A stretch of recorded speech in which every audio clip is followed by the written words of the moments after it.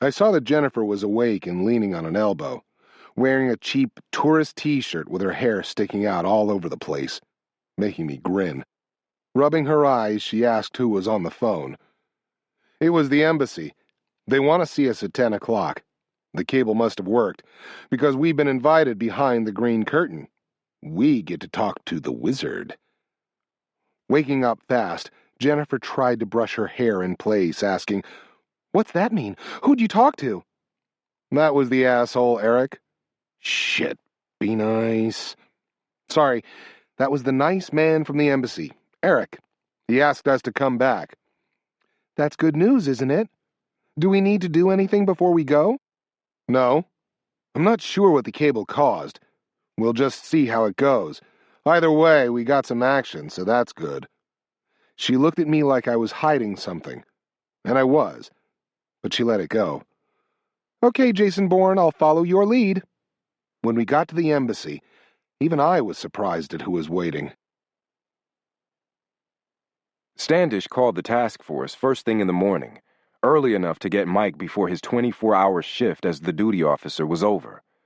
Going secure on his STE, Standish asked to speak to Colonel Hale. "Sir, he's gone TDY this morning." "What? I thought you told me last night that he was out with his wife. Where is he?" "Sir, he was out with his wife last night. Today he left." "Who does he think he's talking to? Tell me where he is right this minute." "Sir, I can't give you that information on this phone." Standish was on the verge of frothing at the mouth. "I'm on a fucking secure line. You will tell me where he is right this minute. Do you understand me? Is that clear?"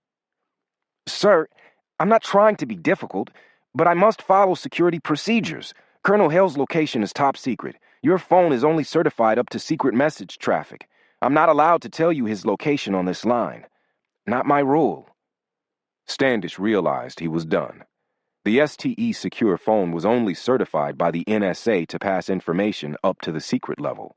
He couldn't order the man to break classification rules, since he would be on record violating the safeguard of national secrets.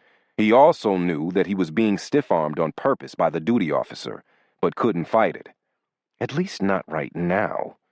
You mess with the bull, you get the horns. "Listen to me, Mr. Duty Officer. Pick up a fucking pen. Write this down. I want Kurt Hale and George Wolfe in my office within 24 hours, or I will go to the president and have all unit operations canceled, pending an investigation of improper actions. Is that understood?" "Yes, sir. I have it." Don't test me on this. If you value your mission, you won't push me. I will see Hale and Wolfe, or you'll cease operations. Standish slammed the phone down. When I get control of that unit, he'll be out greeting people at Walmart. Done with the task force, he turned his attention to the next problem, dealing with the CIA station in Belize. He couldn't call the station directly because they weren't in his chain of command and wouldn't have a clue who he was. He would have to do it through the Latin America division in the headquarters at Langley. Luckily, he knew the chief of LA and could use him to clamp down on Belize. All he had to do was control the conversation correctly. Satisfied with his strategy, he picked up the phone and dialed the chief of LA on his gray line, a direct secure connection into the CIA. Chapter 56. "Holy shit! What are you doing down here?" I said. After giving me a handshake and an embrace, Kurt verbally poked me, saying, "Well, I've got nothing better to do than chase phantom Prometheus cables. It's what I do on my off time." I got out, "Sir," before he cut me off with a hand. "Just kidding. How are you doing?" I figured the question held more than it seemed, and that he wasn't asking how I was doing this morning. I answered truthfully, "Well, honestly, sir, I'm doing better now than I was a week ago." "Still blocking punches with your face, huh?" I smiled and touched the cut above my eye. "Long story, sir." Turning to Jennifer, I continued, "This is Jennifer Cahill. She's the reason I'm down here, and also the one who figured out what's going on." He greeted Jennifer politely, then said, "Okay, how about letting me in on the secret?" I laid out the whole story, with the exception of the discovery of the email addresses. After the bullshit shenanigans, I didn't trust Eric as far as I could throw him. There was no telling what the station here would do with that information. After about an hour of give and take, Kurt got to the bottom line. "Given your lack of ability to do anything, I get the Prometheus alert. But really, is there any proof that such a weapon exists? What do you want me to do now?" I had known that was coming, and, in reality, agreed with his skepticism. "Sir, I'm with you. I've been struggling with the whole Mayan WMD thing since this started. Whether that weapon is real or not is an open question. In my mind, what's not a question is that two intelligent terrorists with multiple passports believe it's there and are trying to get it to kill as many people as possible." "Okay, I can see that. Sounds like something that's happening all over the world every 5 seconds. Why bring us in? You know this isn't what we do." "I didn't intend for you guys to fly down here to see me. I just wanted to talk to the chief of station. Sorry, but I played the only card I had. I think someone needs to check this out, to see if something strange happened on an expedition in the Peten region. If not, no harm. If so, investigate further." Kurt looked at Eric, who said, "That makes sense to me. It's very little work to run this to ground. I'll give the station in Guatemala a call and have them check it out." Kurt thanked him for the support, then asked George if there was anything else they were missing. George said, "No, Pike's right. Let the station get some assets on the ground. We'll figure this out pretty quickly." Satisfied, Kurt wrapped up the meeting. He told us to come back at 9 the next morning to see where we stood. I walked with him out the door, stopping to allow him to retrieve his cell phone from the cubicles outside the station spaces. Since the cell phones could be used as eavesdropping devices, they weren't allowed inside any secure government facility. Turning on his phone, Kurt said, "Well, I'm not going to blow smoke up your ass. I don't think there's much chance of some secret Mayan weapon being out there. But since we're here, might as well play the hand. No harm done by poking around a little bit." He stopped when his phone chirped. "Jesus, I got 6 calls while I was inside there." He closed the phone. "Let's get some dinner tonight. I'm sure you've got some things you want to tell me that you didn't want to say in there." Smart man. You read my mind. I held some cards back. There's a great little fish stand near our hotel. Give me a call at the hotel when you're ready to go. I watched him walk off, dialing his phone. Inside the station, Eric finished his coordination with his compatriots in Guatemala to check out Pike's story. Talking to the deputy, he was disappointed to hear that it would be a couple of days before they could get on the ground at Flores, but was satisfied when he said they could make some calls to contacts up there for an initial snapshot. Eric thanked him, asking him to call back tomorrow at 8 a.m. with any results, and hung up. The phone rang with his hand still on it, startling him. Picking it back up, he was startled again when he found out that the chief of the Latin America division was giving him a personal call from Langley. Listening intently, he began to take notes. When Jennifer and I got back to our room, I noticed the red light blinking on our old-fashioned phone. Jennifer went to the bathroom, leaving me to get the message. Coming back out, she asked, "Who is that? Kurt? Is he going to take us out to a nice dinner instead of the taco stand?" I wish. Kurt's been called back to D.C. Something important came up, and he's got to get back immediately. He said to send him a message through Eric, and he'd take it from there. Well, he seemed like a pretty busy guy. I'm surprised he even flew down. She could see that I was disappointed, and tried to make a joke. He clearly knew better than to mess with you. I'm sure if you send another cable, he'll do something with it.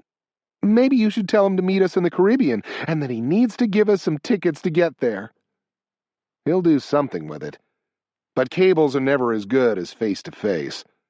Whatever called him back will take front seat. It'll be hard to pry him away from that now. I was surprised at the level of my disappointment, and wondered if I was more upset at our theories taking a back seat to something else, or that this adventure was drawing to a close. I hadn't realized how much I had wanted to go to that meeting tomorrow, and to continue on with this excursion. I think in my heart, I was hoping Kurt would take me with him to figure out what was going on. What a fantasy. I said, "Let's go get a flight out of here for tomorrow. No sense hanging around here now. Whatever we find out at the meeting tomorrow morning, the rest of this will be in someone else's hands." "That sounds good to me. I'm ready to get back to my simple college life." Her words gave me another kick in the gut. I hear you. Boy, am I ever ready to get back to being a worthless fucking bum. Once we left the embassy tomorrow, she would go back to her life, and I'd go back to mine. All I had to look forward to was waking up in a rage every morning. I could already feel my self-worth eroding. The thought was depressing, and must have showed on my face. "What's wrong? Are you really worried about the cable doing nothing? I thought Kurt was the Wizard of Oz." I lied. "Yeah, I'm worried about the cable. You're probably right, though. No sense in crying over it now. Let's see what happens tomorrow. Come on. I'd like to get a plane that doesn't allow goats in the aisle." "Palmer," President Warren said, "can you hang on a second?" Alexander Palmer stopped at the door to the Oval Office, letting the other members of the President's national security team leave. "Sure, sir. What's up?" Warren stood up and leaned against his desk. "The task force got a Prometheus alert, but I never saw it." "Oh, yeah. Standish told me about it. He's run it to ground already. Some sort of misfire. It wasn't Prometheus material. Sorry if I didn't bring it to your attention. But it was nothing." "What do you think about him?" "Standish? I think if he wasn't around, you wouldn't be president. But he's not really giving us much in the administration. He's just taking up space on the NSC. Is that what you mean?" Warren had been thinking about what Kurt had said months ago, about some unknown terrorist with the skill and patience to really do some damage. The thought scared him. As president, he'd created the Project Prometheus at significant risk and let them run at full throttle. He had thought they were winning, that the risk had been worth every penny. But the commander didn't. Kurt thought they had just been lucky, as if the task force was no match for a smart terrorist, and that man was out there right now planning. The revelation had caused him to lose sleep. President Warren was a political infighter, a winner. He took no quarter and wasn't above dirty tricks to win, just like every other politician at this level. He had a lot on his plate: the economy, global trade issues, the constant bickering between parties. But only one issue really scared him: the loss of American lives because of something he had failed to do. And not in a political way either. It scared him in a personal way. He couldn't imagine being president on 9/11, watching the bodies fall from the burning towers. It was the one issue where politics had no business, and probably the one thing that allowed him to relate to Kurt Hale. Everything else he did in the name of democracy would make Hale's stomach turn. He had reviewed his national security team and begun to wonder if he'd ceded too much control. Everyone had become complacent when it came to terrorism, himself included. He'd allowed Palmer to run the NSC as he saw fit. But after hearing about Standish's questions at the last Task Force Oversight Council meeting, he was beginning to believe the man was dangerous. He said, "No, I don't mean what he's contributing to the administration. You put him on the Task Force Oversight Council, and I'm wondering if that was wise. You work with him. I'm asking if he can be trusted. NSC business is one thing, but the task force is something else. There's no room for error." "Well, he has managed to work his way on the inside a hell of a lot quicker than I would have thought possible, but he's doing a good job. He keeps me abreast of all the secret things going on. He's pretty good at collating information." "That doesn't answer the question. Is he a threat? Standish's answer for anything is brute force. He doesn't understand the complexity, doesn't have the experience or background." Palmer reflected for a moment. No, I think he's okay. We both know he loves the feeling of being on the inside. He's like a political groupie, but that's about it. President Warren locked eyes with him. Palmer, don't let him become a threat. This isn't about payback or politics. I won't tolerate American deaths. That's got nothing to do with politics. Palmer smiled. Sir, don't worry about that. He's a coward at heart. He likes play acting. He doesn't have the balls to do anything for real. Chapter 57. Lucas Kane fiddled with his PDA, waiting on Standish to finish with a phone call. He played the keys with manicured fingers, looking like any other successful power broker in Washington, D.C. Actually, he looked like an actor in a beer commercial portraying a successful power broker in Washington, D.C. He had sandy blonde hair, an athletic build, and a face that belonged in a weekly Hollywood tabloid. From across the street, women were automatically drawn to him.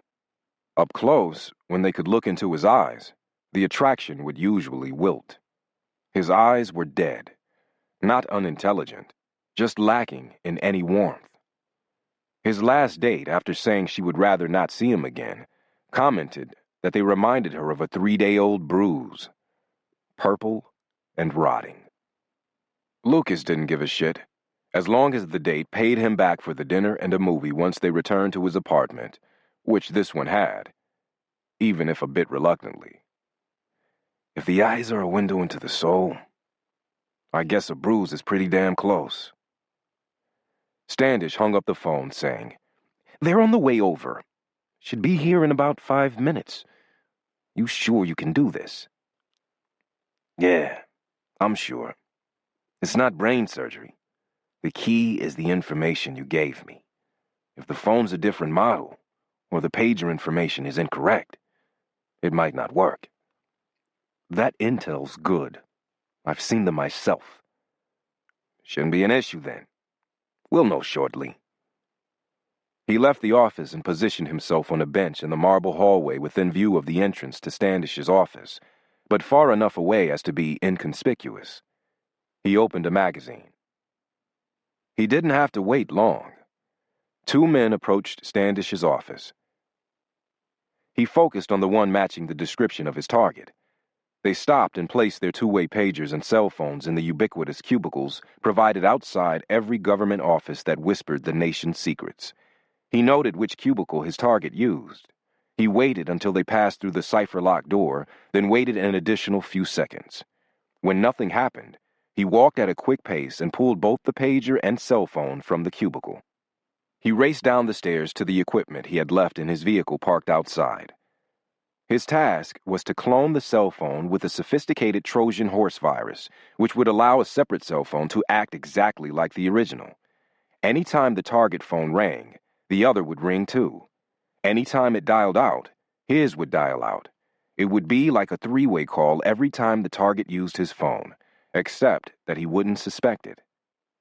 In addition to manipulating the phone, he was going to reverse the pager the target wore.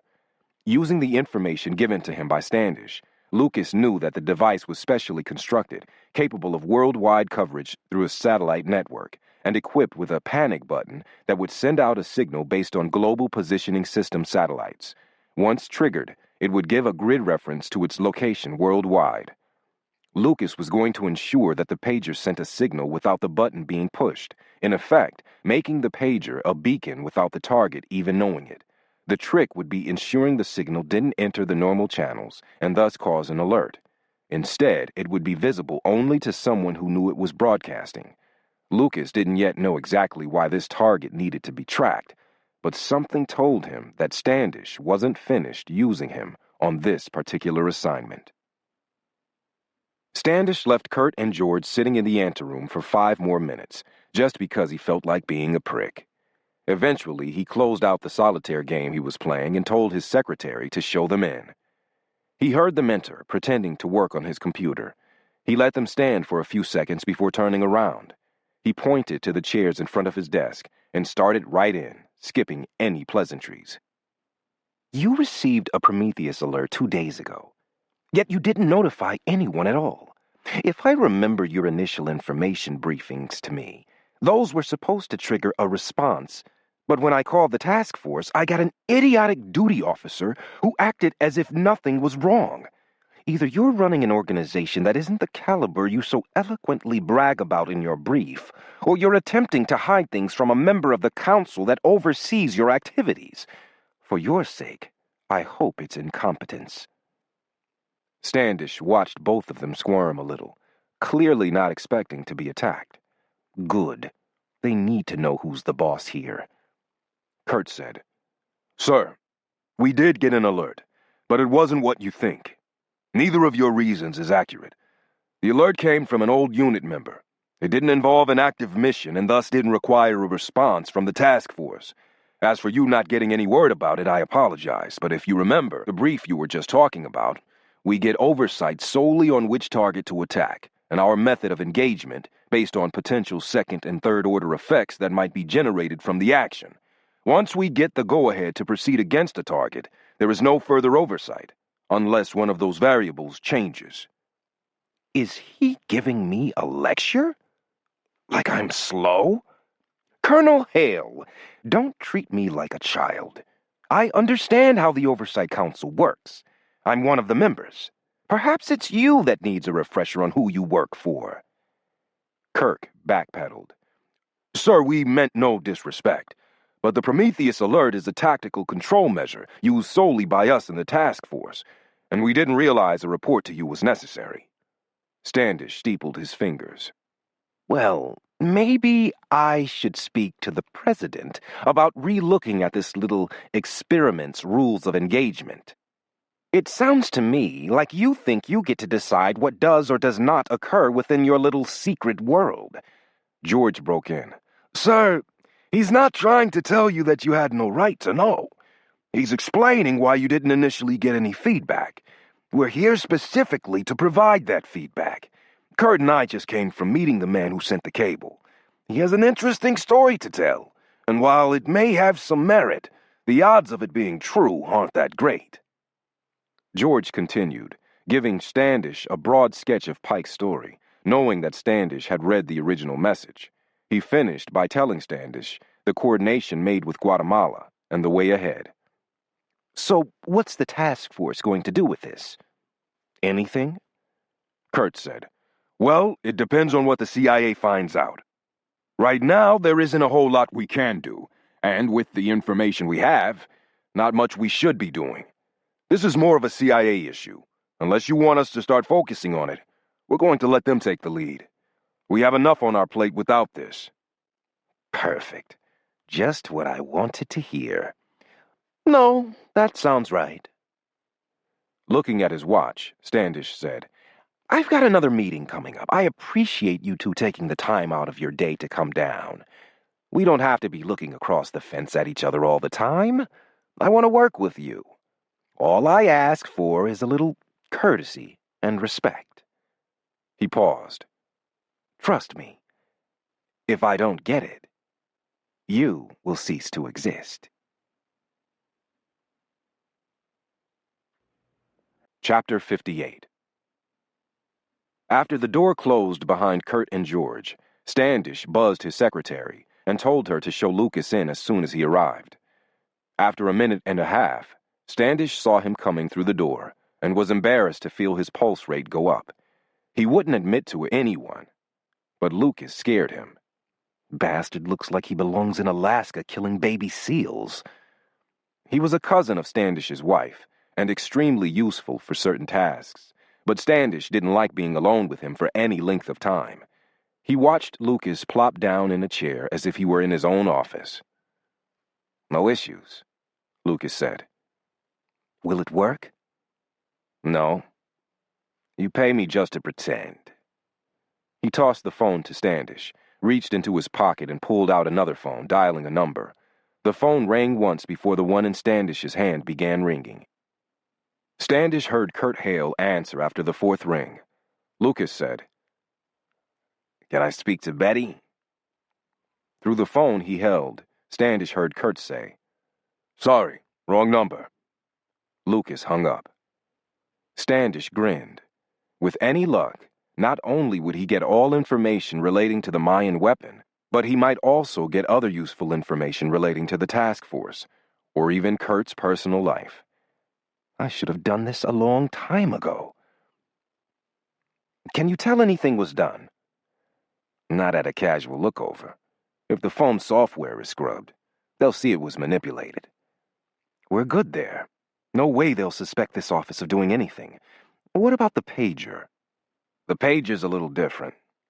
That panic beacon attempts to transmit on any signal it can find, like cellular, FM, you name it.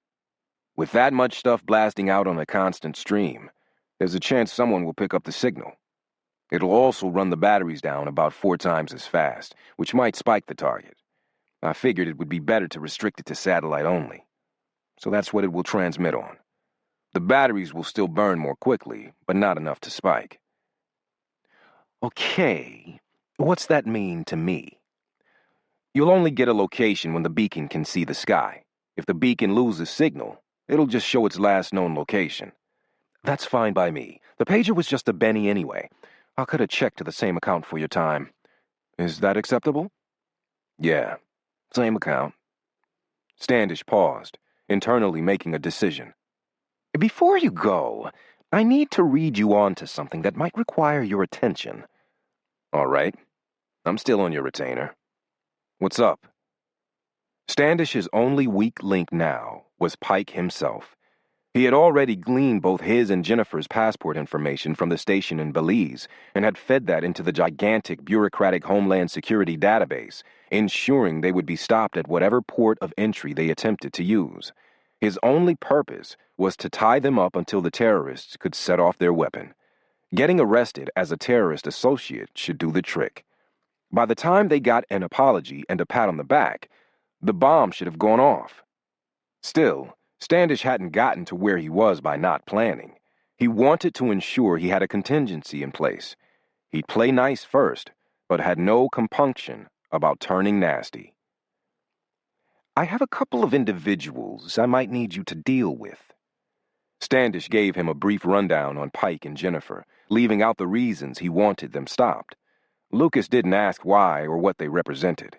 It wasn't part of the mission, and thus wasn't something that concerned him. When he was finished, Lucas said, "What do you want me to do with them?" "Nothing right now. I'll call you if I need you." Lucas let the silence extend out a bit to show what he thought of that answer, then said, "Yeah, I get that. That wasn't my question. What do you want me to do with them if you call? What's the mission?" "Get rid of them." Lucas sat forward in his chair, looking a little agitated at the verbal dance. "What the fuck does that mean? Tell me what you want done. I'm doing the work. The least you could do is actually say it. You want them locked up? Sent to the hospital? What? Let him know you aren't afraid to get your hands dirty. Kill them. Or do you have an issue with that?" Lucas stared into Standish's eyes. "I'm pretty sure you know the answer to that." Standish recoiled in his chair, mentally trying to distance himself from Lucas without appearing to do so. "Yes, I guess I do." A year ago, Lucas had been a SEAL serving in Afghanistan, where he had been accused of intentionally killing civilians. That in itself wasn't remarkable, since not a day went by without Standish's reading some bullshit report of Americans killing civilians. 99.9% of those reports were propaganda, put out by the enemy to stir up a little Islamic fury. The difference with the accusations against Lucas was they hadn't been brought forward by some unknown local with an axe to grind, but by his own teammates. Just before the investigation began in earnest, the 2 teammates died violently in an IED attack. The investigation took a new tack, now looking into the deaths of 2 American servicemen as well as the deaths of the Afghanis. Before it could build up enough steam, as a favor to his wife, Standish pulled Lucas out of the fire with a few well-placed words, allowing him to leave the military at 15 years, his only true punishment being the loss of retirement pay. Now he was wondering if using Lucas might be a mistake. He's liable to kill 200 people to get this done.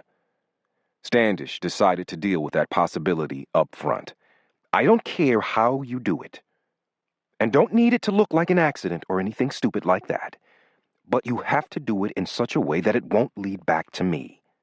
Ever. And don't kill a ton of civilians just to get them. Understand? What's your definition of a ton? Jesus, he's a cold-blooded son of a bitch. I'll understand a collateral damage number of 5 or less. More than that, and you've exceeded the rules of engagement. I can do that. You got anyone you want killed right now? Or is this it? Standish punched his secretary's buzzer. Get him the fuck out of here. Chapter 59. The next morning at 08:15, we were both in the lobby of the embassy, with the same Marine flipping through the clearance sheets.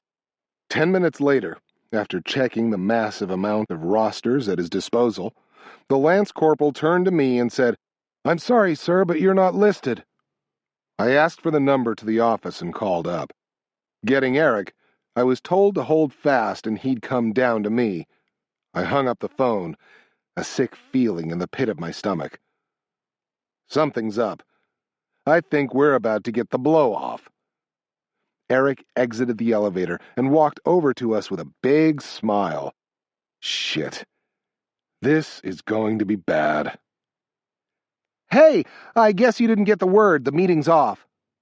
Seeing me scowl, he said, "Hold on now, it's not my call. My bosses in D.C. told me to cease and desist.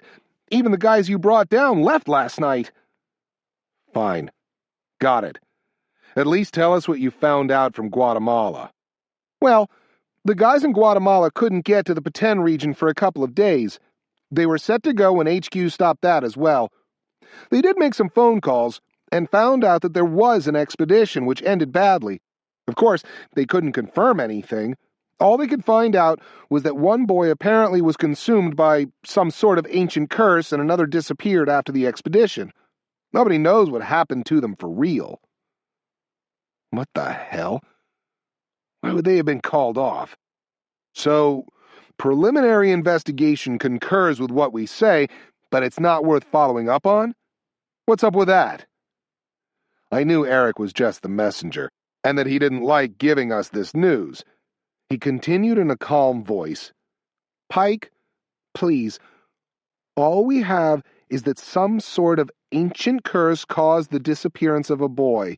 If we ran after every rumor like that, we'd be spending all of our time chasing Bigfoot." "Okay, fine. I'd like you to send a cable out to that effect. Can you at least do that?"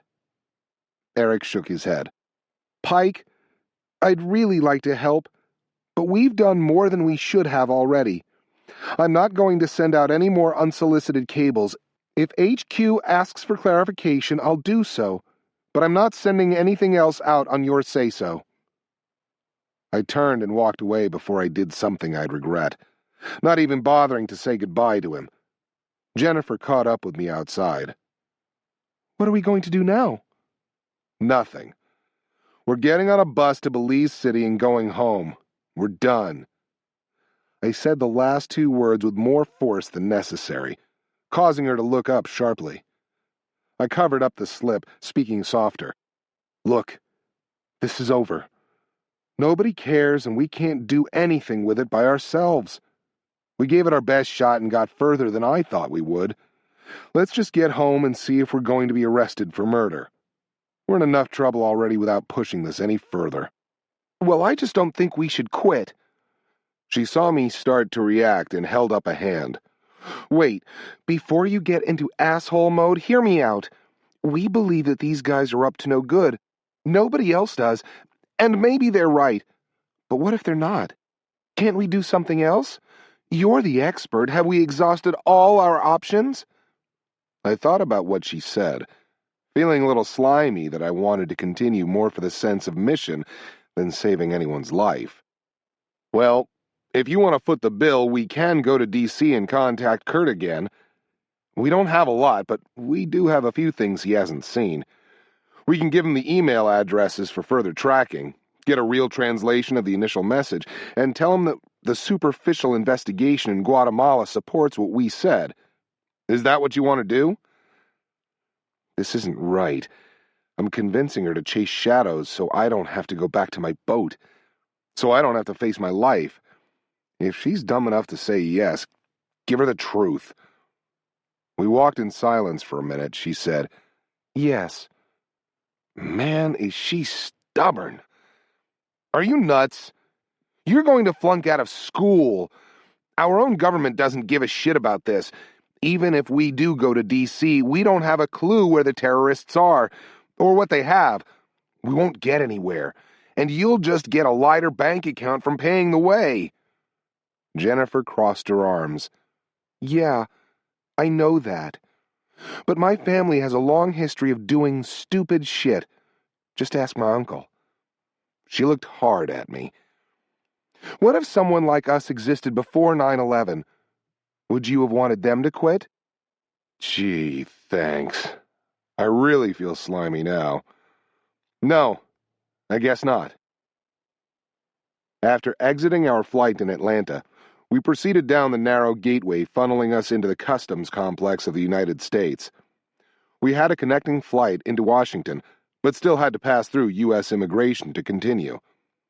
We moved up to the counter together, where I showed my passport. The man behind the counter ran the barcode and stiffened. I watched his expression turn to stone. He asked Jennifer, "Are you traveling together?" She said yes, and handed him her passport. He ran it through the scanner, his face showing no emotion. Turning back from the computer, he became pleasant. "I'm afraid that I'm going to have to ask both of you to follow me. We're going to need some additional information about your trip." I felt the hair stand up on the back of my neck. Shit. We've been flagged because of the dead guys in Charleston. Remaining pleasant, I asked, "Questions about what? We were only gone a few days. We can answer them right here." The customs agent remained deadpan, giving me no indication that he was a threat, but also no indication that he was friendly. "Sir, this won't take but a couple of seconds. We've had some trouble with U.S. citizens coming back from Central America. All we want you to do is take a little survey to help us facilitate future travel. I don't want to hold up the line here to do that. Once you're done, you'll be on your way." As we moved down the hallway to the secondary interrogation rooms, I dismissed the Charleston angle, since suspected murderers would have been arrested and handcuffed immediately. We were walking free and clear behind the customs official. I relaxed, thinking that maybe Kurt had set up a method to contact us, since he had left Belize before I could give him a phone number.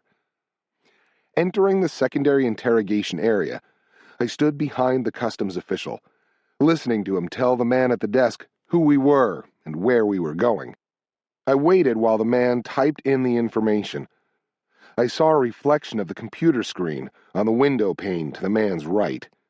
In it were the passport photos of both Jennifer and me, surrounded by words that were inverted due to the mirror image.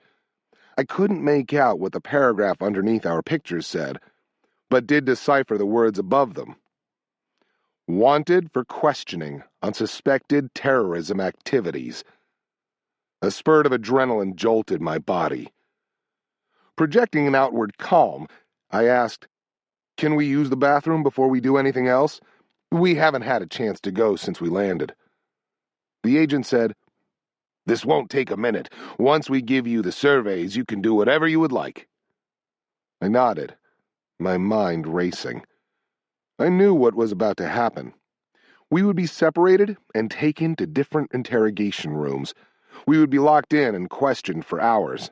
The interrogators would compare notes on the answers that we gave to see if they matched up. Using that information, they would continue the questioning. Since I hadn't bothered to develop a cover story with Jennifer, it would do me no good to lie. Whatever I said wouldn't match what Jennifer said. On top of that, Jennifer would more than likely tell the truth, believing that the truth would be the best course of action. Unfortunately, our story was so unbelievable that it would cause the customs agents to become more suspicious, not less. I had no idea why we were flagged in the Homeland Security system, but had no doubt that the second Jennifer mentioned 2 Arab terrorists with a WMD, we would be locked up until we could prove we weren't associated with them. We could be detained for days, if not weeks. We need to break out of here right now. Before we meet the interrogators, the fewer people, the better. To compound matters, I had to do it without harming the agents. This wasn't their fault. They got paid to intercept terrorists. I'd do the same thing. The agent at the desk said, "Good to go. Rooms 7 and 13. Rob and Kenny are tied up right now, but they'll be down in 10 minutes. They'll meet you there." The first agent nodded, telling us, "Follow me." He turned and punched in the code to the cipher lock of the door leading into the interior hallway, and presumably the secondary interrogation facilities. I checked out the man behind the computer, seeing that he had taken off his equipment belt and hung it on the wall behind him. Mistake number 1. I knew why they were acting so pleasant. It was to prevent a scuffle in front of any passengers or other civilians. What I didn't understand was why they had used only one agent to do this. They should have a man behind me and a man in front, preventing me from taking out both at the same time. Mistake number 2. Before the man could open the door, I threw my left arm around his neck and drew the Glock 19 from the holster on the agent's right hip.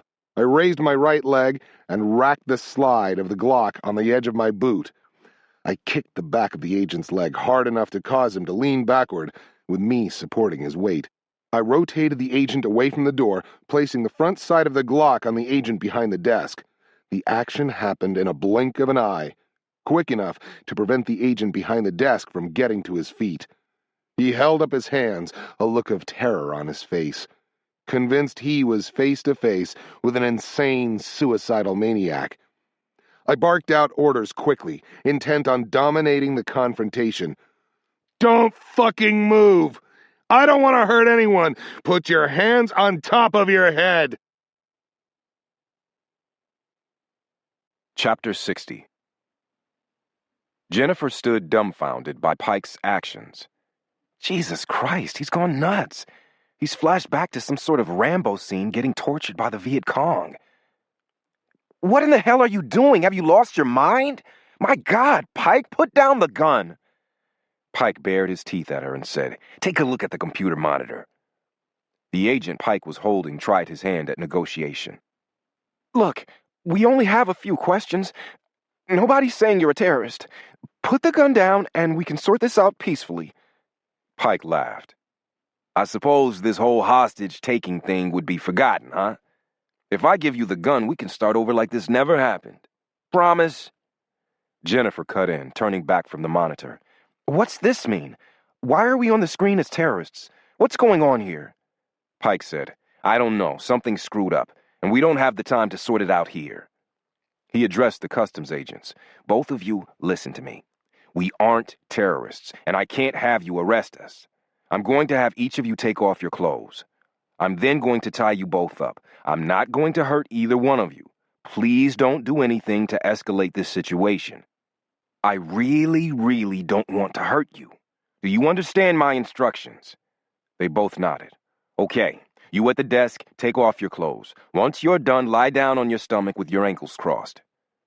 The man at the desk complied, lying down with nothing on but a t-shirt and underwear. Pike spoke to Jennifer. "Go outside and wait for me. Alert me if someone's coming this way." Jennifer started to leave, then paused. "He wants me out of the way. He's going to hurt them. Maybe kill them." Before she could say anything, the agent on the floor became agitated, looking wildly at Pike and Jennifer, apparently making the same mental leap that Jennifer had. "Stop what you're thinking. I'm not going to harm you, but I am going to embarrass you.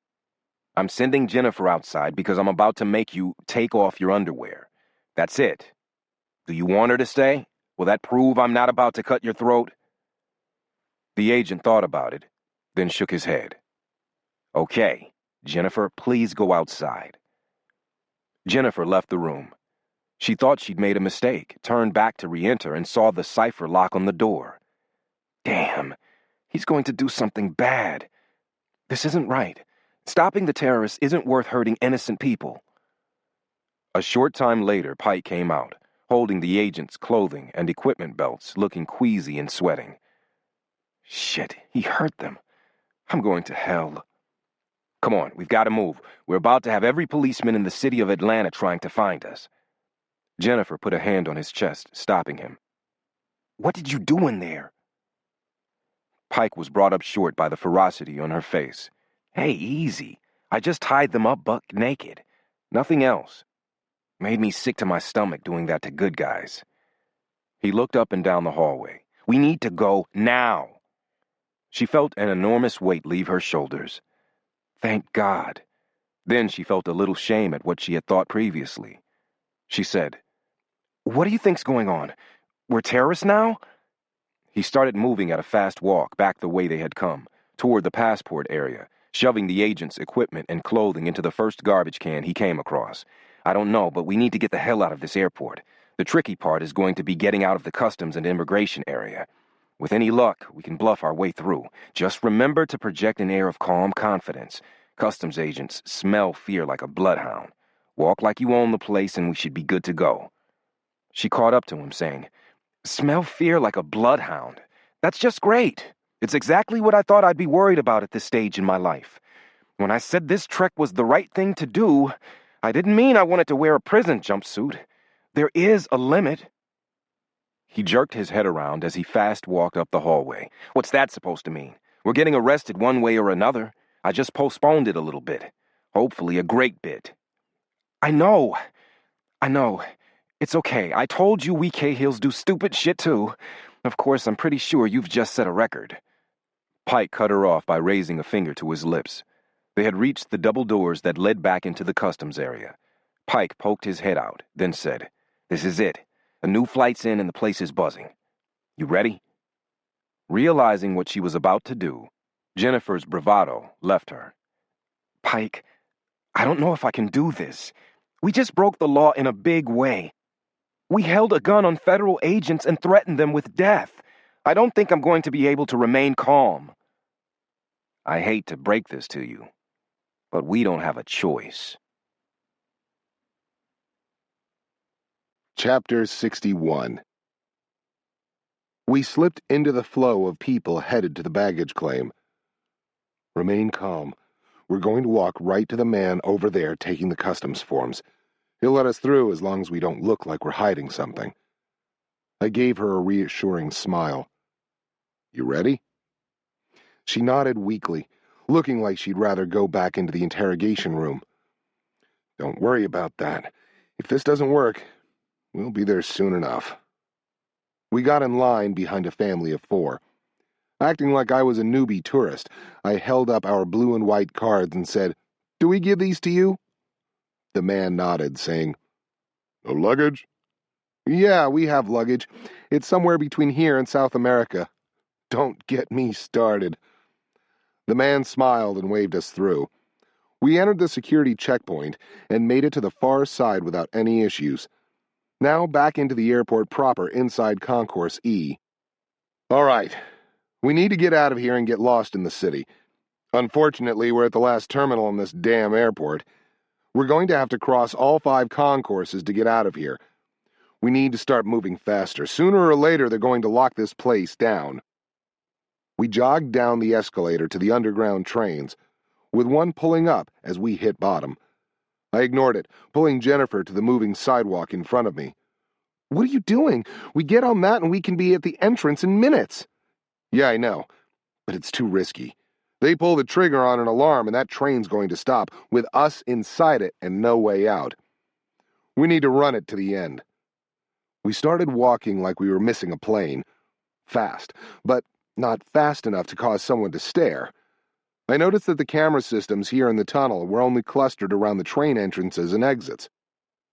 Right after passing the escalators to Concourse C, the train ceased running, with an alert flashing that they were having mechanical issues.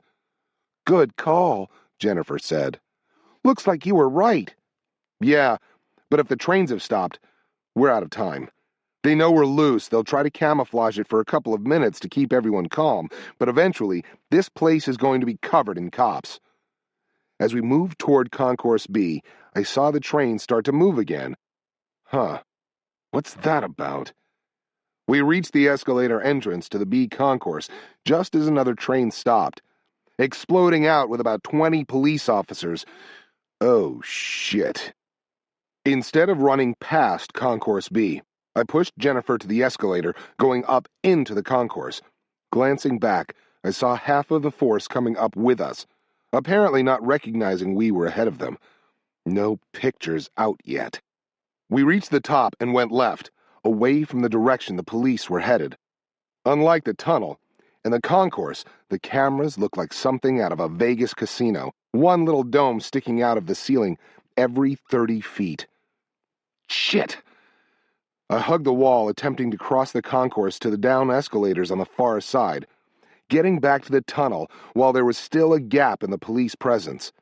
Before we reached it, a group of police crossed over, headed our way. I turned into an alcove, rotating in front of Jennifer and shielding her face with my body. Tell me when they've passed us. If they start walking toward us, the game is up. I saw Jennifer's face blanch. Shit, she said. One's moving directly toward us. What do we do? Should we run? Stay calm. If he's headed to us, we're done. Don't assume that's what he's doing, though. Wait until he asks us a question. He's still coming. He's walking right to us. Okay. Bend down and mess inside your bag. Anything to hide your face. Act like you're looking for tickets or something. Squatting down, I began to rummage through my carry-on next to her. I could hear Jennifer muttering under her breath. Shit, I'm going to prison. Mom's going to love this. Uncle's fucking dead. I'm a terrorist. The only man I know's a nutcase. All I try to do is the right thing. Why does this stuff happen to me? Who'd I piss off? I saw the cop out of the corner of my eye. I waited for the tap on the shoulder.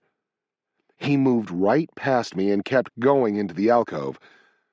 For the first time, I noticed it was a men's room. Whew. Too close for comfort. I reached over to get Jennifer's attention when I caught the tail end of her rambling. Why don't you just tie the fucker up buck naked right here? Get us out of this the same way you got us into it. What a crybaby. You going to bitch all day, or can we get the hell out of here? She snapped out of it, saw we weren't under arrest, and looked up at me with a sheepish grin. I saw her eyes focus on the sign above my head. Yeah, he went in to take a piss. We should go before he's done. Sorry, I didn't mean any of that. Just letting off a little steam. I began walking down the concourse toward a restaurant, saying, Well, you'll have plenty of time for that, because we're fucked. We can't get out without getting to the far end, and I'm pretty sure there's a platoon of cops at baggage claim by now. We need a way out that normal passengers don't use. I know a way. I looked at her face and saw she was serious. What do you mean? There's a pilot's lounge down below Concourse A. Get down there, and we can get on the Delta employee bus. It takes us right out of the airport grounds. How do you know that? Are you sure? My dad was a pilot for Delta. He was also a deadbeat sack of shit that I haven't seen since I was 7. After my parents divorced, his idea of quality time was dragging me through here while he worked. I've spent plenty of time in that lounge.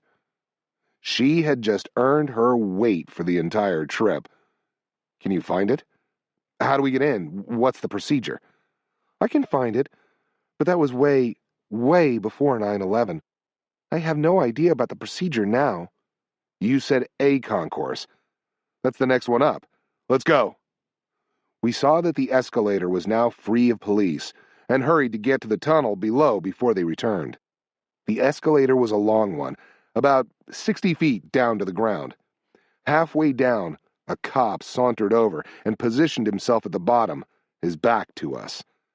He acted a little bored until he turned around and glanced up. Then he looked like he was going to shit his pants.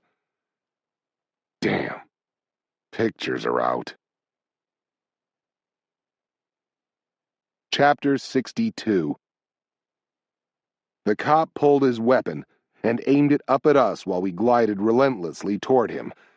Jennifer was in front of me, preventing any action. He was an older guy, about 60, and I saw the pistol barrel shake with his adrenaline. He's liable to shoot out of reflex. "Jennifer, raise your hands." We both did, and continued our glide, with him shouting all sorts of commands at us and into a radio. Every time he moved his other hand to key the mic on his shoulder, the gun hand would quake violently. Right-handed. He backed up as we reached the end of the escalator, both hands back on his weapon, screaming at us to keep our hands in the air. I slipped in front of Jennifer at the end, attempting to calm him. We're done. Please don't shoot." Once we were on the ground with him, and seeing our acquiescence, he seemed to grow more confident, saying, "Up against the wall, now!" He barked out orders like an overweight Dirty Harry. I turned to face the wall, making sure that Jennifer was to my left, away from the barrel I was about to move. I waited on him to key his mic, leaving one hand on his weapon. I heard him start talking. "Please be strong enough to take this." I rotated to my left, pushing his gun hand away from me while grabbing onto the wrist. I drove a light, stunning palm strike into his nose with my right hand, then closed it over my left, controlling the pistol. I rotated the wrist, locking up the joints in his arm like a twisted rubber band. I didn't move fast enough to destroy his arm, but did move with enough speed to force his body to react, literally doing a flip to prevent his arm from being damaged. He hit the ground hard. The wind knocked out of him. I felt like shit. "Sorry about that." I picked up his weapon, ripped his radio from his belt, and took off in the direction of Concourse A, leaving him gasping for air on the ground. Jennifer stumbled after me. "Holy fuck! We are definitely going to jail now?" "Yeah, probably so, because if we face another police officer, I'm not doing that again. We give up." I shoved the weapon into the first trash can I could find, but kept the radio. I saw Concourse A ahead, and the cops moving around it. "Need another way up." Luckily, the lack of trains had caused everyone to use the walkway, so the tunnel was starting to swell with people still attempting to go about their daily lives. We intermingled with a group headed toward the concourse, listening to them talk about terrorists on the loose. I saw a handicapped elevator ahead, without any police presence. When we came abreast of it, I stopped and pressed the button, the door opening while the group still flowed around us. As we rode up, the cops' radio crackled with the news that we were at Concourse B. Perfect. Within seconds, we were standing outside of gate A19. No police in sight, looking at the entrance to the pilot's lounge. The news wasn't good. Fucking Bin Laden. That figures. Everyone has to swipe their badge before keying in a code. The good news was that the door was down a small hallway, so we wouldn't be seen doing something unless someone was in the hallway with us. The bad news was that Delta Airlines was serious about security. Nobody entered the door without badging in. Not even when someone already had the door open. Everyone waited, one at a time, to key in their code. Fucking pilots never listen to anybody. Why now? We need a reason for someone to hold open the door, and we need to do it quick before the police realize we aren't at Concourse B. They'll be back in force. What are we going to do? I watched a purser push an old man down the concourse in a wheelchair and came up with an idea. It worked on the exercise before Tbilisi. Nobody suspects the disabled. Follow me. I hugged the walls, staying out of the fisheye of the cameras every 30 feet. Getting to a smoking lounge, I found what I was looking for. Get in. What? Get in and act like you need this chair. Jennifer scrunched up her eyes, clearly wondering if maybe we weren't now on the desperate side of things, which we were. She sat down in the wheelchair. "I'm going back to the ATM next to gate 19. I'll mess around there until someone goes into the hallway. If he's alone, I'm going to wait until he opens the door, then holler at him to hold it. This will never work. Delta doesn't have pilots in wheelchairs. I began pushing. Yeah, you might be right, but you'd be surprised at the number of times ridiculous shit I've pulled out of my ass has worked. No, I don't think I would. Pulling stuff out of your ass seems to be your way of life. We reached the ATM just as a single pilot began walking down the hallway. I pushed her forward. It's worked out pretty well so far. Chapter 63. Hey! Hold that door, please! Let me through and I'll badge in! The pilot looked at me, trying to decide, then held it open. Thanks, I appreciate it. Just let me get her inside. I could tell he was wondering why a guy in civilian clothes wanted to take a female in a wheelchair into the pilot's lounge, but his chivalry took precedence. He said, You sure you're in the right place? You know there's no elevator in here, don't you? I pushed Jennifer through, saying, Yeah, I know. She can walk short distances. She'll be okay. We're just catching the bus. I saw the door close and said, Give me a hand with her leg braces, will you? He came to the front of the wheelchair, where I was fiddling with the leg platforms. I stood up and grabbed the conveniently thick polyester collar of his uniform and cut off the blood flow to his brain. Once he was down, I ripped off his badge and stuffed him into an empty closet designed to hold the carry-on luggage of pilots coming and going. Okay? What now? Where do we go? Jennifer was stunned, looking at me like I was the Terminator. Come on, where do we go? She snapped out of it, saying, Down. There's a stewardess's lounge on the right and a pilot's lounge on the left. Once we get in there, we need to move straight to the exit. There's a bus stop underneath the concourse. 2 minutes later, we were waiting with a bunch of other Delta employees for the shuttle to the Delta parking lot. Me wearing the pilot's badge around my neck, with the picture side conveniently against my chest. After the longest 3 minutes of my life, we were on the next bus headed out of the airport. We sat in the back, away from anyone else, Jennifer still trembling from our narrow miss. She said, I don't think I'm cut out for this law-breaking stuff. It's going to give me a nervous breakdown. I said, Trust me, I didn't think it was fun either. You get used to it. What do we do now? Are we still going to D.C., or are we headed to Mexico to find a cheap house to spend the rest of our lives? If you're game, I think we should continue on to D.C. Still want to do that? Well, shit. We're outlaws now. It looks like the choices are turn ourselves in, run for the rest of our lives, or try to solve this thing. That's probably the only way to get any mercy. Maybe cut the jail term to half of our lives? Okay, I'm game. The folks looking for us know we're in Atlanta, so we need to do all preparations here, while it won't give anything away. What preparations do we need to do? How are we going to get to D.C. with the cops chasing us? We have to disappear. We can't use any credit cards, cell phones, anything tied to either you or me. Right now, the police know we're in Atlanta, so it won't do any harm to use your ATM or credit cards here. It'll just reinforce what they already know. Once we leave here, we can't use anything that will trigger an alert with the authorities.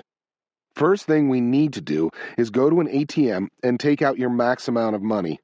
Next, we need to go to a place that sells prepaid credit cards and cell phones. We also need to get a rental car for local use. Something dawned on me. You don't have your cell phone with you, do you? Yes. I turned it back on when we hit the U.S. It works now. Turn it off and take out the battery. I haven't called anyone. Nobody knows it's on. Doesn't matter. Your phone talks without you using it. It constantly sends out a signal to make sure it has a tower it can talk to. This signal leaves a trail, essentially telling anyone who wants to check that your phone talked to such and such tower at such and such time. They can track the city you're currently in and neck it down to which tower you're near. Depending on the concentration of towers, it can put you within a couple of city blocks. That's without using any special gear. Trust me, turn it off and take out the battery. I had an intimate knowledge of the power within the U.S. government and knew that any slip-ups would cause us to be caught fairly quickly. Despite all that, the federal government wasn't omnipotent. Most fugitives were caught by doing something stupid, like returning to the scene of the crime or going to a family member for help. Smarter fugitives managed to evade the law for extended periods of time, no matter how much effort was put against them. A buddy of mine in the FBI had chased a man named Eric Rudolph, a homegrown terrorist who had murdered at least 3 people and wounded upwards of 100 because of his twisted beliefs, including the 1996 bombing during the Atlanta Summer Olympics.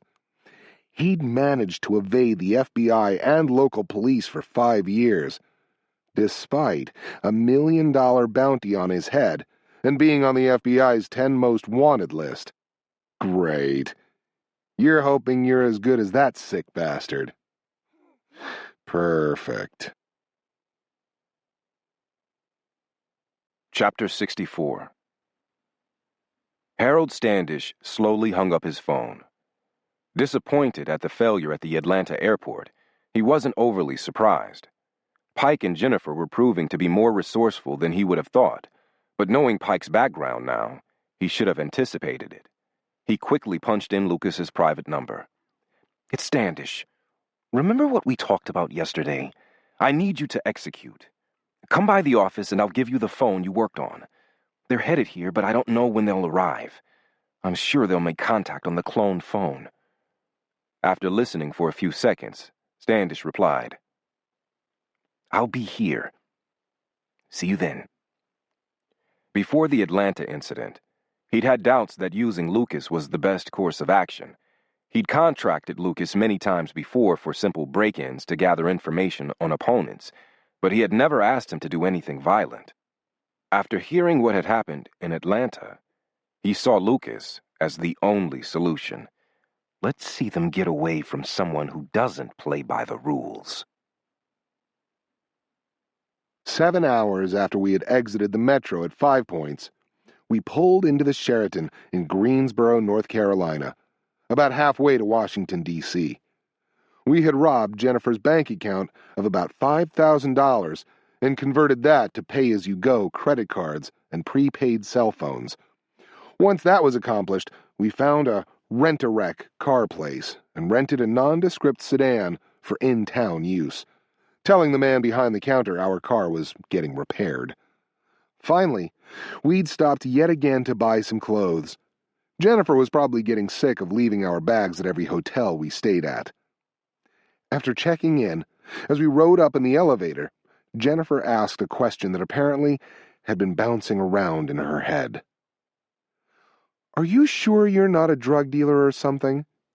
How come you know all about hiding from the authorities? I know you didn't learn that stuff at basic training." "I had to learn it for some other things we did. I've never had to do it as a real fugitive." I could tell she didn't buy that answer. "Sure, I bet. I can't wait to get back to Charleston. You're going to save me a bundle when you set up my free cable. I'm looking forward to it." "I'm telling the truth. I'll be running out of tricks soon. Trust me." The door opened on our floor. Jennifer exited, muttering, "I doubt that." Bakker and Syed exited their plane in Oslo, Norway, exhausted from the trip. Given the 7-hour time difference from Belize, they landed at 10 o'clock at night, almost 24 hours from the time they had left. Bakker had found them a small hotel on the outskirts of Oslo that catered to Muslim immigrants. Going through customs without issue, they flagged a cab and gave the driver an address. For security reasons, Bakker had them exit the cab 3 blocks from the hotel. While they walked, Syed asked about Walid Abdul Aziz and why on earth they were in this country. It didn't make any sense to him. The place was frigid and full of blonde-haired, blue-eyed infidels. It seemed the last place they should be. "Norway is one of the few countries in Europe that allows us to blend in without undue scrutiny from the authorities," Bakker told him. "Believe it or not, it has a very large Muslim population. larger than the people here realize, so there isn't a backlash yet. God willing, we'll own this country before they realize we're here." "What do you mean? Own the country?" "The faithful have been flooding into Europe for decades. We're the minority now, but we'll eventually outpace the native people. Sharia law has already been allowed in some countries. If we can't win by fire, we might win by simple numbers." "So we're safe here? The Ummah are all true believers?" Bakr scoffed. "No. No way. Most of the Muslims came here to escape their life at home. They were told about the free welfare and decided to join in. Don't trust them just because they pray to Mecca. They'll turn you in simply to prove they aren't a threat." Wearily unpacking their bags, Bakr checked to ensure the weapon was still intact in its duct-tape cocoon. Seeing no signs of a breach, he asked Syed to set up the M4 satellite phone and check the email account. Syed demurred. "Let's get some sleep first. The message will be waiting for us when we get up, and there's nothing we can do with it right now anyway." Bakr started to argue, but didn't have the energy. He was growing weary of his partnership with Syed, wanting to be on his own again. He was unsure why his leadership had chosen Syed for their original mission, but was becoming convinced it had been a mistake that he would more than likely have to rectify. Crawling into bed, he turned out the lights. Chapter 65. Finished cleaning up, I gave Jennifer's door a light knock. I sensed her looking through the peephole, then saw the door swing open. Jennifer was smiling, standing barefoot while finishing buttoning the top of her shirt, her hair wet and smelling of shampoo. "Hey, you're early. Let me get my shoes." She moved away from the door without waiting for a response, which was lucky, because seeing her like that made me about as comfortable as a snail crossing salt flats. "Don't knock like this again. Call first." She came back to the door wearing a ball cap, her wet hair stuck through the hole in the back. The effect floored me. Heather had worn her hair the same way almost every weekend. Jesus, I can't do this. I knew it wasn't Jennifer's fault, but the combined effect cut me to the quick. She noticed me stiffen and looked at me with concern. "Are you all right? What's wrong?" I had no idea why my brain had made that connection. Heather looked nothing like Jennifer. It was just a ball cap. A stupid connection that passed quickly. Like the jolt you feel when a car starts crossing into your lane on the freeway, then swerves back. Nothing. "Let's go." I did a recce of the north lobby and found the business center. 8 minutes later, we were sitting in the Link, a pseudo-business center, pseudo-cafe, with me on one computer and Jennifer on another. I logged on to the Embassy Suites website in Old Town, Alexandria, and proceeded to get us a couple of rooms. I was finishing up the reservation, asking for adjoining rooms, when Jennifer whispered, "Pike, there's another message. It's in a different email account. The first account's empty. The message we printed in Belize is gone." I closed out my system. "Print it out." After she hit print, I said, "Scoot over. Let me try something." I got behind the keyboard and typed www.whatismyipaddress.com. "What are you doing?" "Well, we can't read the message itself, but with a little luck, we can determine where it came from. All I have to do is get the full header of the email and paste it into this website. It should have the originating IP address, which, if we're lucky, is tied to an actual location. Sometimes it's good to go. Other times it doesn't work. But it's worth a shot." I clicked Get Source and waited for the computer to quit churning. The screen loaded with an analysis of the message. Jennifer asked, "What's that telling us? Do you understand any of that?" "No. The normal human language is at the bottom." I scrolled down the screen until I saw Source. I felt Jennifer leaning over my shoulder reading the screen. "Country? Norway. City, Oslo. Latitude, 59 degrees, 54 minutes, 45 seconds. Longitude, 10 degrees, 44 minutes, 19 seconds. "You're a genius!" she exclaimed. She got a stranglehold on my neck, giving it a hug. She pecked my cheek with a light kiss. What the hell was that? I leaned away from her. "I can't believe you just did that. It's like black magic or something. Why don't you raise your hands and say, 'Behave, and I'll bring back the sun'?" Hold on. All this really says is that the message went through Norway as a first gate. It doesn't mean it came from Norway. There's a good chance of that, but it isn't absolute proof. It's easy to fool this type of thing. All right. It's still pretty cool. You're a walking library of cool stuff. I didn't let it show, but I was secretly pleased with the attention. If I'd had a tail, I'd have been wagging it like a dog getting a pat from his owner. I'm pathetic. I'm going to delete this completely. If nothing else, it'll slow down the terrorists.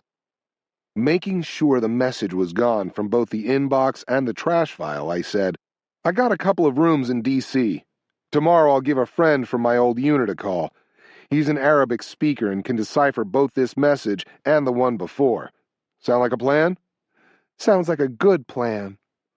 We headed back to our rooms to rack out. Jennifer opened her door, then turned around. "Hey, Pike?" I stopped working my key. "Yeah?" "I'm sorry for that thing in the business center. I didn't mean anything by it."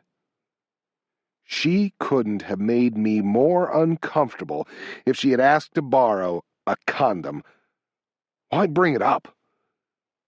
"That's okay. You didn't do anything wrong. I'm just still a little touchy about that sort of thing, I guess. Not your fault." "That's what I mean. I could tell I made you uncomfortable. I wasn't trying to make you think of your wife. Anyway, I just wanted to make sure we're still on the same sheet of music.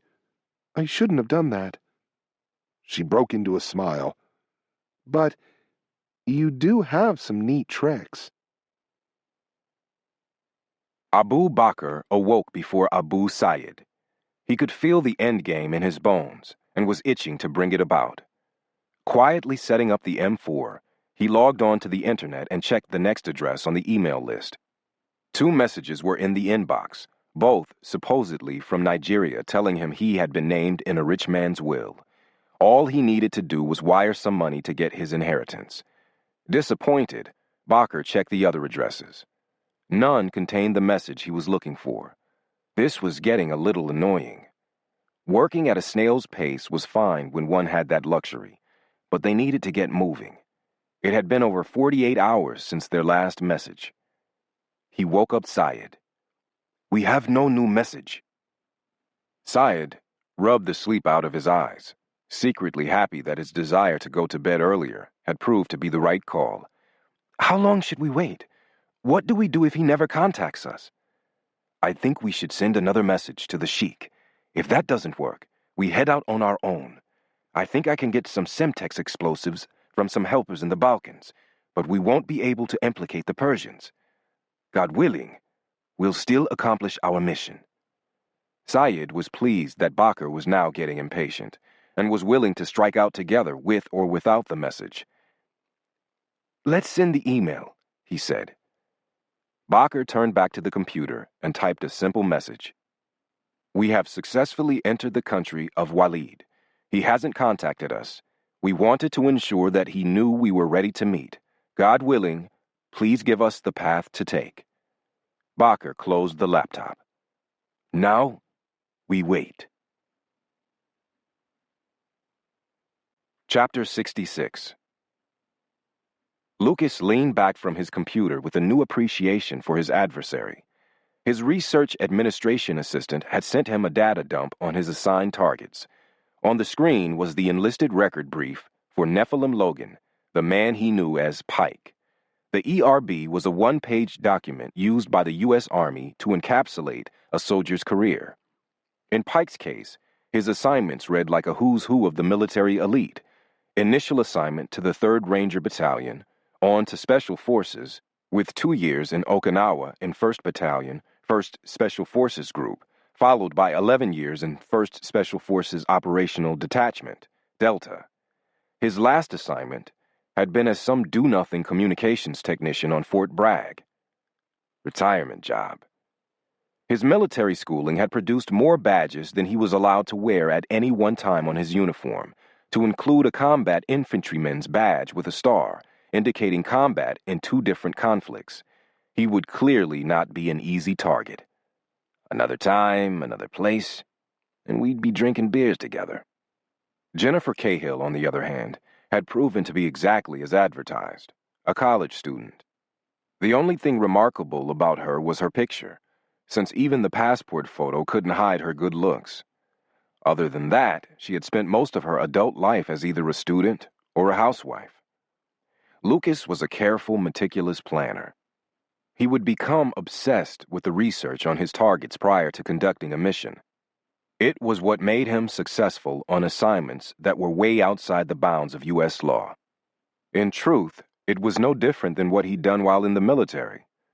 Learn about the enemy in the hopes of exploiting a weakness and avoiding enemy strengths.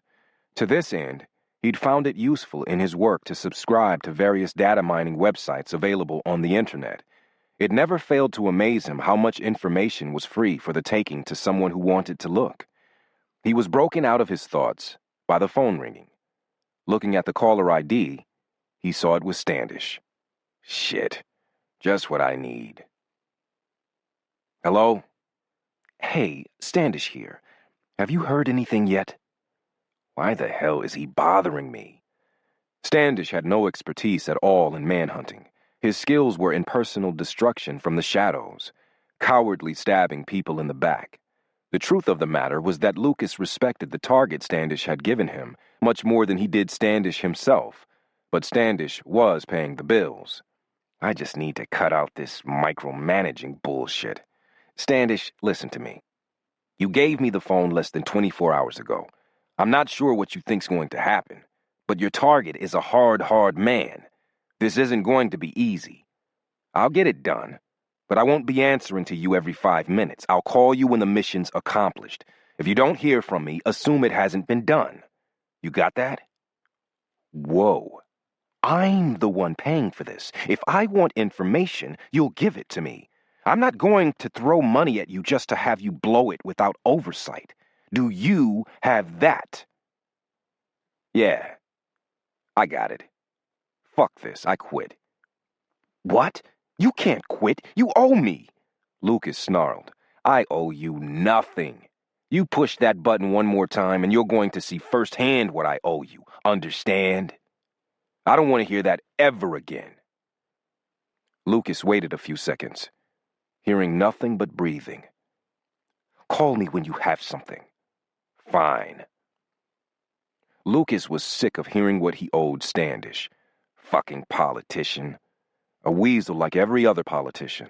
No honor, no belief in something greater than himself. Just whatever favor could be gleaned based on which way the wind was blowing. Yeah, Standish had possibly helped him out, but the truth of the matter was there wasn't any proof that he had done anything wrong. The only people who could prove he had killed civilians were dead in an IED attack. He'd eventually have gotten off anyway. He regretted having killed his teammates, but they had lost their way. It was war, goddammit. He had killed the civilians to get information on terrorist attacks. It had worked. The team broke up a terrorist cell that had murdered at least 30 Americans and would have murdered 30 more.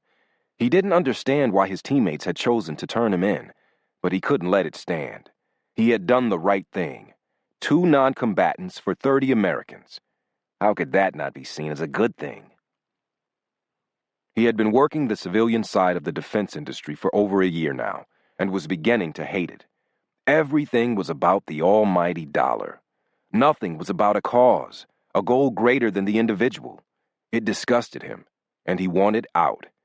Even his actions in Afghanistan, while others might not understand them, were for something larger than money. At the least, it saved American lives, even counting the 2 who had died at his hand. The sacrifice was for a larger effort. Now his work did nothing but cause money to exchange hands. It wasn't that he disliked the work. Truth be told, he'd never minded killing, any more than the average big-game hunter. He didn't draw any particular pleasure from the act itself, but did enjoy the hunt. Now, though, the purpose was gone. Since he had started contracting out, most of his employment had been nothing more than gleaning sleazy information for Standish, the greatest success coming when he found a political rival with a young boy. It disgusted him. He'd done only one violent act since leaving the Navy, on behalf of a foreign corporation looking to gain an inside advantage on a classified defense contract. Their only competition was a small outfit at Fort Bragg, something the foreign entities should have been able to outbid. The problem was that the competition was U.S.-based, and thus the foreign company was convinced they were going to lose. Lucas had smoked the CEO of the U.S. contractor, securing a foreign win. The money had been extremely lucrative, worth the woman and child he'd been forced to kill as well. The money Standish was throwing around was even better, enough to quit this shit forever. He looked at this target as a blessing. The fact that two people would die caused him no angst at all. It was just work. Lucas returned to the problem at hand. He had a pretty good background on both of his targets now, and began to build a plan of attack. He would need his best folks for this one, as he was fairly sure a mistake against Pike had the potential to be catastrophic. He ran through his Rolodex of employees, all of whom worked for him on a contract basis, picking 10 that fit the bill. He purposely left out the 2 who had worked with him at Fort Bragg. When push came to shove, they had balked at killing the woman and child. He had no idea where this would go, and didn't need anyone who might hesitate. He gave each of the men a call, telling them he had a job and the time to show up at the office if they were interested. He then began building a target package on both Jennifer and Pike. In the back of his mind, he thought about the money he'd make and the chance to get out. To get away from people like Standish. Maybe I'll get my check and smoke him for free. Help out the country. Chapter 67. I waited until I was outside of Fredericksburg, on Interstate 95 about 45 minutes south of Washington, D.C., before I made the call. I had Jennifer dial the number on her new track phone, then hand it to me. A man answered on the third ring. I said, "Ethan, hey, it's Pike Logan. How are you doing?" There was a pregnant pause. I'm sure he was getting over the initial shock of hearing my voice. I looked over at Jennifer, raised my eyebrow, and tilted the phone so she could hear. "Pike, what's up? How are you doing?" "Hey, nothing like a call from the past. I'm fine. I'm going to be in D.C. tonight, and I thought I'd drop by for a visit." Ethan was an analyst inside the task force. As such, he was support. Ordinarily, there was an unofficial separation between operators and direct support personnel. But I had always thought the distinction was bullshit, and had hit it off with Ethan. Being a geographic bachelor whenever I was in D.C., I had dinner with Ethan's family about twice a month. The last time I had seen him was in the mission brief for the operation in Tbilisi. Since my implosion, Ethan hadn't said 2 words to me. It would do him no good to take sides on my demise, and so he had taken the route of discretion being the better part of valor. I didn't blame him, although I could hear the wariness in his voice as I finally convinced him to let us come by. Jennifer, having heard my end of the conversation, said, "That's a friend?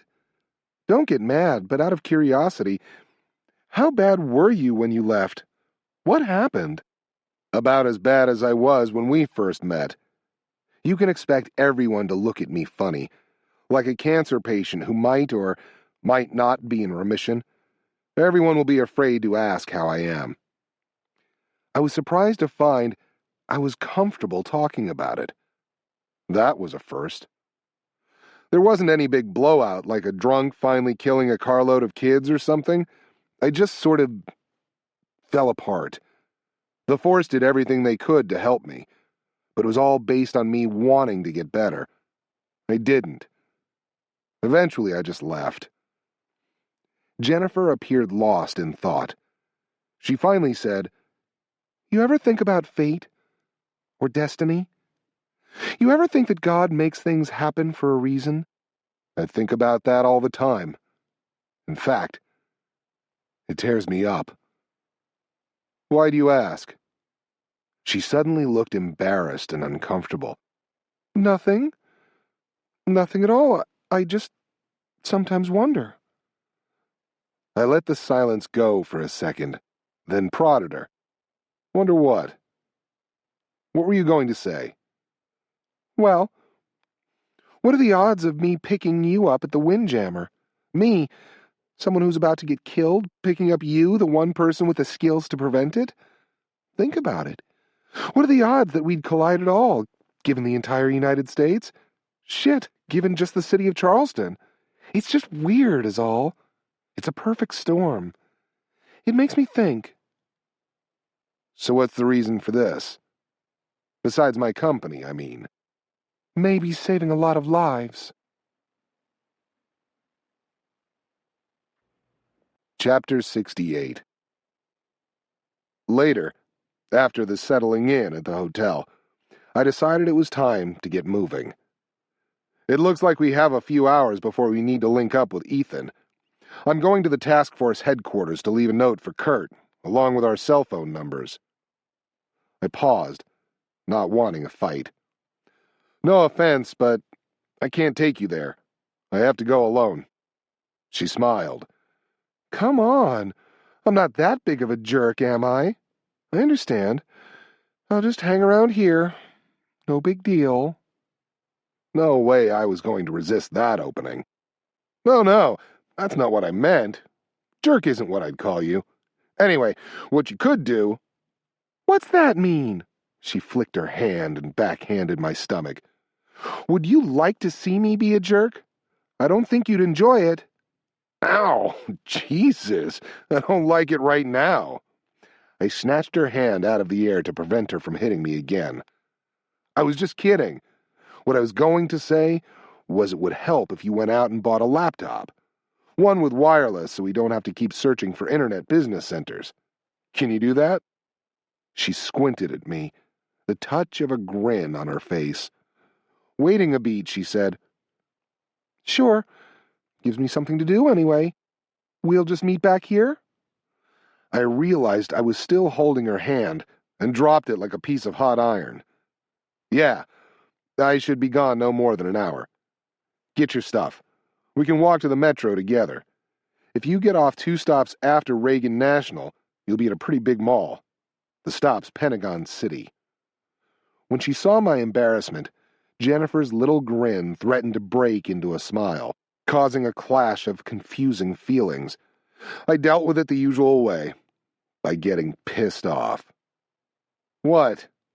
What are you grinning about? Can we go?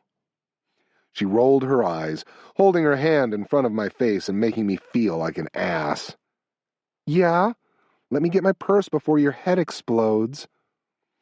We headed to the metro station and hopped on the first train in, the Blue Line. We sat in the back away from anyone else and rode silently past the first 2 stops. 1 minute out from the Pentagon City stop, I remembered what we were doing and the fact that Jennifer wasn't a professional. I kicked myself for having taken her precautions for granted. She was going out by herself into a world where someone wanted both of us very badly. A world full of invisible predators. Hey, the next stop is yours. Look, I don't want to scare you, but please be very, very careful. I've racked my brain about the Homeland Security alert and can't come up with any reason whatsoever for that to have occurred. One name might be a coincidence, but both our names together is outside the realm of believable. I think that the alert has something to do with what we know. You said that was just a mistake. Why would anyone do that on purpose? I held up my hands. I don't know it was done on purpose. On the one hand, it could simply be a mistake, some crossed wires from our visit to the embassy in Belize. There is also the very, very slim chance that it was sent by Kurt, and once we were in the interrogation rooms, they would have simply put us in contact with him. And if it's not? Well, the other reasons aren't that good. It could mean that someone knew we were traveling together, and so knew why we were traveling. Whoever that someone is wanted us to get arrested so that we're out of the picture. Jennifer pondered a bit, asking a question softly. You really think that alert was done intentionally to get us out of the way? I honestly don't know. In my heart, I don't believe that. But I want you to act as if it's true. Treat the entire mall trip as if you're walking through a crack slum. Check out anyone coming near you. Avoid any contact with strangers. Someone stares at you the wrong way, get the fuck out. Go back to the hotel room. You tracking? She nodded. I continued. As soon as you're off the train, call my cell phone so you can simply hit redial in an emergency. Call me every 30 minutes. If you don't get through, if I don't answer, get out. Go straight to the hotel, lock the doors, and wait. I'll get in touch. If I don't hear from you, I'm coming straight here, to the mall. If anything happens, try to stay in the area. Create a scene, whatever you can do to give me a clue on finding you. Whoa, are you serious? You think it's that bad? I can't believe this. All right, I'll try to leave a bloody napkin or maybe a finger for you to find. Come on, that's not funny. I don't think it's that bad, but it doesn't hurt to be prepared. Okay, I can handle myself. I'll stay in crowded areas and scream my head off if someone tries anything. What about you? You're going straight to the one place that has people like you, the one place that can hurt you. What if they're the ones that did it? Maybe we should just call your unit. I shook my head. They change numbers every 3 months. I can't call. Even if I could, it's not the task force. No way. That's not what they do. If anything, they can figure out what's going on. The train pulled into Pentagon City. This is you. Don't get hurt. Jennifer smiled. I'll be okay. Trust me, I can deal with a shopping mall. She jumped out just as the doors were closing. I continued to stare out the window, seeing her pull out her phone to call me. My phone rang as the train pulled away. I gave her one more admonishment about being alert, then hung up. I was wondering if splitting up was such a hot idea. The cell phone contact plan was of more psychological help than anything else. It would allow me to know she was safe, but wouldn't do anything to help me find her. If she didn't call, I knew there would be very little I could do. I put myself at ease with the thought that nobody had paid us a second's worth of attention on the drive up here, and both hotels had checked us in without question. While the police were probably ripping my boat apart in Charleston, we hadn't been on any news programs I had seen. I'd just have to hope our luck continued. Chapter 69. Lucas assessed his assembled team, satisfied that they could get the mission done. He had called 10 men, needing at least 5 for the mission. 4 of the 10 were already contracted on another assignment. Out of the remaining 6 who answered his call, 4 were ex-U.S. Navy SEALs and 2 were ex-U.S. Army Special Forces. All were ruthless, intelligent, and very highly trained. After thanking them for coming, he started the PowerPoint slideshow, giving them the background on the targets. He began with Jennifer, getting juvenile comments on her looks and heckling about why their skills were needed. The demeanor changed when he got to Pike. The men became serious, taking notes and asking questions. After the background, he gave them the mission statement. Both of these targets are to be terminated. There are no specific constraints on the termination. The only rules of engagement are that they are both out of the picture, and the act cannot be traced back to us. Collateral damage is acceptable as long as it is restricted to 5 or less. We know they're coming here. to D.C.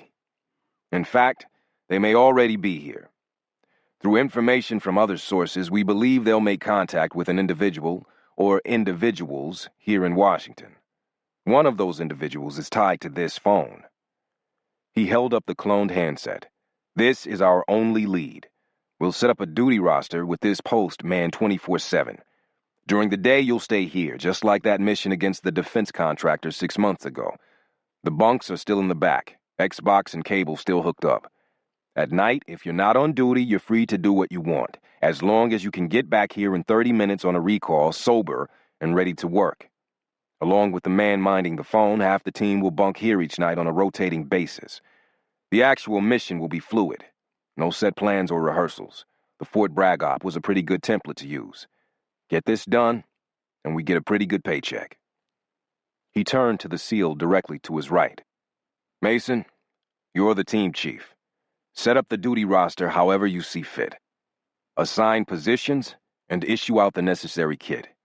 Sean's out front with your beepers and cell phones, all new and clean. Lucas paused. All of you, look at me. He waited until he had their undivided attention. This Nephilim character's picture is next to the definition of badass in the dictionary. Do not underestimate him.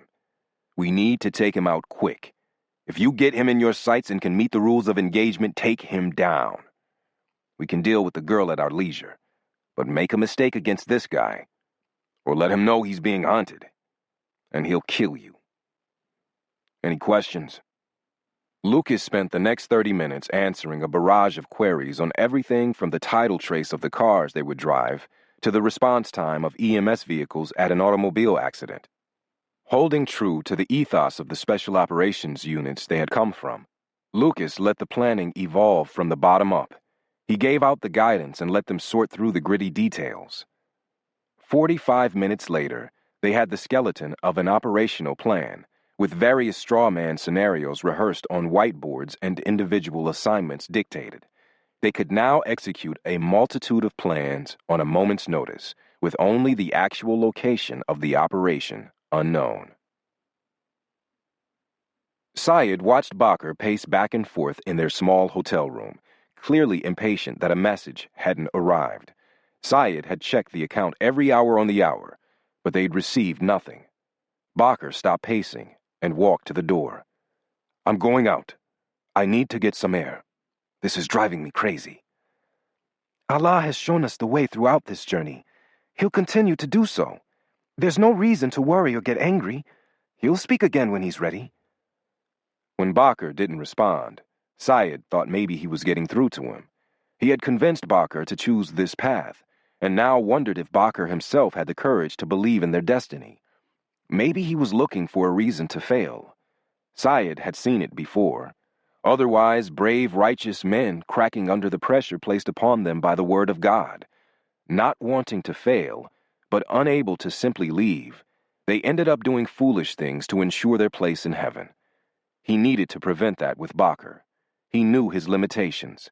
Syed had proven time and time again that he could accomplish missions against all odds, but always as a member of a team, never as a leader, or, in this case, on his own. Without Baker, he knew he would fail. He booted up the M4, praying that Walid had answered. He checked the next Yahoo address and immediately deflated. It was empty. Behind him, he heard Baker say, "Still nothing?" Before Baker could get angry again, Syed said, "Let me check the other addresses. Maybe it went to the wrong one." Syed went to the next address on the list, watching anxiously as the new webpage loaded. There were 2 messages, one spam and the other from the Sheik.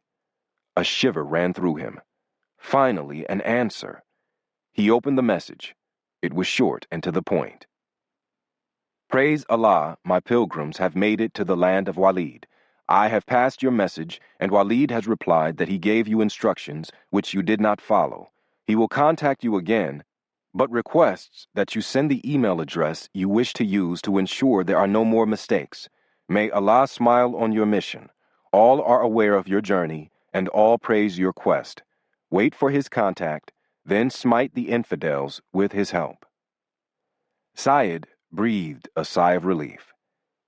It had all been a simple mistake. He felt a huge weight leave his shoulders. Everything was going to be okay. He turned away from the computer, smiling, only to see Bakr, his face drained of blood, staring at the screen as if he had seen his own death. Syed had had enough. "What is it now, you old woman? Can't you be happy about anything? 30 minutes ago you were whining like a dog about not getting a message. Now you're mad about getting one." Bakr sat in silence. He finally said, "I'm taking the weapon in the morning. We've been discovered." Syed was stunned. "Taking the weapon? Have you lost your mind?" "Walid sent us a message, but we didn't get it.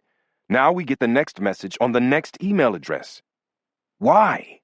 Why didn't the sheik send the message in the order he dictated us to use?"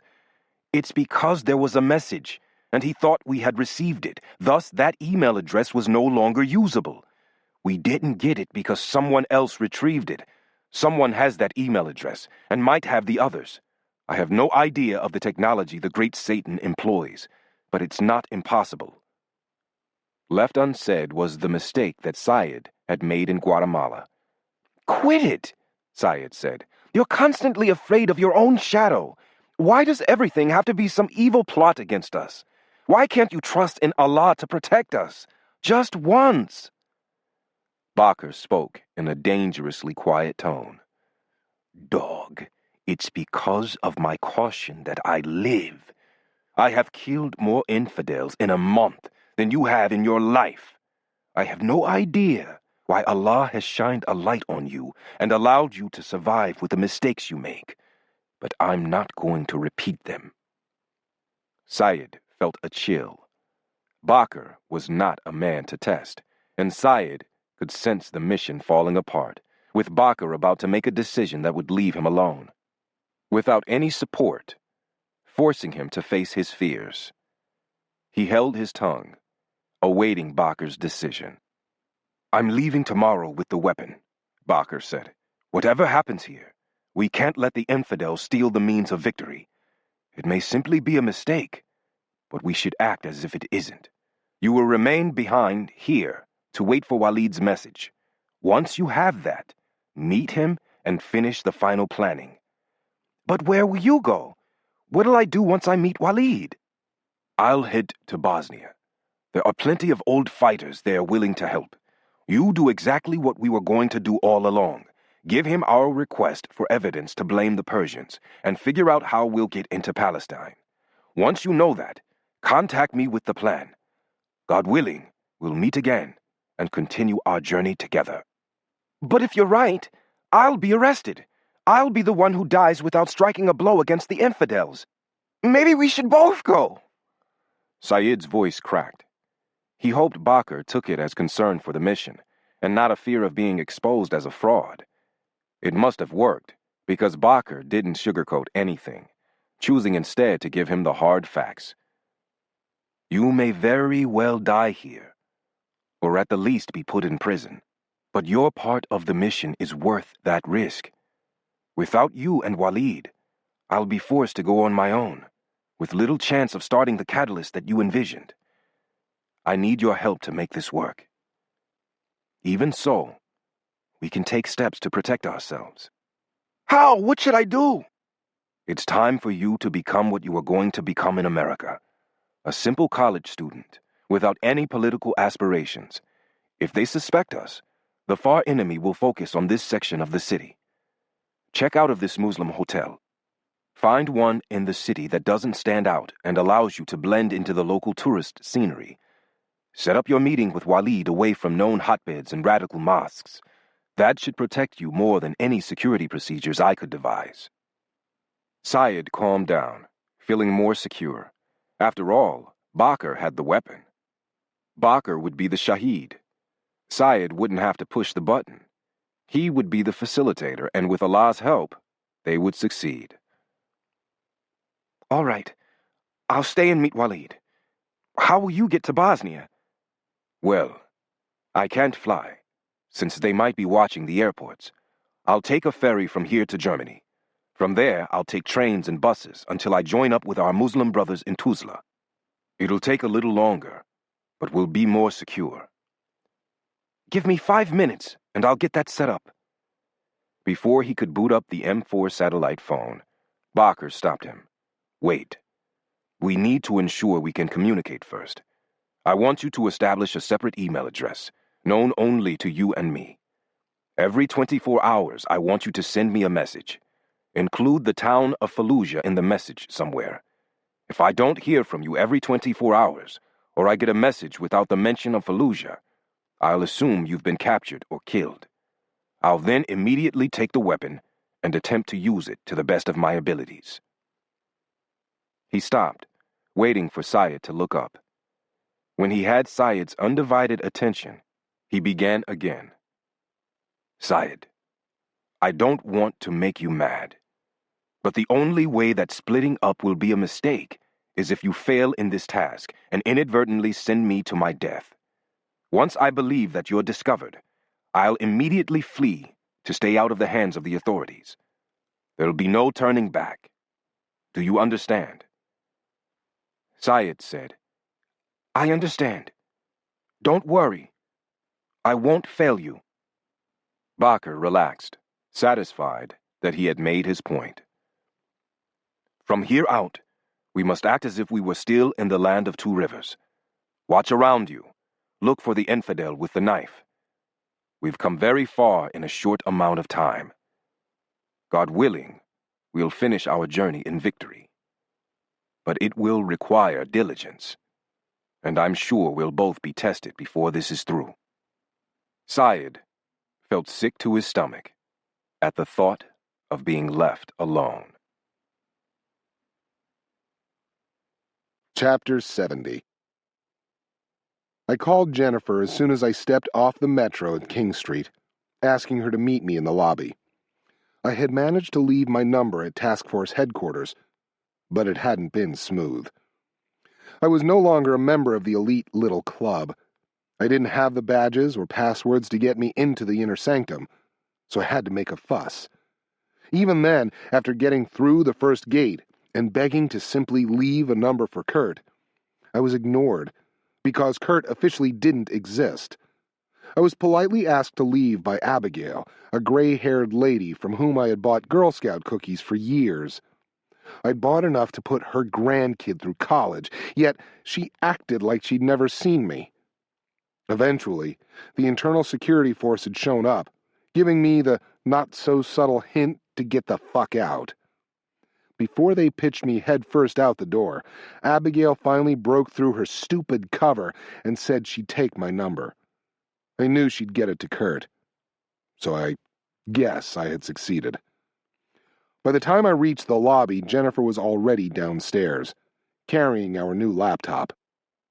Less than an hour later, we were at Ethan's house. I took the lead to the front door, looking at my watch before I rang the doorbell. Close enough for government work. I rang the bell and waited. Immediately, a dog began barking like his fur was on fire. I smiled. Sounds like a rabid wolf, but he's really a teddy bear. I heard Ethan tell the dog to shut up before opening the door. I waited, a little anxious at the response I would get. Ethan gave me a big grin, holding his arms open. Phew. After embracing me, he noticed Jennifer for the first time.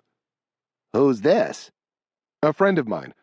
Jennifer Cahill, this is Ethan Merriweather, otherwise known as Haji. Ethan shook her hand, then invited us both inside. I bent down to ruffle the fur of a brown and tan mutt that looked like a cross between a bulldog and a miniature collie. The dog began to jump all over me, slobbering. Hey, Eddie, how you been? Looking up, I asked, Kathy around? I'd like to say hello. No, unfortunately she's not. She really wanted to see you as well, but Emily and Rachel had a big Girl Scout thing tonight. It's been planned for a month. I nodded, relieved at the answer. It would be pretty hard for Kathy to decide at the last minute to attend something like that, and I knew that Ethan wouldn't outright lie to me. Standing up from Eddie, freeing him to run over to Jennifer and begin slobbering all over her, I said, "That's too bad. I'd really like to see her and the kids. I don't know how long I'll be in D.C., but maybe I'll get the chance later." "How about coming by for dinner tomorrow night? I know we're out here in the boondocks, but she'll make your favorite, chicken pot pie." I couldn't help but laugh, because chicken pot pie was what Kathy always served when I came to dinner, whether I wanted it or not. "You want some home-cooked food?" I asked Jennifer. "I think that would be great. If one extra is okay." I knew Jennifer's coming was implied. "Sounds like a date." I paused, then got to the point. "Can we go to your study? I've got some stuff to show you." "You know the way. I'll grab some beers." Once Ethan entered, I spread out both email messages, one repeatedly folded and stained, the other a fresh computer printout. "Haji, this is what we need translated. We got these from 2 different email accounts. It's terrorist-related, but we don't really know how." He picked up the first sheet, spending a few minutes studying it. Placing it down, he picked up the second sheet. After about 15 seconds, he placed it back down and returned to the first sheet, walking around the room and studying it. I finally got fed up. "Well, what's it say?" Ethan snapped out of his trance, looking at us like he didn't know where we'd come from. After a pause, he said, "Okay, one is clearly some sort of terrorist message. It talks about killing infidels and other things. The other is simply an invitation to coffee with an address." I already knew that one was terrorist-related, but was surprised at the other translation. "What's the address? Is it in Norway?" "It doesn't have a country listed, but it's a coffee shop somewhere in Europe. The verbiage is a direct phonetic translation, and it isn't American. The meeting occurred today at 1300. "What's the other message say? The first one?" "Well, it's pretty ominous, but it's something I read every single day in chatter we get fed, so don't freak out." Yeah. The difference here is that I've met them. I know they're trying to kill people. I just don't know how. What's it say?" "Here's what I think it says. Operation Badr will exceed our expectations. We no longer will strike the far enemy in his homeland. We came upon a weapon that will push the Zionists into the sea at the same time it causes the far enemy to destroy the Persians. Praise Allah, we will rejoice when all infidels are destroyed because of this, leaving us with the assurance of the caliphate. Please reply telling us this path is blessed, or tell us what to do next." Is that what you expected? Yeah, something like that. What do you make of it? What's an Arabic mind saying when it says that? Well, I'm not an Arab. I'm not really keen on telling you what I think because I'm probably wrong. "Haji, cut the shit. I'm not a robot. I already know what I think. I'd like to hear what you think. I'm not going to run off shooting people because of it. You're an analyst, for Christ's sake. This is what you do." Ethan held up his hands. Okay. Starting right off, they reference the Battle of Badr, the first significant defeat of Meccan forces by Muhammad, which led to Islam taking over the Arabian Peninsula way back when. Going further, this is clearly an AQ message. The references to the far enemy and the caliphate point to that. Getting to the meat, in my mind, these guys have a weapon and they intend to use it on Israel. That, in itself, isn't unusual. Every Arab with a firecracker says that sort of thing. In this case, I don't think these guys believe they have a firecracker. I think they have a weapon that is dangerous enough to cause a phenomenal reaction. Something designed to cause the Israelis to really go nuts. Okay. So far I'm tracking. That's about what I thought. What about the Persian comment? I couldn't make heads or tails of that. What do you think he's saying there? Honestly, that part's a little disturbing.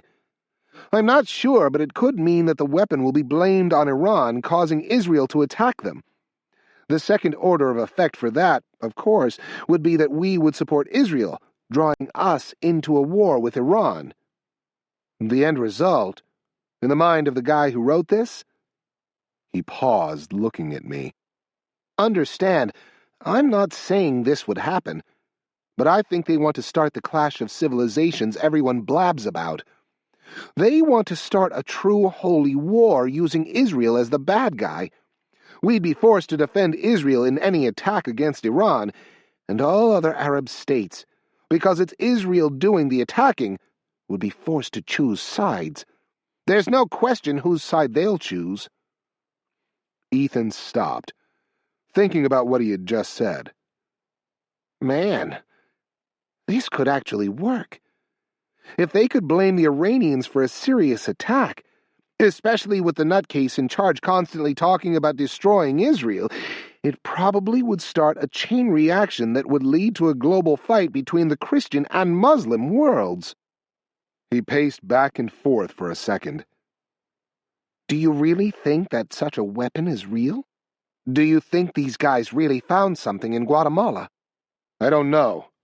I'm inclined to think they did, since a couple of Indigs died on her uncle's expedition, and these guys have made arrangements to meet someone to continue on whatever journey they think they're on. If they failed in finding a weapon, or if the weapon wasn't real, why continue? Shit, this is bad news. What are you going to do? I'm not going to do anything. I'm going to pass everything you just said to the task force. Kurt should contact me tomorrow. What you could do, if you don't mind, is simply reinforce what I'm going to say. I'll tell Kurt everything I have, but you know what my reputation is. He might blow me off, and I wouldn't blame him. Either way, this is a problem for the task force, not for me. Ethan mulled over his options. Finally, he said, Yeah, I can do that. I don't know how soon I'll see the boss. You remember his schedule. But I'll certainly tell him when I see him. Ethan stood at the door until they drove off. Once they were out of sight, he went to the telephone to call Domino's for the second time that week. Before he dialed, he thought about Pike's visit. He picked up the handset, calling the task force duty officer instead. Chapter 71. Mason hung up the clone cell phone. Picking up the clean duty phone, he called Lucas. We got a hit. Pike was visiting a guy named Ethan Merriweather tonight. Is he still there? No, he left. The man on the phone says that Pike talked about interesting stuff and just wanted to relay that. Want to do anything with this? Yeah. Alert the team. Tell them to get in as fast as possible. While we're inbound, figure out everything you can on this Ethan Merriweather. Find out where he lives and do a quick analysis of the area. I don't want to waste any time when we get to the office. Give us a target dump on both the man and his location. You got it. Anything specific you want me to hone in on? Yeah. Figure out if this guy's a badass as well. Check his military background. I guarantee he has one. Roger that. See you in 30 minutes. It took Mason all of 10 minutes to get a complete background on Ethan, to include his address, family members, and the last time he had paid his electric bill. 32 minutes later, he was briefing the assembled team. The target is a 34-year-old Caucasian male. His MOS is 96B Intel Analyst. He is currently working in J3 Special Operations Division at the Pentagon. He's airborne qualified, but that's it as far as specialized schooling we care about. Basically, he's your standard Intel weenie. No known firearms, no bills being paid to Johnny's hours of jiu-jitsu, nothing dangerous at all. He has a wife and 2 children, both girls, ages 8 and 11. Of note, he does have a dog, but I couldn't determine a breed. All I could find were some vet bills for various things, which leads me to believe the dog is getting on in years. Moving to the next slide in the presentation, Mason continued the briefing, covering the neighborhood and the house where Ethan lived in detail. When he finished, he turned the briefing over to Lucas. Standing up, Lucas said, "This is pretty straightforward. We simply need this Ethan to tell us where to find Pike. Once we have that information, terminate whoever is in the house. Don't do it before we have the information, since you might need to use the wife or children for persuasion on the target." Randy, one of the SF men, cut in. "What's our authorized level of persuasion? What if he refuses to talk?" "There is no limit. Make him talk. Does anyone here have any qualms about that?" The team looked around at each other, but nobody said a word. If you look at the team, you'll see the only two missing from the Fort Bragg op are Carl and Alan. When push came to shove, they didn't have the stomach for the work. Almost caused mission failure right when we were culminating. Lucas made eye contact with each member of the team. "Does anyone have any qualms about terminating the wife and kids? No judgments here. Not everyone can do this kind of work. If that's you, say so now before we launch." Once again, nobody said anything. "Okay. Spend 10 minutes figuring out how you want to tackle this problem. No more than that. It's pretty straightforward, and the trail's getting colder every second we sit here. For all we know, Pike and the girl are already driving to another city. I expect you guys to be on the road in 15 minutes. Chapter 72. I rolled over, groggy and unsure of what had awakened me, the noise blending into my semi-conscious dream. I realized my cell phone was ringing, and snatched it up before whoever was calling could hang up, knowing it was either a wrong number or Kurt. "Hello? Pike, is that you?" "Yeah, who's this?" "It's Kurt. We need to meet. You went to Ethan Merriweather's house last night?" "Yes, sir, I did. But it was simply to get all the facts before I talked to you today. I didn't do anything."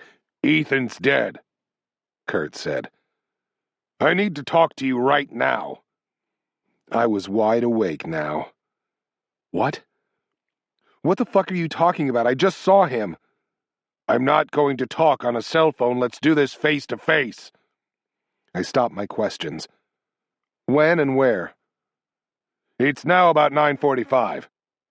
I fumbled for my watch, thinking that surely couldn't be right, but it was.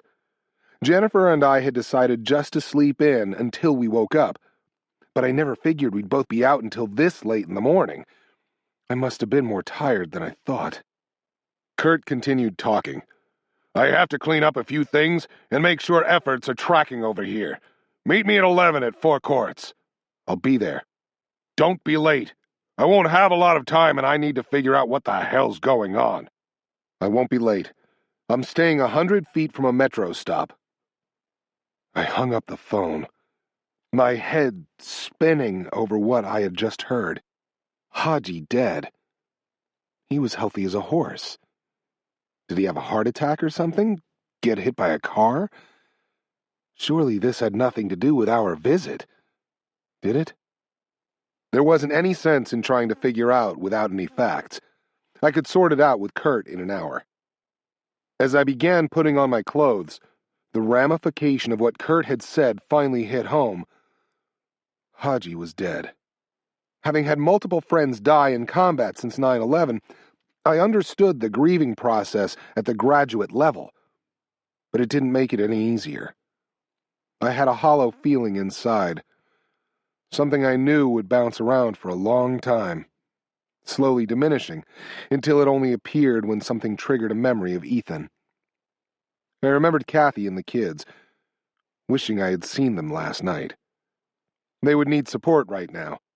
I was sure the task force was on that. They were very, very good about taking care of the families of fallen soldiers. Even so, I wanted to help, and wished the first time I was to see Kathy would not have been in the wake of Ethan's death. In Crystal City, Lucas's team was gearing up for another run at Pike and Jennifer. Even though last night hadn't paid off immediately, it looked like it had worked in the end. Lucas's research assistant was furiously working the computer to gather all data on four courts and hotels near metro stops in the D.C. area. Lucas was giving instructions while the men got their kit on and equipment organized. We know they're taking the metro, which means they'll be walking to the link-up. We'll need a trigger position outside. We'll set up 2 shooters at 4 courts. Lucas paused, staring at his research assistant. Whatever the hell that is. Hurry the fuck up, Jerry. I got it. It's an Irish pub in Clarendon, right across from the Arlington courthouse. I'm doing a quick scan of the surrounding area. Lucas continued. The 2 shooters there will be the primary killers. They'll be located at the nearest cover and concealment from the pub. 2 others will be mounted in a vehicle. On the trigger's call, they will approach and conduct a random drive-by shooting. The intent is twofold. 1, camouflage the killing of the girl and Pike. To that end, you need to spray rounds loud and long. 2, to drive Pike and the girl into the real shooters. At the first shot of the drive-by, Pike will immediately take cover, moving to the nearest alley or other protected position. That's where the primary shooters will be located. Make sure you all take the same caliber of weapon. I don't expect a full-on ballistics check, but the cops will think something's funny if 3 innocent civilians are killed by a 9mm in a random drive-by, while 2 others are dead from 40 cal fire. Mason cut in. Why not just smoke them with the drive-by? Make it simple. If you can kill them from the car, so much the better, but I'm not counting on it.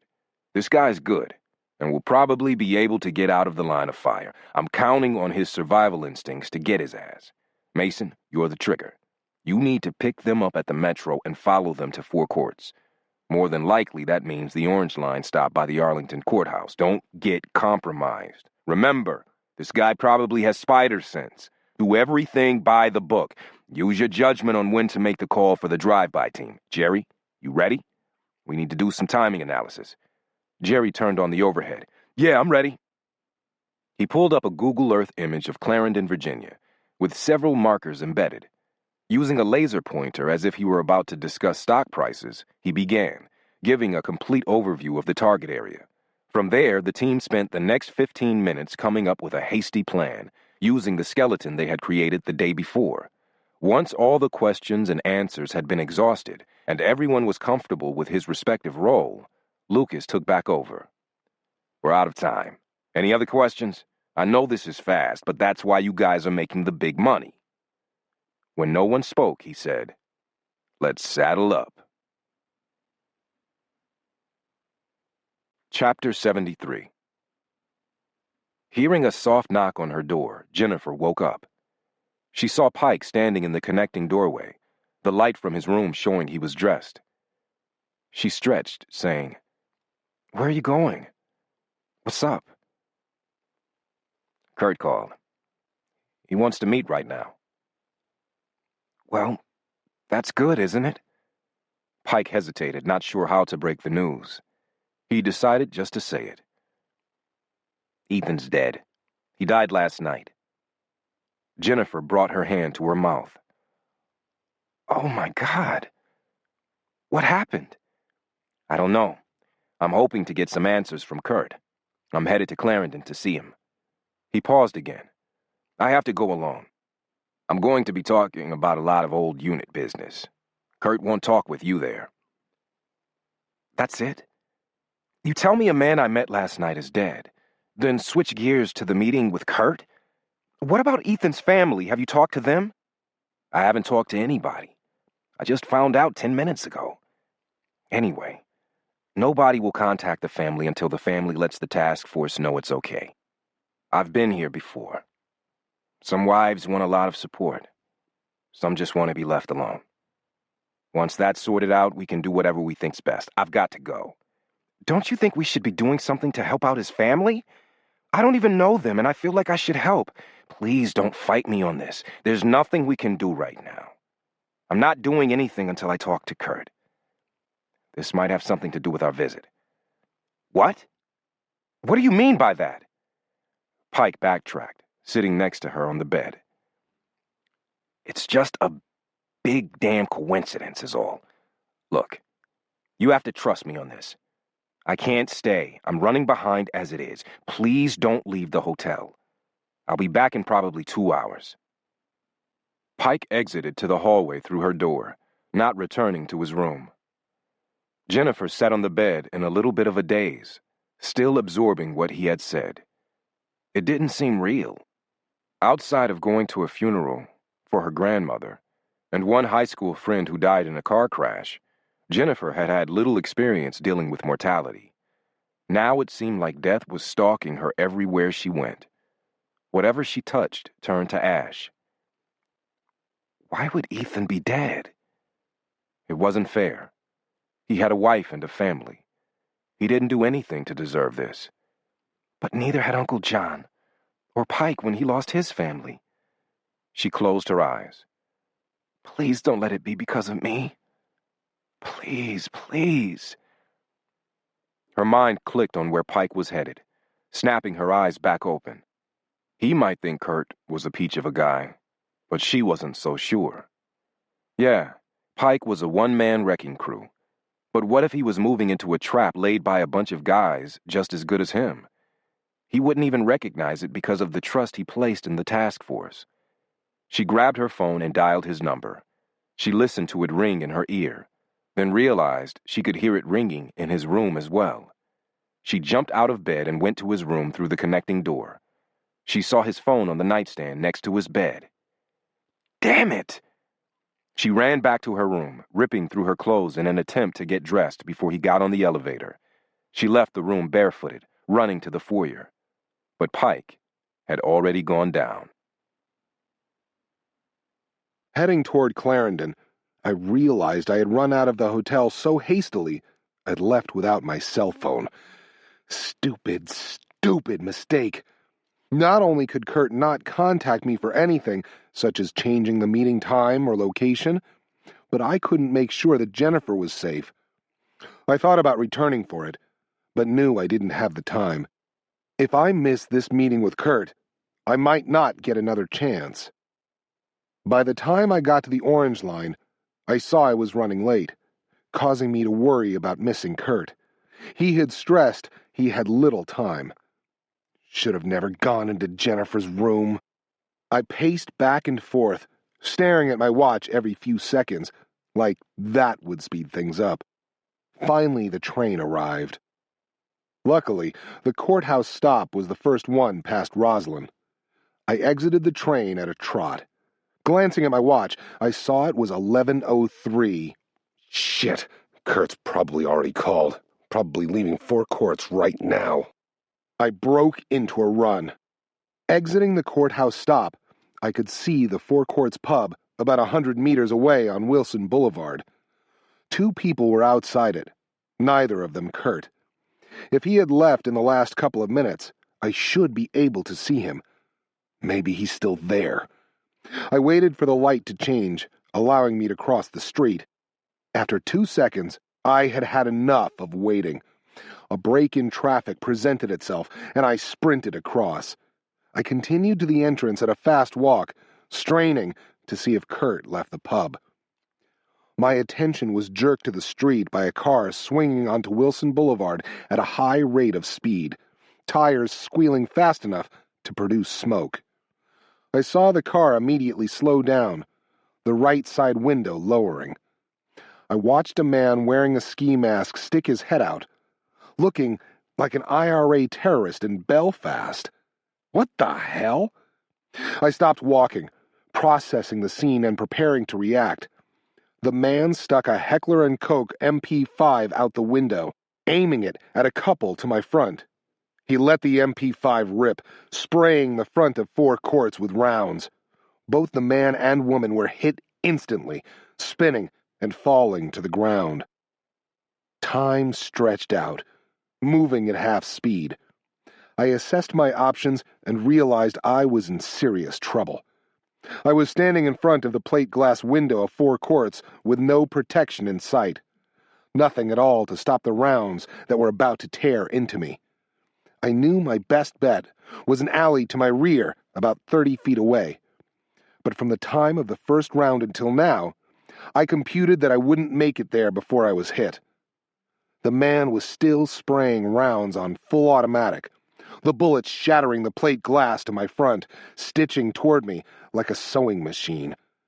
I saw the man's gun hand begin to lose control from the recoil, giving me a sliver of hope. The car continued forward at a slow rate of speed, only 15 feet away. Take him head on. If I was wrong, I was dead. I launched myself at the vehicle, watching the man's eyes widen as he saw me coming. He tried to swing the weapon directly at me instead of shooting rounds at the front of the building. I beat him by the blink of an eye. Just as the weapon was about to cross my body, I closed my hands on it. Jerking upward, I tried to rip the MP5 out of the man's hands, the weapon cycling with the rounds blasting skyward, inches from my head. The man fought me to regain control, and almost succeeded, when his driver decided to accelerate, causing the weapon to be wrenched out of his hands. The car hurtled forward, with its tires squealing again. I watched the vehicle race away, then scanned for any other danger. I caught movement over my right shoulder and trained my weapon on the threat. A man was exiting the alley I had passed on my way to the pub, the same alley I had been going to use for cover. He had a pistol in his hand and was looking for a target. I let loose with the remaining rounds in the MP5's magazine, chipping the bricks around him and forcing him to retreat back down the alley. The air was split by the sound of sirens approaching. I looked at the couple shot earlier, seeing the man sitting up holding his shoulder. The woman lay on her back, rolling left and right, her abdomen sprouting a red stain, dripping on the concrete. I knew I should help them, but had to make a hard choice. My conscience screamed for me to stay, but the man in the alley told me this wasn't random, and that I was the target. I decided to leave the scene. I dropped the weapon and took off at a dead sprint back to the metro station across the street. Chapter 74. 2 blocks away, Lucas was on an encrypted radio trying to get a handle on what had occurred. "What's the status? What happened?" Mason came through first. "The target came alone. The girl wasn't with him. He didn't give me time to set up. He came out of the metro at a dead run. I didn't have time to give the mounted team a warning order. By the time I called, he was almost at the pub. The mounted team was forced to rush, alerting the target that they were coming before they could engage." The mounted team cut in. "The psycho didn't run for cover like you said. He ran right at us. He grabbed my weapon right out of my fucking hand. We were forced to exfil." Lucas cursed. If they were lucky, Pike would think it was a random drive-by. That would be a break, but wasn't assured. The hope was crushed by the next call. "This is Shooter 1. I saw what occurred with the mounted team.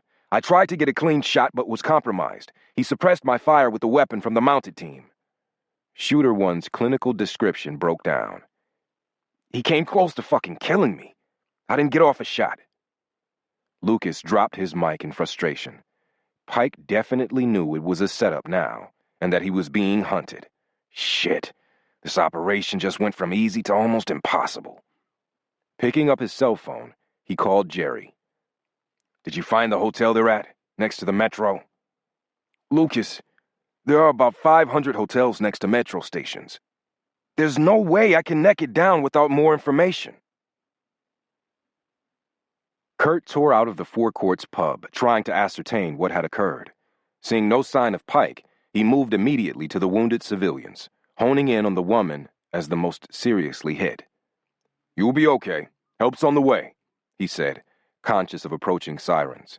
He began initial first aid, checking her airway and putting direct pressure on her wounds, as an ambulance screamed to a halt beside them.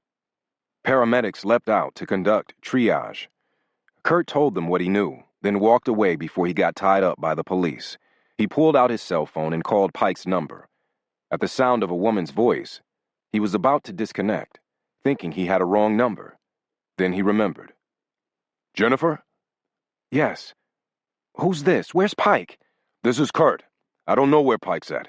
Where are you? You're not with him?" Jennifer's voice grew alarmed. "No, I'm at the Embassy Suites. Pike left to meet you alone over 45 minutes ago. What did you do to him?" "Me?" He was shocked by the question. "For Christ's sake, why would I do anything to him? Jennifer, listen to me. Get out of the hotel now. Don't even bother packing. Get out. Go somewhere safe. Do it now. Write this number down. He read out his cell number. Call me when you're safe. Let me know where you are. It took several more attempts before she took him seriously, testing his patience.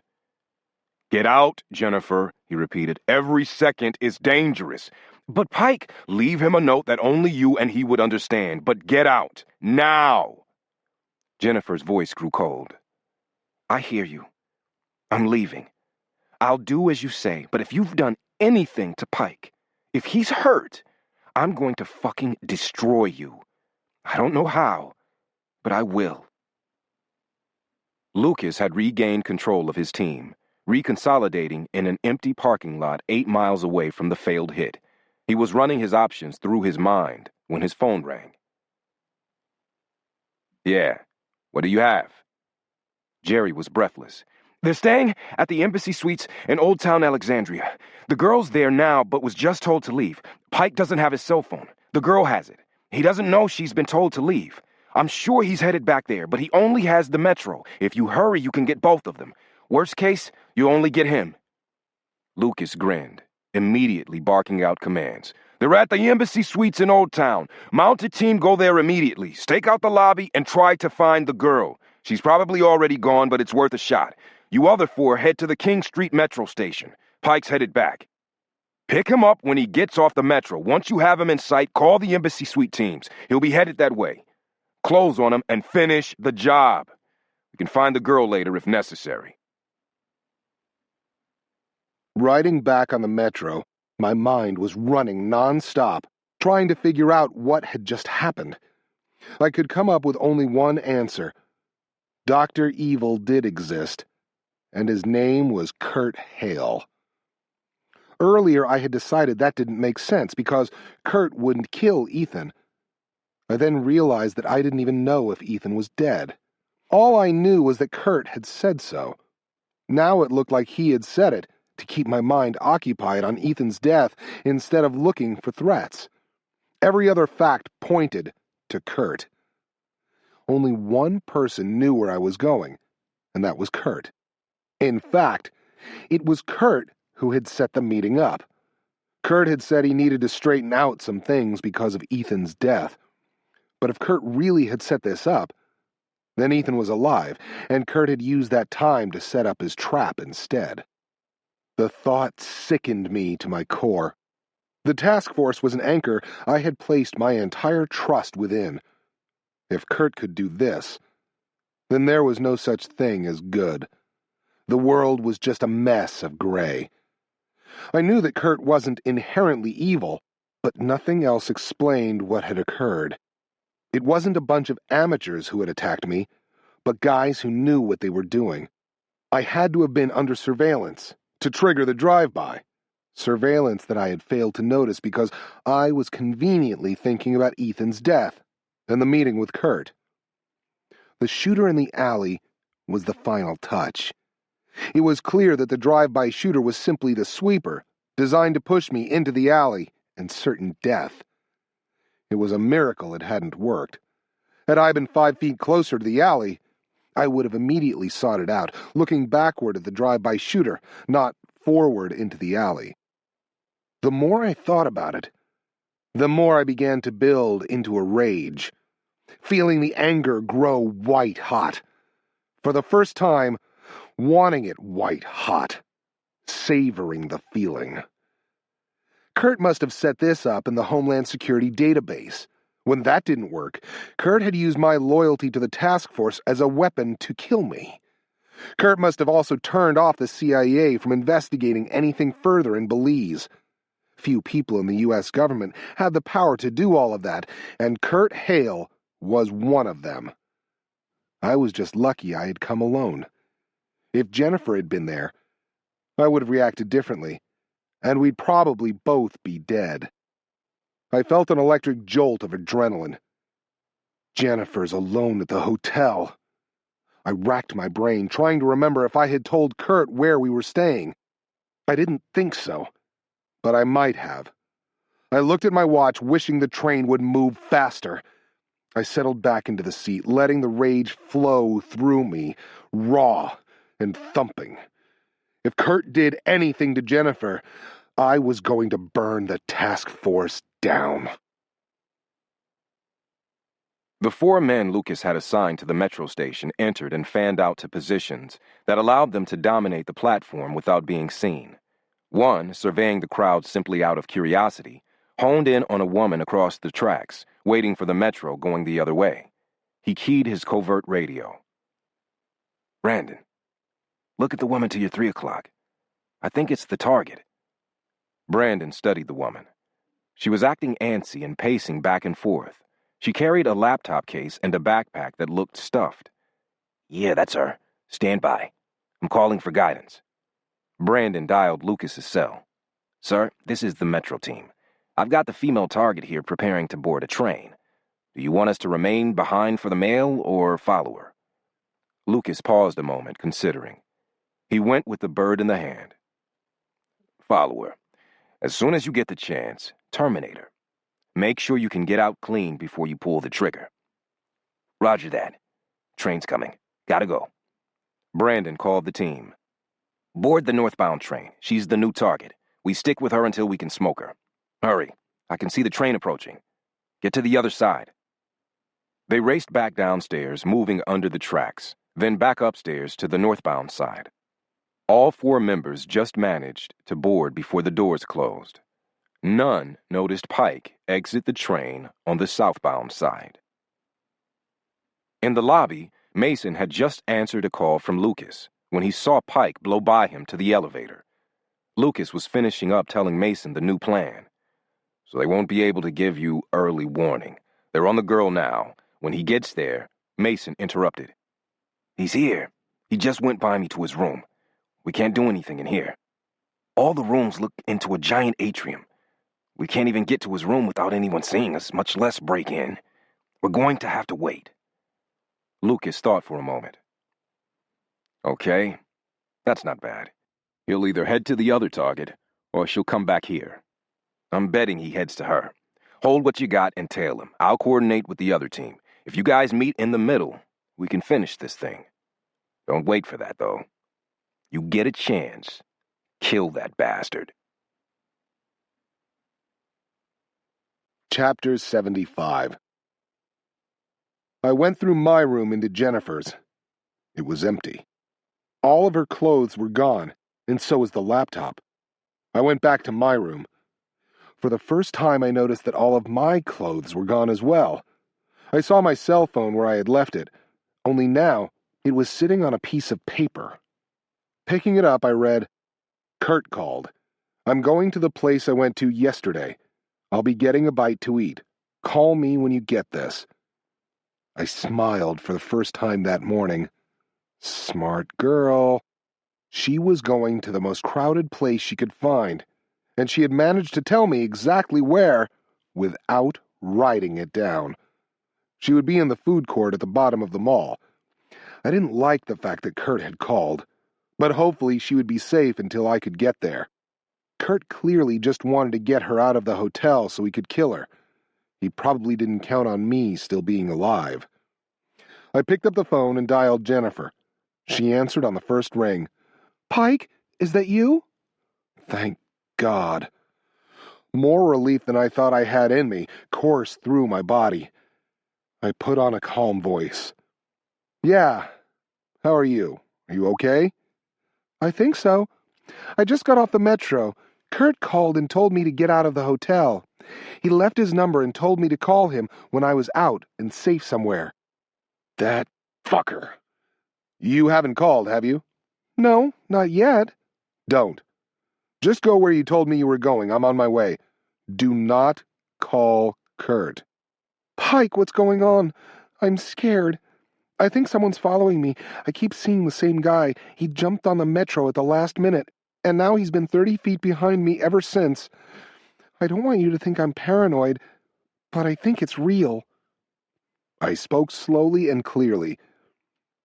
I think it's real, too. Stay in crowded areas. Don't pay him any attention. If he thinks he's burned, he'll either do something drastic or be replaced by somebody else. Better to know who's following you than to have to figure it out. Move to where you said you would meet me. Anybody tries anything? Kick them as hard as you can in the balls, then run off screaming. Run in a zigzag pattern. I'm on the way. Can you do that?" I heard her take a deep breath. Yeah, I can do that. I'm not going to ask why the zigzag pattern. I don't want to know what you're going to say. Don't worry. I'm coming. Hold tight. I'll be there in minutes.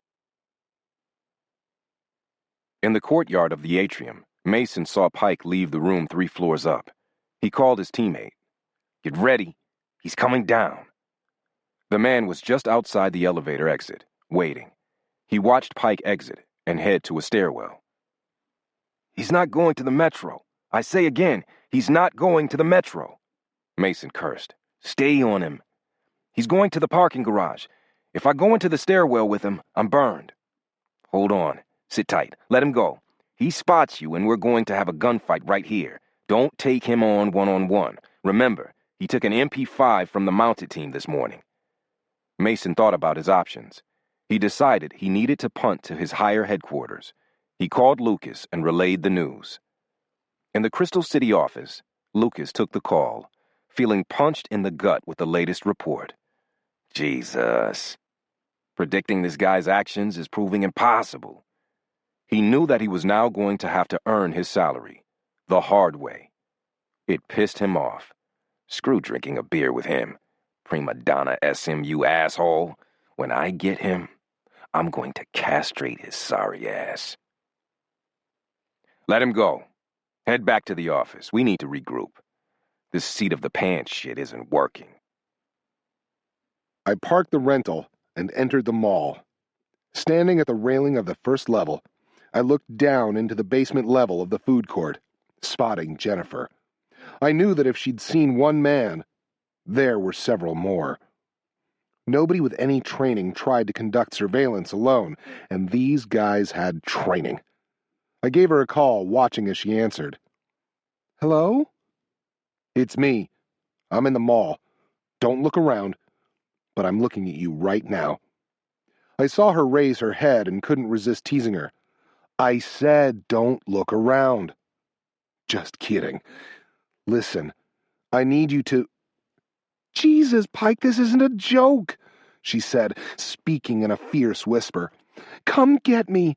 The man I saw is directly behind me. He's been sucking on that small coke for 20 minutes. I spoke in soothing tones. Okay, slow down. Everything's just fine now. I need to identify who else is with that guy. I need you to get up and walk toward the stairwell to your left front. Just casually get up and walk that way, going up the stairs. Don't rush." I watched the crowd. As soon as Jennifer began moving, a man to her right front stood up, moving with her, slightly behind. One. I watched the Coke Man. Coke Man looked over at another man who rose as well, moving toward the stairs ahead of Jennifer. 2. Jennifer was halfway up the stairs, one man in front, one man behind, when Coke Man rose. 3. He must be the last one. I faded into a store. I called Jennifer. "You have 3 of them on you. We've got to slim it down. I need to get you with just one guy. Go into a store for a little bit to give me some time to set up. I'll call back in a minute." I heard a little panic in her voice. "Wait, don't hang up. I don't know who they are. They might kill me here." "Jennifer, trust me. They won't do anything here. If they were going to, they would have already done so. As long as they think you don't know they're on you, they'll be content to follow. If you push them, they might try something to keep you from running. You'll be all right. It's almost over. Go drool over some shoes or something." She waited a second before answering. "Pike, you're an asshole. Don't wait too long to call, or I might run just to make you work." "I'll only be a minute. I'm sure they're wondering who you're talking to, so act like this is nothing. One more call and we're done. Hang in there. I hung up and sprinted to the nearest anchor store, a Macy's. Taking the escalator stairs, 2 at a time, I exited on the 2nd level. Looking around, I thought it would work. I could put my back to the elevator next to the escalator exit and not be seen by anyone coming up. I gave Jennifer a final call. Hey, here we go. This is the end game. I need you to go to Macy's, take the escalator up to the 2nd level. The escalator will act as a funnel. They'll hang back, so that by the time you exit, you should have only 1 man on you. The other 2 staggered behind. Exit the escalator and turn left. I'll be right there, so don't jump. Just walk on past into the store. I'll do the rest. Got it? Yeah, I got it. I act like I'm shopping and you kick their ass. I think I can do that. You sure this'll work? What if 2 follow? Then I'll improvise, but these guys are pretty switched on. I don't think they'll pull any amateur shit. Key here is to move naturally. These phone calls have got to be making them antsy. Don't act like you've got some sort of instructions to do something. Whatever you do, don't look down while on the escalator, or look back while walking. You ready? Yeah. See you in a couple of minutes. I'm moving now. I pressed myself into the small opening for the elevator door and waited. 4 minutes later, Jennifer exited, walking by me at a natural pace, looking like a shopper who didn't have a care in the world. She didn't so much as give me a glance, making me think she had missed me.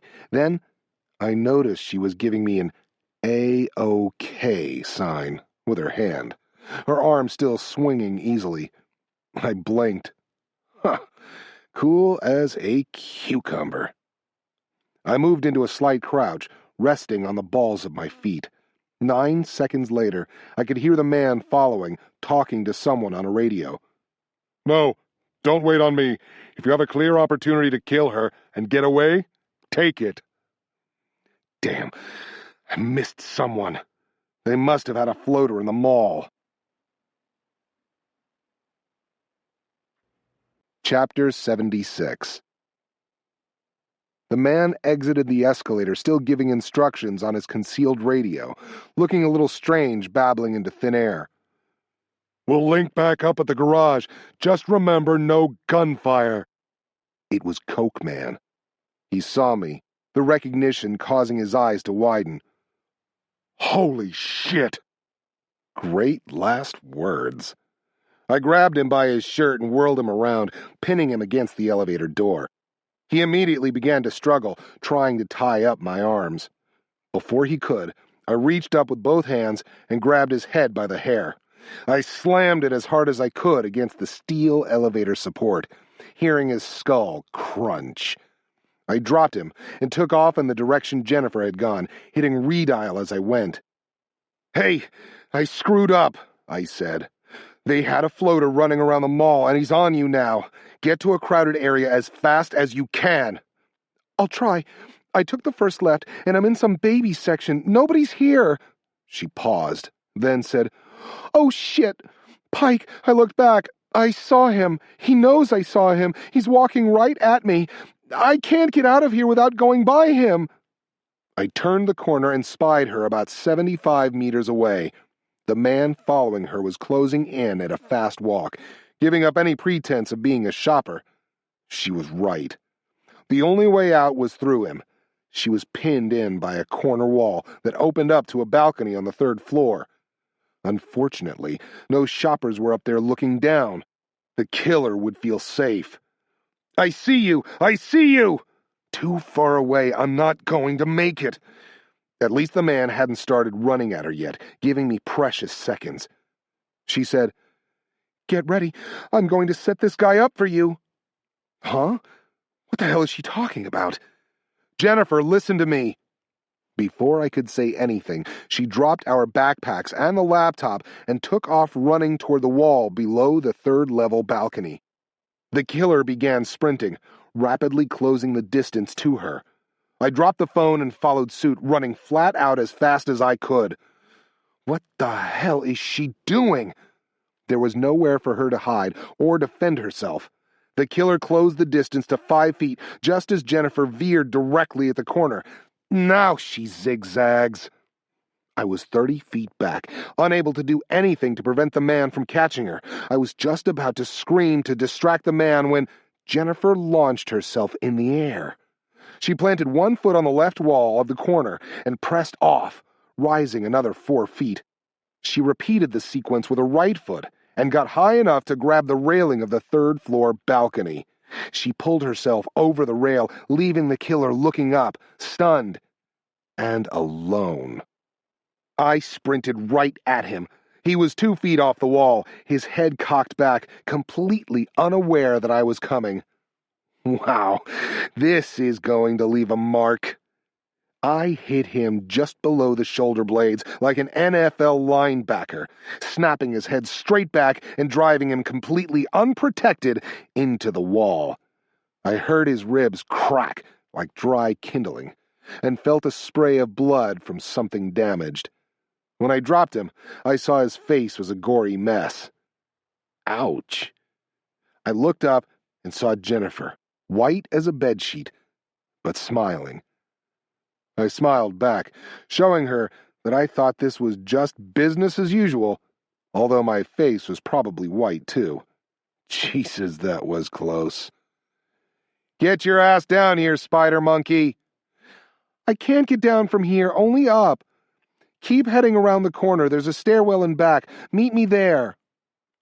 I ran back and gathered up my phone and our luggage, then ran in the direction she had indicated.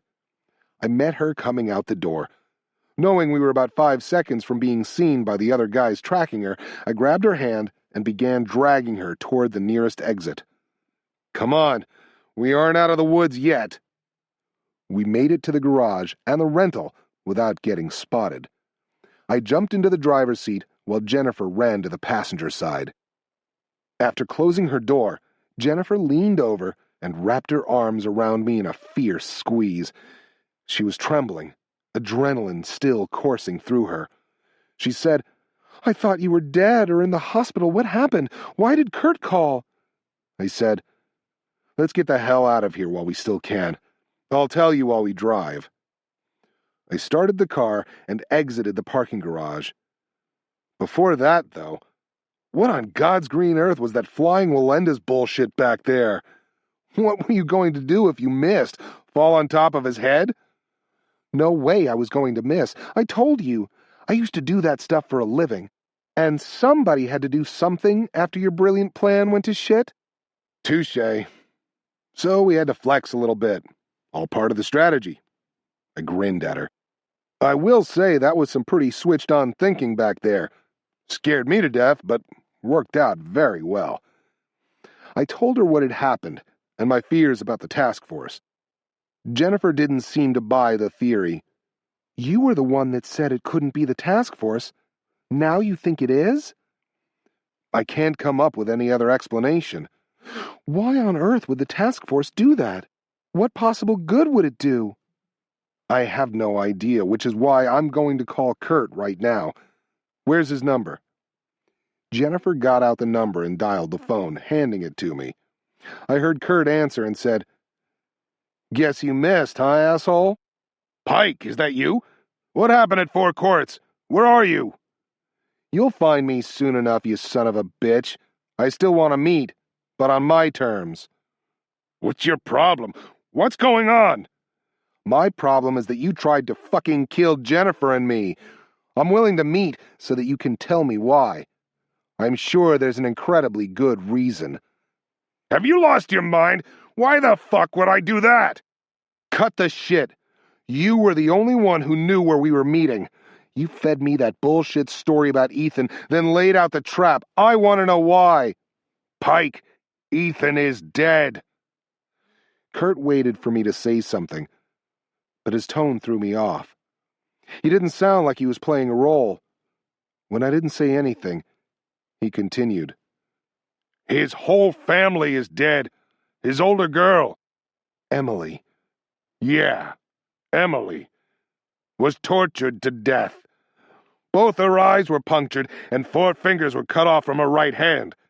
Ethan himself was missing an ear and had all of the skin flayed from both of his thighs. The wife and other daughter were tied up and shot in the back of the head. This wasn't random. It had something to do with what you talked to him about. What he said left me speechless. I tried to process it, but couldn't. Pike? You still there? I refocused. That's still just a story from you. I don't know it's true. All I know is that only one person on Earth knew where I was going, and I walked into an ambush. There's another explanation. Either your phone or my phone is being monitored. I considered this. You still want to meet? Yeah. Name the place. Meet me in 10 minutes at the last place we saw Billy Donatelli. You aren't there in 10 minutes? I'm gone.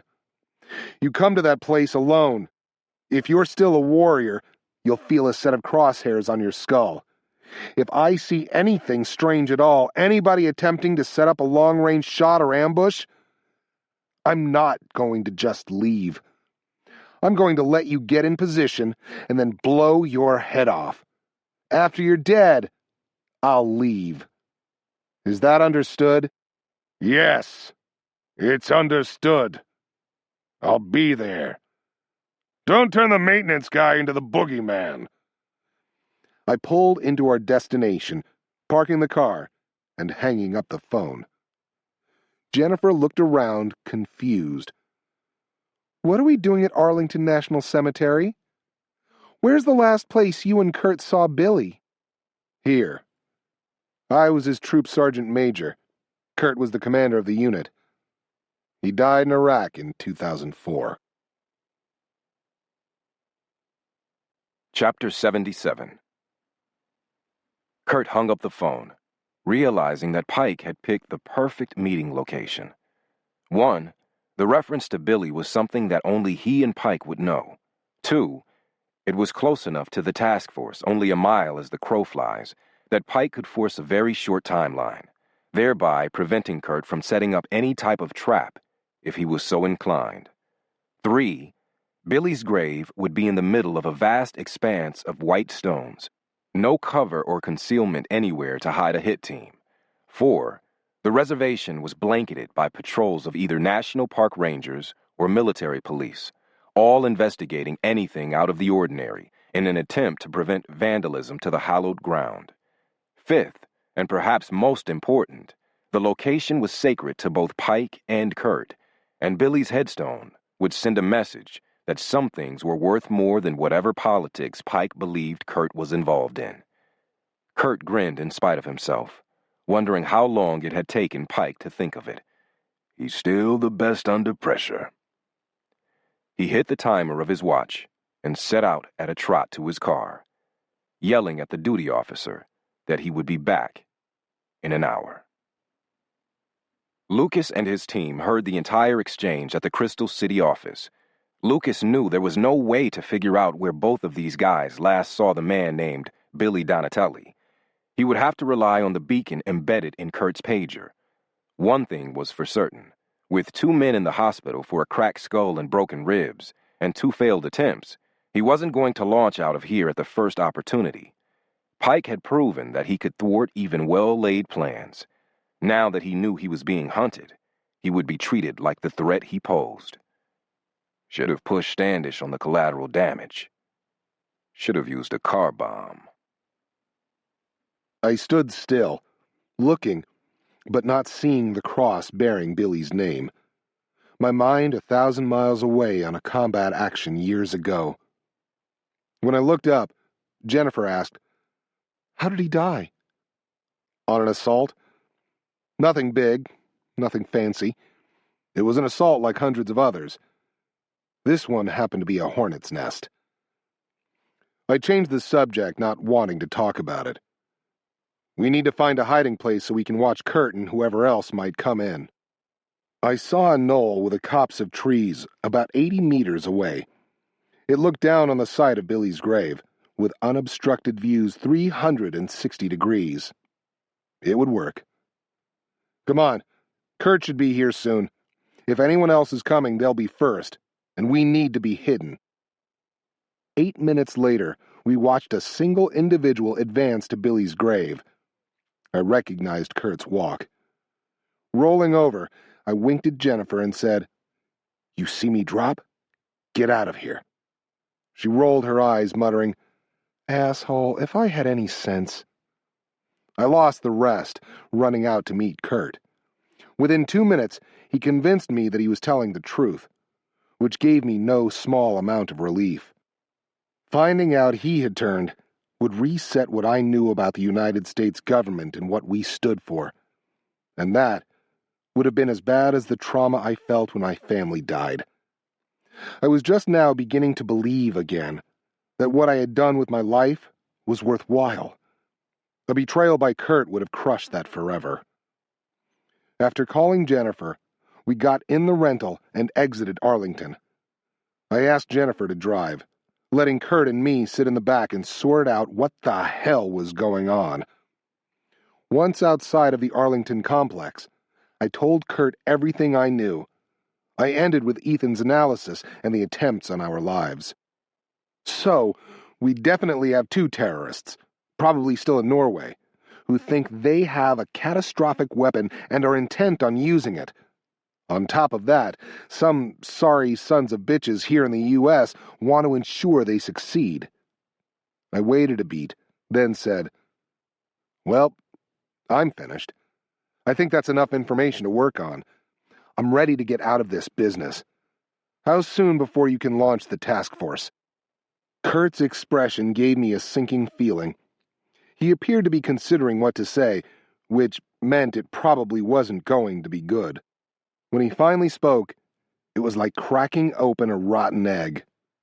"Pike, look, I don't think there's anything the task force can do about this. I can't just launch willy-nilly whenever I feel like it. There's the Oversight Council to think about. This is more of a problem for one of the special mission units." I was speechless. I'd thought he was going to say he couldn't do anything for 2 or 3 weeks, not that he wouldn't do anything at all. I finally spit out, "What the hell are you saying? Terrorists are about to kill hundreds, if not thousands of people? We may be on the verge of World War III. Ethan was skinned alive for this information, and you're worried about some pissant council oversight?" Out of the corner of my eye, I saw Jennifer flinch at my statement, then stare into the rearview mirror, trying to catch my eye. I ignored her.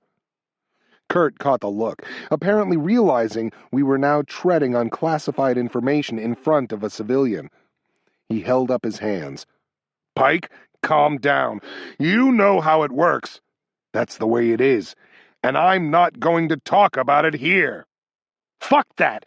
Read her on later. She's lost her fucking uncle and about lost her own life for this. She's not going to run around spouting at the mouth, and I want an answer. I've earned an answer." He said nothing for a minute, making up his mind. "All right. You know the answer. Our unit was not designed for, and is not capable of a rapid alert scenario. That's why the damn Delta Force exists. It takes us months to develop the infrastructure and cover to penetrate a sovereign country and take down a target without it being exposed as an American operation. We can't simply pick up and haul ass to Norway like an invasion force. It would compromise the unit." Who gives a shit? Jesus, what's more important? 4 people have died already. 2 more were shot attempting to stop me from seeing you. I can't believe you wouldn't gladly throw the unit away to do this. I can't understand where you're coming from. "Pike, it's more than the task force. If we get compromised, it will bring down the president. Not only that, but his entire administration, and would literally shock the nation to its core. Do-gooders would seize the opportunity to muzzle every other action against the terrorist threat. You think internet wiretaps are hard to do now? After this, they won't exist at all. In fact, It's not hyperbole to say the best thing that could happen for Al-Qaeda is for the task force to be discovered in a foreign country killing terrorists. It would make Lillehammer look like a mild error in judgment. I knew all about Lillehammer, and the irony wasn't lost on me that these terrorists had gone to the same country that caused Israel's Wrath of God operation to blow up in their face. In June of 1973, Israel had sent a hit team to the small town in Norway to kill Ali Hassan Salameh, otherwise known as the Red Prince, the man responsible for the 1972 Munich Olympic massacre of Israeli athletes. Instead of getting him, they killed an innocent Moroccan waiter by mistake. Rapid police work uncovered the Israeli connection, with several of the agents being arrested before they could get out of the country. The repercussions were immediate and profound, starting with the permanent dismantling of the Wrath of God teams and ending with Israel being vilified on the world stage, compared to the very terrorists they sought to kill. I didn't buy the argument. Sir, I get where you're coming from, but there's a higher purpose here. Israel was simply conducting an attack based on revenge. We're trying to preempt a WMD attack to save countless lives, for Christ's sake. It's not the same thing, even if we get compromised. The repercussions are worth it.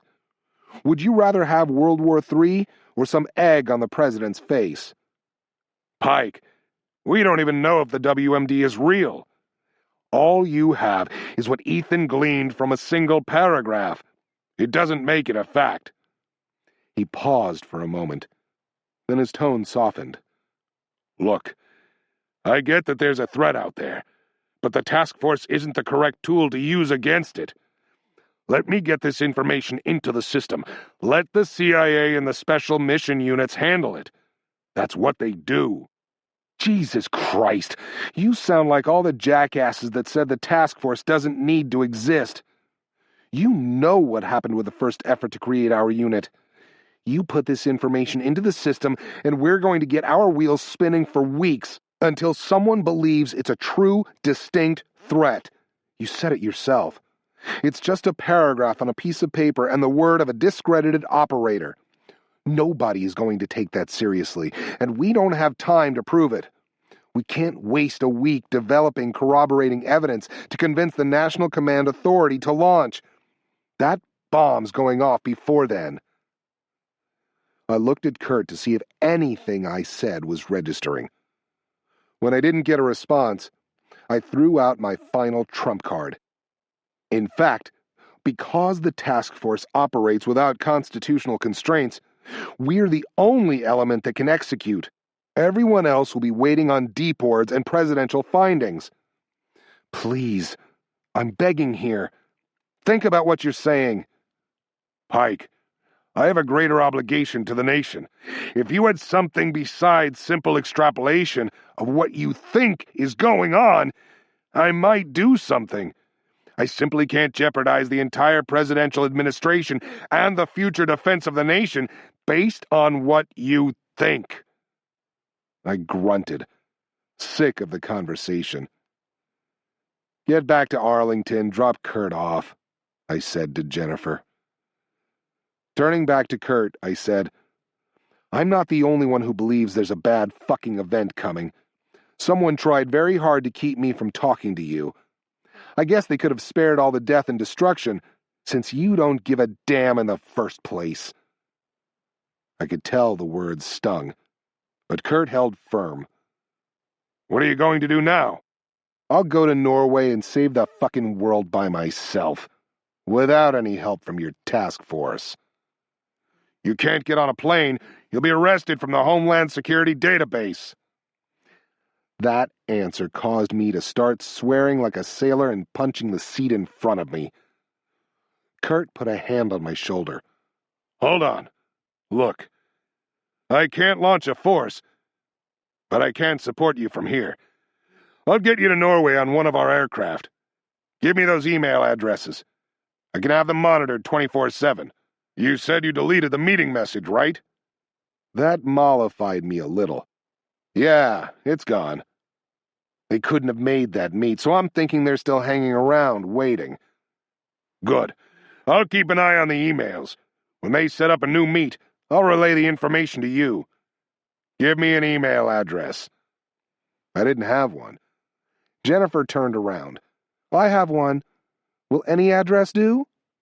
Yeah, I don't care what it is. Jennifer gave him a Hotmail address. Kurt said, Good enough. We'll monitor this 24/7 as well. If you need any analytical help, send us an email. Kurt reached into his pocket, pulling out his worldwide pager. Here, if you find them and confirm there is a weapon, use this. You remember how, right? Yeah, I remember. You alert us back here, and I'll assume you've found something. I'll launch a team your way. He held the pager in his hands, not yet passing it over. Pike, I meant what I said. Don't press this button just because you believe something's going on. Don't use it for your own personal vendetta. Once I launch and we get compromised, there's an even chance that the U.S. government is going to go through a seizure. Make sure it's worth it. Chapter 78. Kurt gave me the pager saying, One more thing. You really will be on the impossible mission force on this one. You get caught, and you're going to be hung out to dry. You won't get any official sanction from here. I didn't expect it. I won't get caught. I haven't been yet. We pulled into Arlington and switched to Kurt's car. We spent the majority of the time it took to drive to the Dulles FBO, listening to Kurt set up an aircraft for me. Finally, it was done, and I got to ask about the men who had tried to kill us. He said, I've been thinking about that quite a bit, but really have no idea. Whoever it is has a lot of power, but all the people with power like that simply wouldn't do it. Doesn't make any sense to me. I can't even figure out why they would want a terrorist attack to occur in the first place. The whole thing is screwy. Anyway, it's no longer your concern. Huh? It's exactly my concern. They aren't trying to kill you. They're trying to kill Jennifer and me. Kurt's face became hard. That's not what I meant. You focus on the terrorists. I'll find out who killed Ethan and tried to kill you. Don't worry about them. They have ceased to exist. I can't bring back Ethan's family, but I promise you the men who did that will pay. Out of the corner of my eye, I saw Jennifer visibly blanch. I'd purposely not told her the grisly details of Ethan's family to spare her feelings, but she had now connected the dots between the body count and who was dead. Maybe realizing for the first time that doing the right thing had consequences outside of our control, and that the good guy doesn't always win. Kurt continued pulling into the general aviation section of Dulles. Whatever you do, don't call my cell phone until I have it scanned. Those assholes are tracking either you or me, and I don't trust my own equipment at this stage. I've got the thing dismantled in my pocket right now. We pulled into Signature Air at the Dulles FBO. He parked the car and turned around. Well, I couldn't get you a junky airplane. All we have available at short notice is the Rockstar bird. I grinned. Perfect. Nothing like riding in style. Jennifer looked from me to Kurt, asking, What's the Rockstar bird? Are we flying on a Greyhound tour bus? Better than that. It's a Gulfstream 4, just like the Rockstars use. Then the second part of her question hit me. And we aren't flying on it. I am.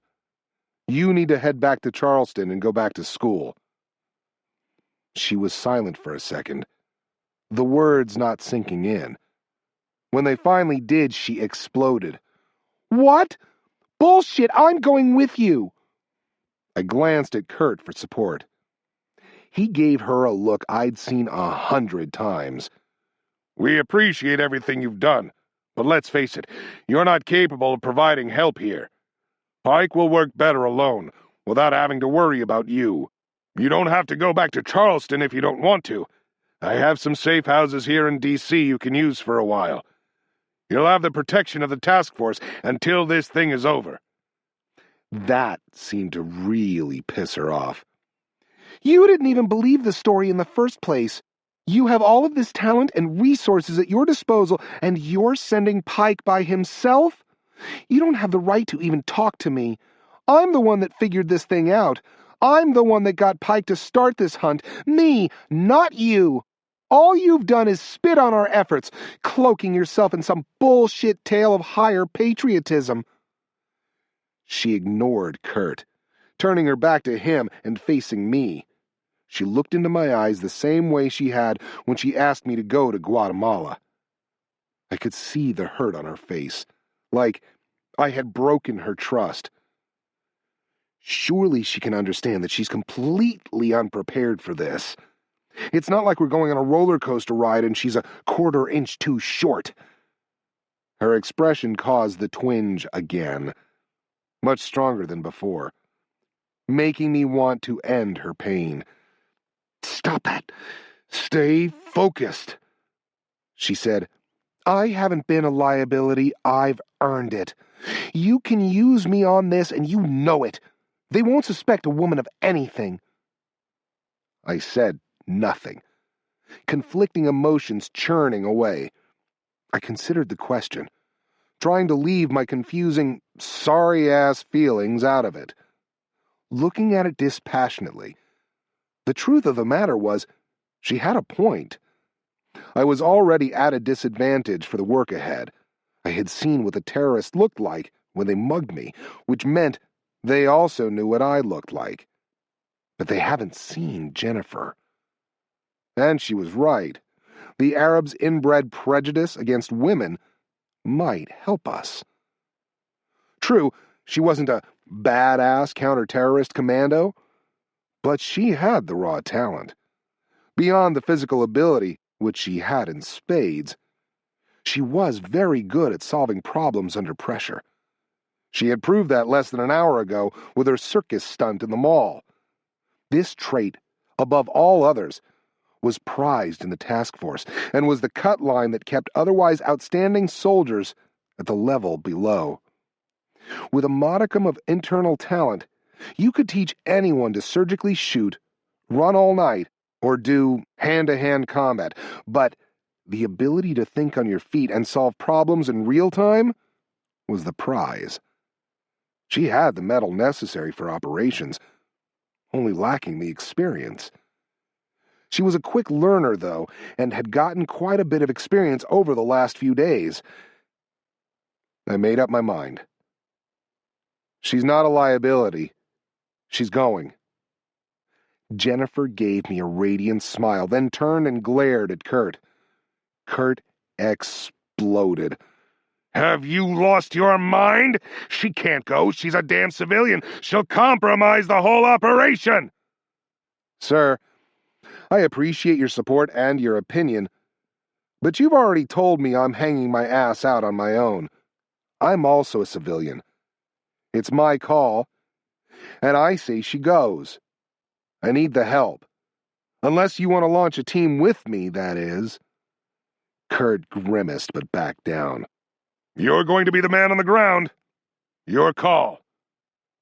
"Thanks. We'll contact you when we get in country.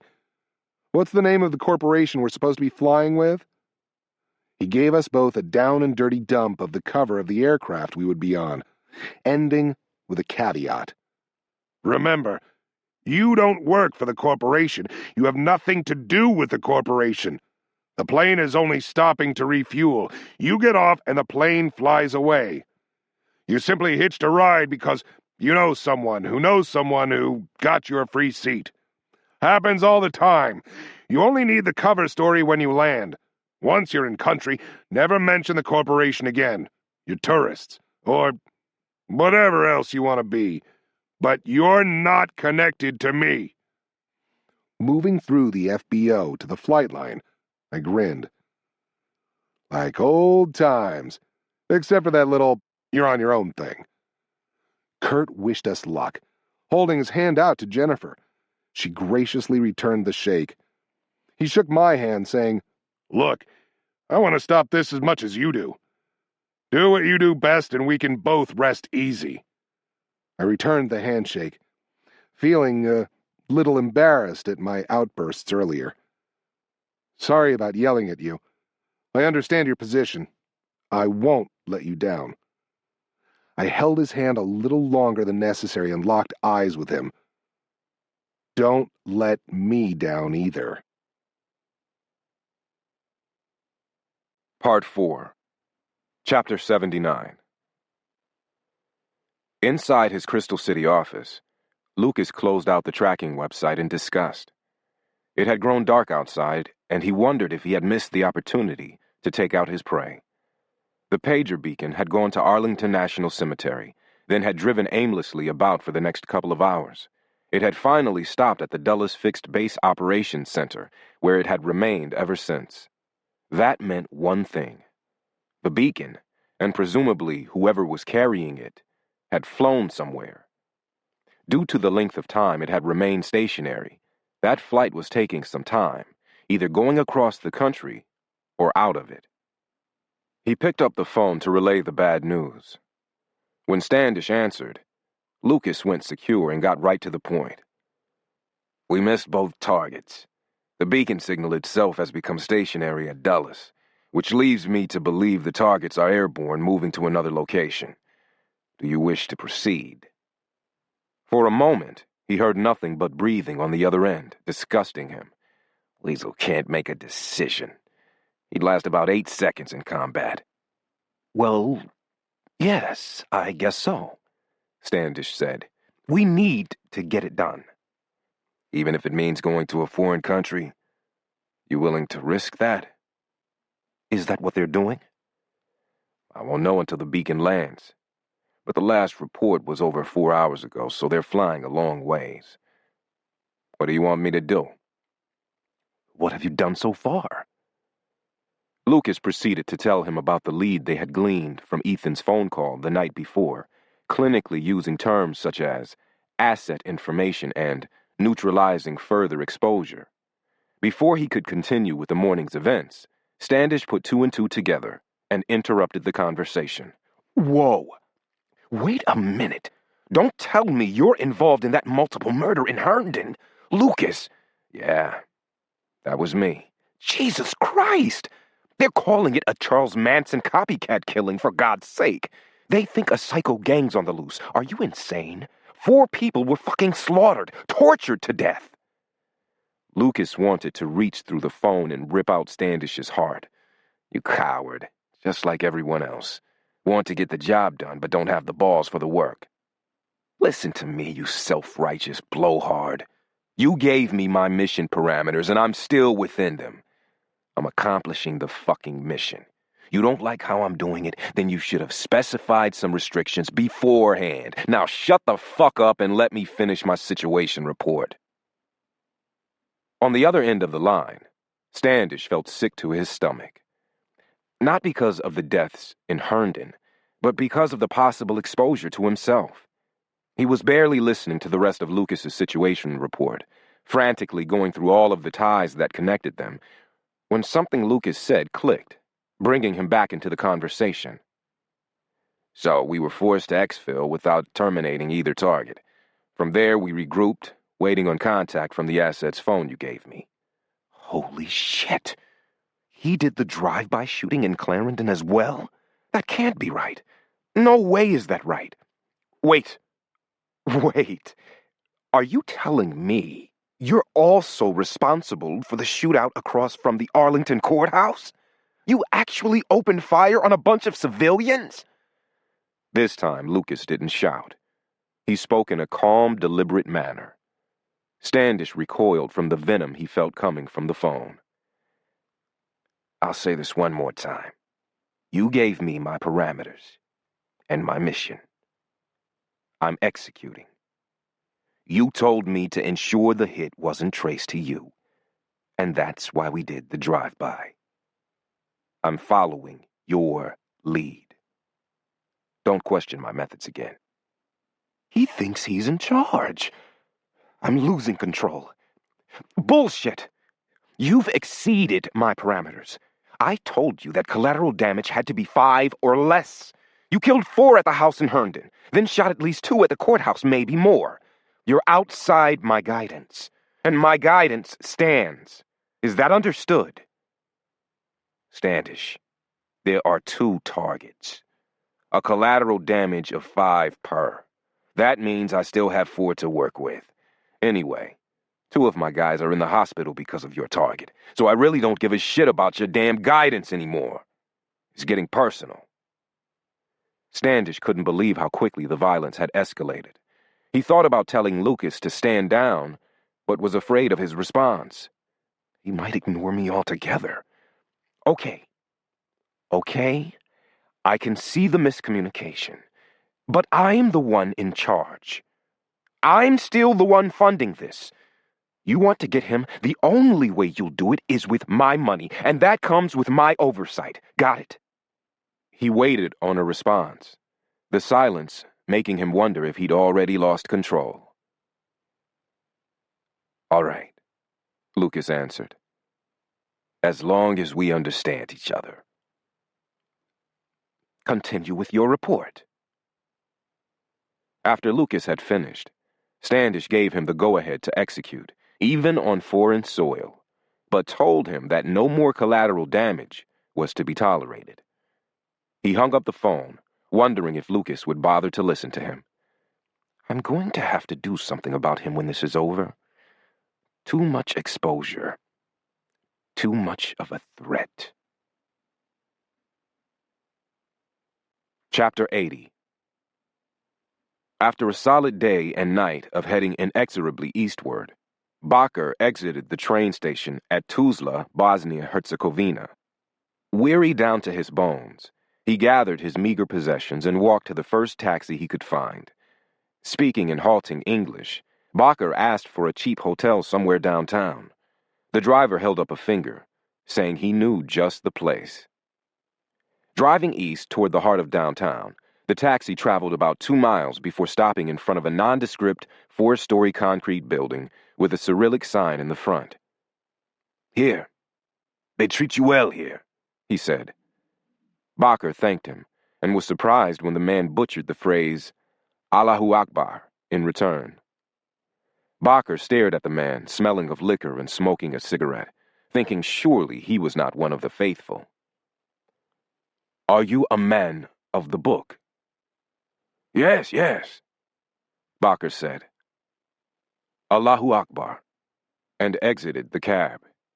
He knew that the horrific civil war that had occurred in Bosnia during the 1990s had been primarily between the Serbian Christian population and the Bosniak Muslim population, but had never stopped to think that a Muslim in Bosnia was as far removed from his version of Islam as the far enemy itself.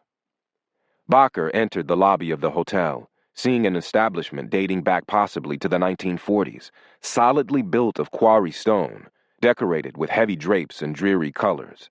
The long registration desk, complete with old-fashioned boxes mounted on the wall behind for the guest to place his or her key, was manned by a thin, acerbic-looking man wearing the ubiquitous black leather jacket found all over Bosnia.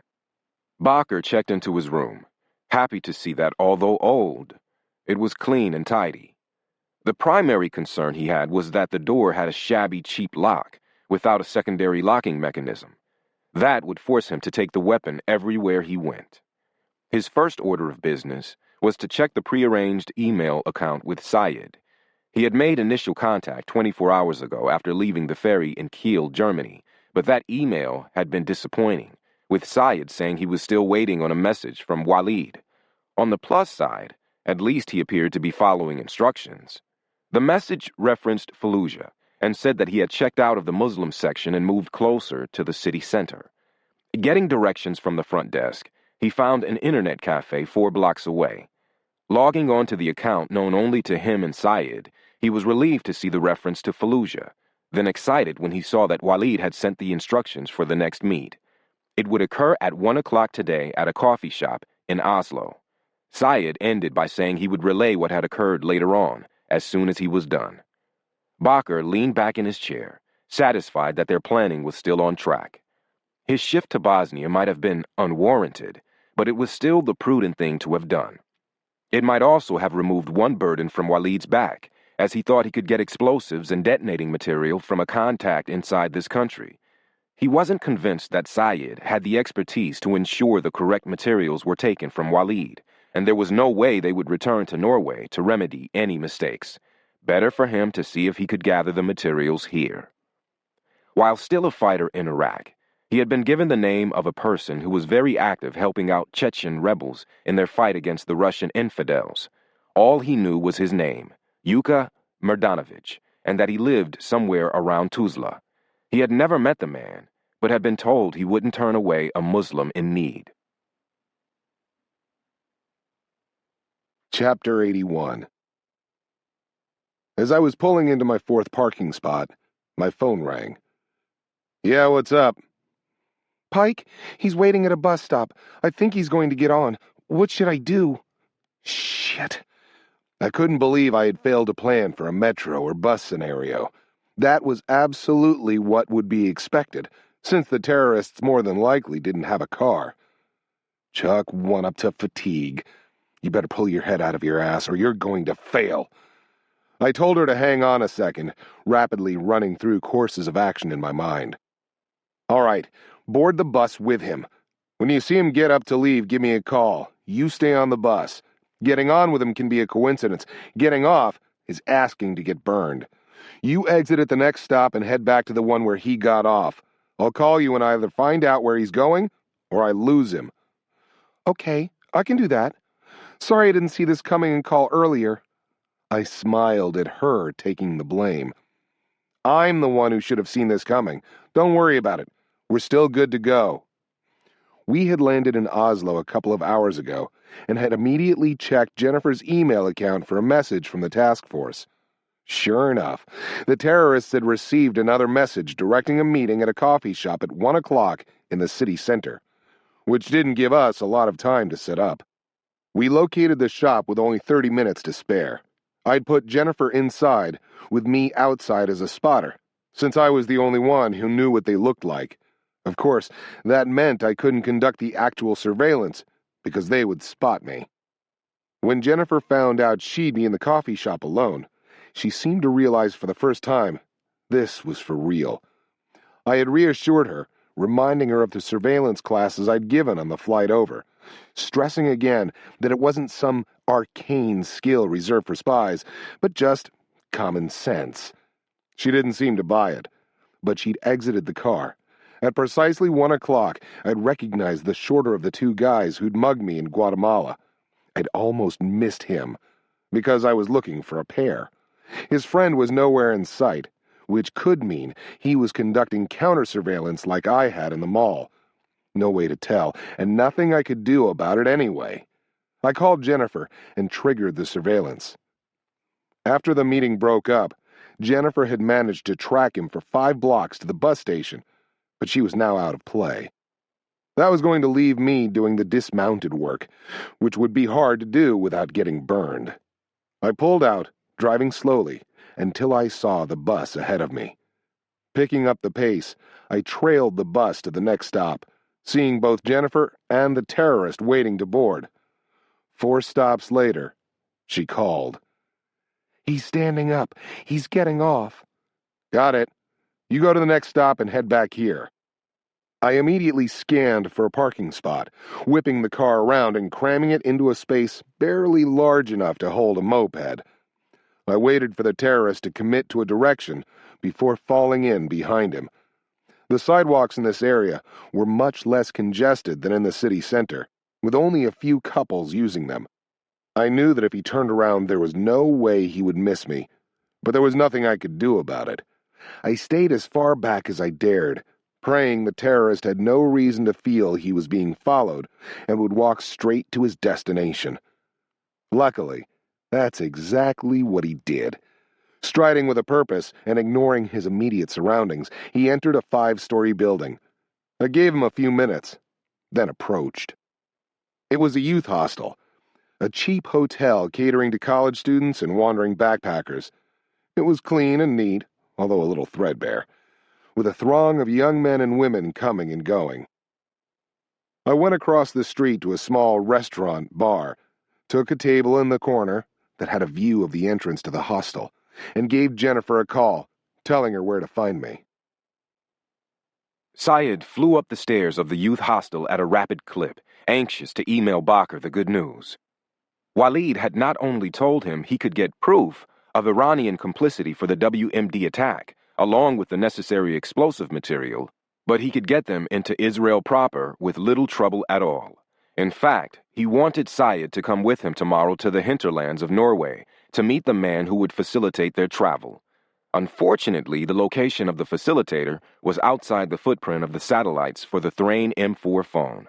While they covered a broad swath of the world, it wasn't 100% coverage.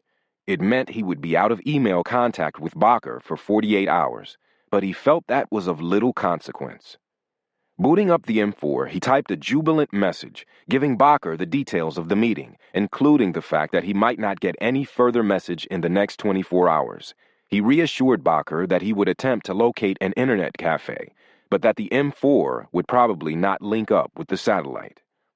As he leaned back with a sense of satisfaction, Syed's reflections on his meeting with Walid were interrupted by a growling in his stomach.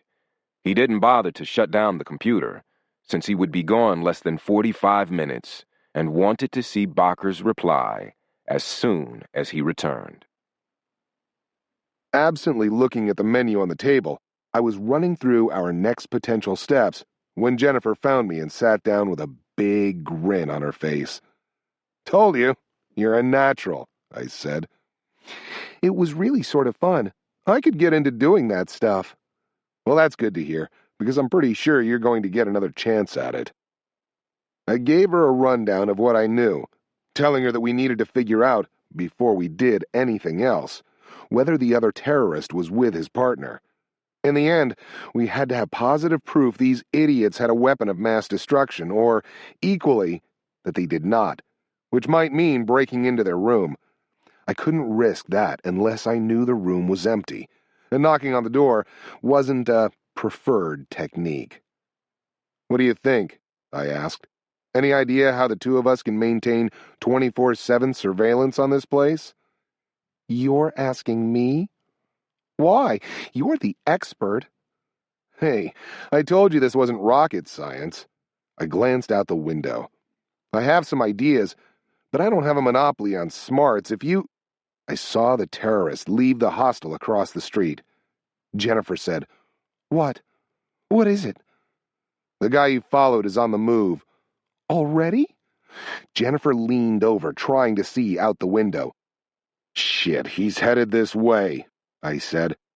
I looked around for another exit, but we were out of luck. Short of running through the kitchen, the front door was the only way in or out. I saw the man halfway across the street and moving with a purpose directly toward our restaurant. "He's coming in. Hide your face." Jennifer picked up a menu and pretended to read it. I did the same, but my angle was horrible. At least Jennifer had her back to the guy. I was facing the entrance, with the small menu the only thing hiding my features. I heard the front door open and tried to become invisible. I waited for some indication that he had walked deeper into the restaurant, but heard nothing. Why is he standing at the entrance? "Move, damn it! Go to the bar!" The bell on the front door chimed again. Without lowering the menu, I glanced back out the window, seeing someone running toward the hostel. With a start, I realized it was the terrorist. "Shit, we're burned. We need to stop him before he gets to his buddy." I raced past a group of startled patrons and flew out the door. I ran as hard as I could, slowly closing the distance. I saw him look back, fear etched into his face. He put on a final burst of speed, taking the steps to the hostel 3 at a time. He blasted through the front door, bowling over a couple at the entrance. I came through the entrance right behind him, in time to see him fling open a stairwell door. I followed, a flight and a half of stairs behind, then narrowed it to one flight. I heard him open the door above me. I reached the 4th floor and exited the stairwell, catching a glimpse of a man entering a room midway down the hall. I had no idea if it was the terrorist or not, but had no other options. I took off at a dead sprint. I reached the door just as it was slammed shut, jamming my foot in the opening and letting it bounce harmlessly against the sole of my boot. Drawing back, I threw my full weight against the door, causing it to explode inward, flinging whoever was behind it against the wall. I followed the open door into the room and recognized the terrorist on the floor. I reached out to grab him, but he scrambled away, putting the bed between us.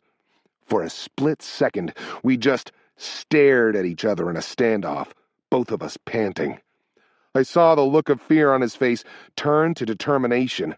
I moved into a fighting crouch, preparing for the assault that was coming. It never came. Instead, he shouted, "Allahu Akbar," then turned and launched himself headfirst out of the window, shattering the glass with his momentum. The scream continued for 4 long floors, growing fainter like a passing train whistle, until it was abruptly cut off when his body impacted the street below. Before I could assimilate what had happened, I heard someone else at the door and whirled around, seeing Jennifer, out of breath from her run. She looked around the empty room, then at me. "Where'd he go?" Chapter 82.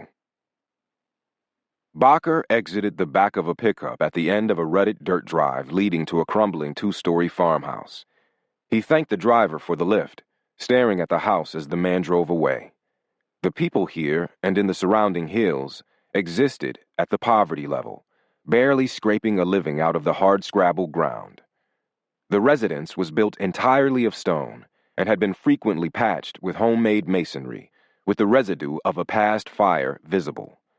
Moving listlessly about in a pen next to the farmhouse were a couple of skinny goats and a small flock of chickens, all digging in the dirt to find a bit of greenery that had long since been eaten. It had taken Bakker the better part of the day to track down Yuka's residence, and he still wasn't sure this was it. Before walking up to the house, Bakker reviewed in his mind the tale he would spin to obtain Yuka's help. Bakker had learned of Yuka's existence through a Chechen who had come to Iraq to glean IED techniques that he could take back to his fight against the Russian invaders of his homeland. Bakker knew that Yuka was a supporter of Muslim causes, but not because of the religion. That just happened to be the common denominator between himself and others like him. Before the summer of 1995, it was unlikely that Yuka had even considered his religion as something that defined him. In July of that year, the Serbian army had surrounded Yuka's town of Srebrenica and set about on an orgy of violence, wantonly killing men, raping women, and burning everything touched by a Muslim hand. Bakker knew he would need to play on Yuka's emotion of Muslim unity, steering clear of any mention of Al-Qaeda and the Great Satan. Far from wanting to harm the United States, Yuka actually liked America, since it was American air power, under the guise of NATO, that had come screaming in to punish the Serbians when the truth of Srebrenica reached the world. It disgusted Bakker, but he was sure that Yuka didn't hold America to blame. Because of this, Yuka would have to be handled carefully. Bakker rapped on the rough-hewn door, hearing movement on the other side. "Yes. Can I help you?" Bakker was unsure about the man before him. His face held deep wrinkles, made more pronounced by the dirt ground into the crevices, his eyes sunken with large black circles underneath. The age fit, but Bakker had expected more of a sense of purpose, a little more fire in the person he was seeking. What he saw was a man stooped by a lifetime of eking out a living from the ground, not a man steeled by a lifetime of fighting. "Yes, I'm looking for a Bosnian named Yuka. I'm on my way to Chechnya, and I was told by a friend that he may be able to help me." Bakker watched the man go through a small transformation. He straightened up, giving Bakker a penetrating stare with pale blue eyes, apparently measuring his mettle with the gaze alone. He leaned against the door jamb, now projecting a sense of confidence where before there had only been defeat. Really? And what would this friend's name be? Milan Petrovich. He knew I was coming this way and asked for me to pick up some things for him en route to Chechnya. Things that a Bosnian named Yuka Mrdanovich could provide. The man stepped away from the door, holding his arm open in a gesture of welcome. I am Yuka. I'm at the service of any man befriended by Milan. Come inside and tell me how I may help. An hour later, Bakr stepped out of Yuka's decrepit Lada in front of his hotel in downtown Tuzla, carrying a small wooden box, a gift from Yuka. Milan will be forever grateful for your attention to his wishes, Bakr said. Yuka waved his hands, washing away the compliment. I'm the one who will forever be grateful to Milan. I owe him my life. Beyond that, he's taking up arms to protect his people. Helping you help him is a small measure, and I'm glad to do it. Yuka leaned over to the open window. If you have any trouble finding the house or getting in, call this number. He handed Bakr a scrap of paper with a Bosnian international number written on it. The phone is located in a clean house near the one with the supplies you need. Nobody will answer, but the messages are checked every day. Don't say who you are. Just tell them what you need. It'll be provided. Bakr took the number and waved goodbye, watching the Lada jerk forward, belching smoke. Yuka had served his purpose. He had given him the location of a safe house on the northern side of Sarajevo. Inside this house were all the necessary components to fabricate any type of explosive device he desired. Bakr hadn't needed to prove his Chechnya credentials or state his requirements at all. Yuka had taken it on faith that he was there on behalf of Milan, and had stated that Bakr could take anything he wished from the house. At one point in the conversation, while describing the inventory of the house, he stood up. I have just the thing for you. Something special that I don't keep in the house in Sarajevo. In fact, it's the only one I have ever seen. Leaving Bakr alone in the rustic den, he rummaged around in a hall closet, returning with a wooden box. Inside was a wireless remote detonation device. Covered in Cyrillic lettering on the outside, it was small, with the receiver about half the size of a pack of cigarettes, and the transmitter slightly larger than a baby dill pickle. It was a state-of-the-art device used to clandestinely fire explosives from a distance. How Yuka had ended up with it was anybody's guess. While Bakr was happy with the option to remotely fire the weapon from up to 200 meters away, he knew the detonator's true benefits lay in its channel-hopping capability and the fact that it used a separate signal for both arming and detonating. Having played the IED game extensively in Iraq, Bakr understood that these features would defeat the average countermeasure employed against radio-controlled improvised explosive devices. Known as a jammer, the countermeasure basically broadcast a louder signal than the IED transmitter, preventing the receiver from getting the command to detonate, thus jamming it. A simple concept, it was analogous to a person listening to a radio station in the middle of nowhere. 1 second, the channel's putting out country music, the next gothic rock, as the radio itself relayed whichever signal was strongest. The IED jammer worked the same way. It blasted out huge amounts of white noise on the transmitter's frequency, preventing the receiver from hearing the command to detonate. The channel-hopping feature on Yuka's device meant that the transmitter and receiver, synchronized together, frenetically hopped frequencies from the moment it was turned on, never transmitting on the same frequency for more than a millisecond. This ensured that the average jammer wouldn't be able to defeat it, as it wouldn't be able to sufficiently track which frequency the detonator was using, and thus couldn't override the signal. The second feature, the separate signals used for arming and detonation, meant that the weapon wouldn't be inadvertently set off by someone opening his garage or playing with a remote-controlled airplane. In order for the device to explode, it would take one signal linked to a security code to arm the bomb, and another, also linked to a code, to detonate it. Yuka had placed the detonator reverently in Bakker's hands, beginning to fidget once he realized that he had given it away.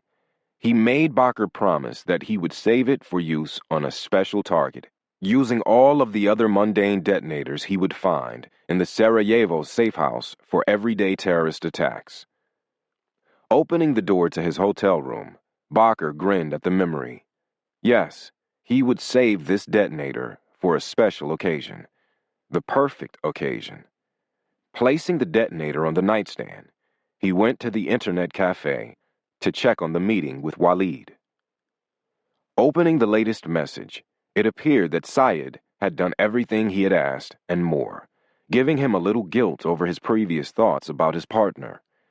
He was a little concerned by the lack of email contact in the next 24 hours, but seeing this email had arrived within the last hour, he was sure Syed would check his account one more time before leaving and reply. He typed a quick response, describing his successful meeting with Yuka. He hit send, finally beginning to accept that everything was working out. Chapter 83. Jennifer asked again, "Where is he?"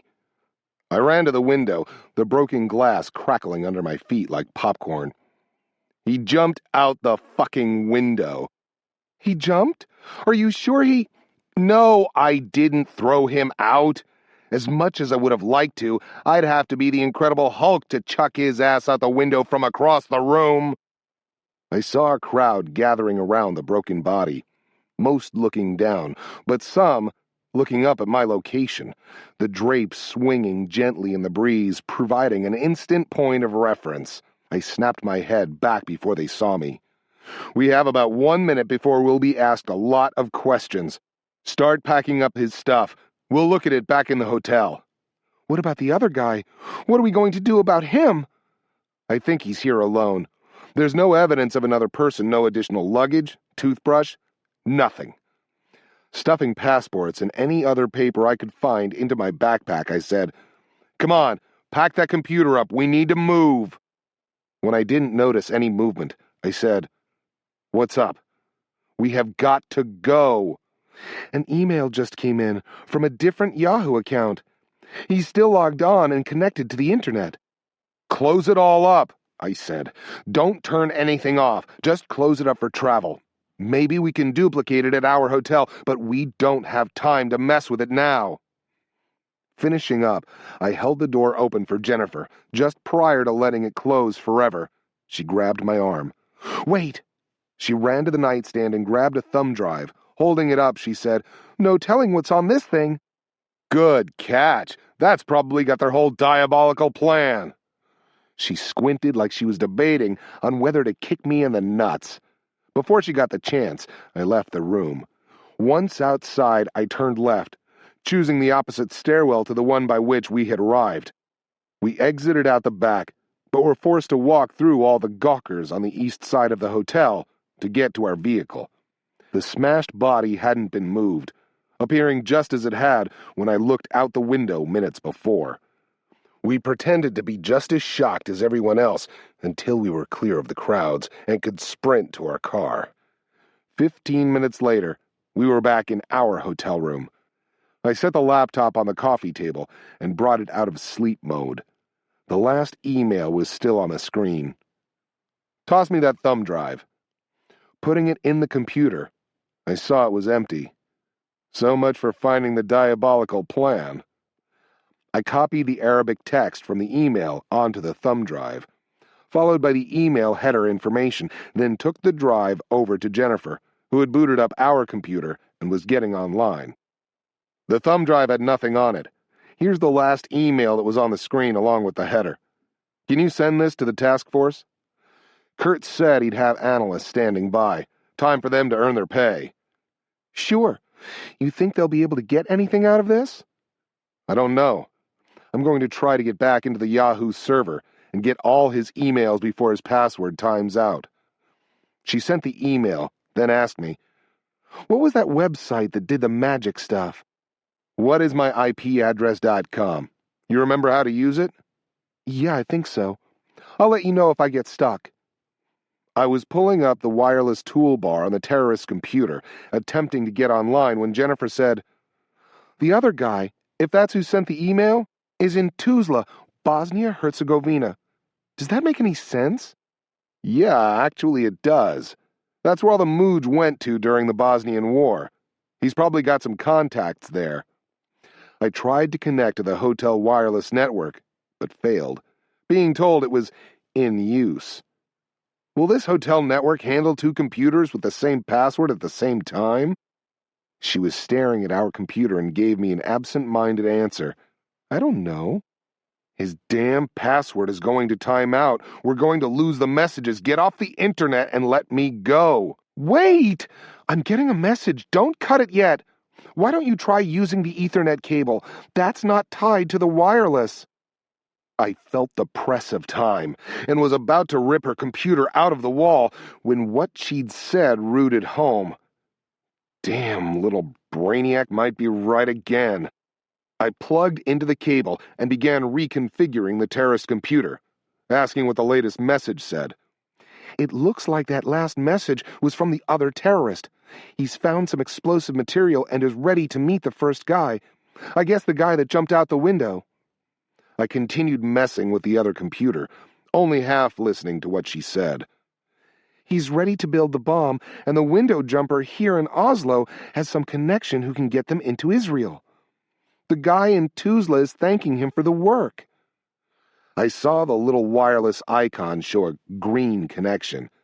Yeah, I'm online and his account's still open. Didn't you hear what I just said? Yes, I did. Give me the thumb drive. I want to copy all the messages in the sent and received files. She passed it over, allowing me to load the new messages. Send that to them. See what they say. She did as I asked, saying, Pike, what are we going to do? I guess I had hoped that at some point we'd figure out we were wrong, especially since nobody else wanted to believe us. Every time we find something new, it tells us we're still right. Hang on. Let's see what the rest of the messages say. We can figure it out from there.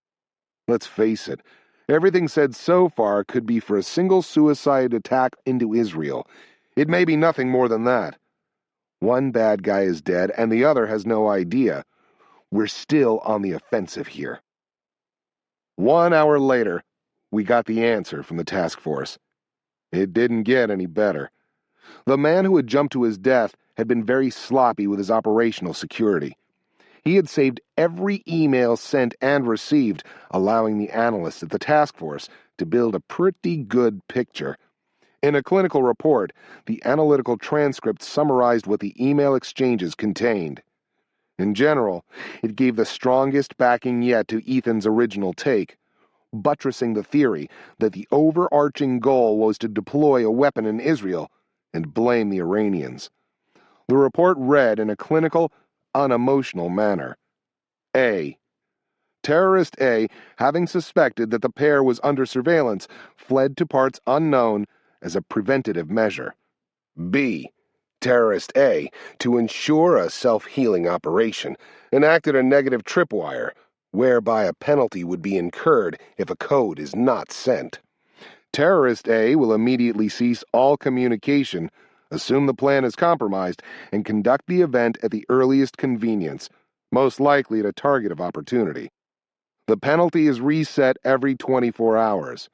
The code itself is undetermined, but most likely is some combination of words within each email sent.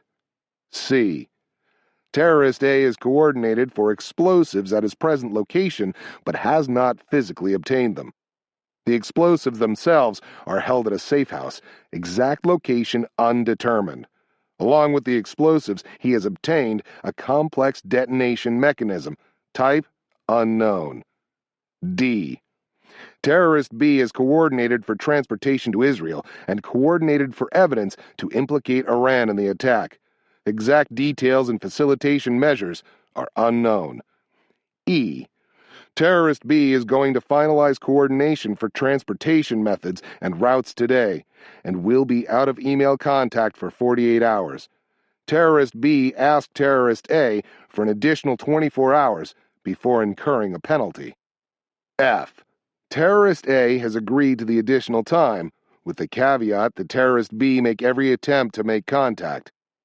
It is the consensus of the analysts that together, both terrorists have the means at their disposal to introduce an explosive device inside the borders of the State of Israel. It is further believed that they have the means to blame the attack on the State of Iran, at least initially. It is impossible to ascertain from the emails presented whether this blame will withstand rigorous forensic and investigative scrutiny, although it is the opinion of the analysts that such scrutiny may not occur, as the politics of the event will more than likely supersede any attempt at determining the actual facts, with initial reports becoming the perceived truth. On the question of whether the event will be WMD-related, the analysts could not reach a consensus. There is no evidence that the device is a WMD, as neither terrorist refers to it as such, and a review of worldwide all-source intelligence for the last 30 days does not reveal any new indications of recent WMD activity. It may simply be a conventional terrorist operation with little second and third order repercussions. On the other hand, it is unusual for this much preparation, coordination, and infrastructure development be used to support a single suicide attack. Not good. Looks like we have 48 hours to play with. The Mooj motherfucker's going on a suicide run after that. No telling where. Jennifer's face was pale. We can't do this alone. Can't Kurt go get that guy now? Isn't this enough proof? No. You heard his dilemma in D.C. That hasn't changed. It's sad to say, but a simple suicide attack won't cut it. He's not going to risk political upheaval on an event that occurs every day all over the Middle East. He's also not going to launch based on our hunch, especially when his own analysts can't agree that it's a WMD. We have to prove it. How on earth are we going to do that? Same way we were here. He's obviously got the device, if there is one. We didn't find one here, so we need to go there, find him, then check out what he has. Where's there?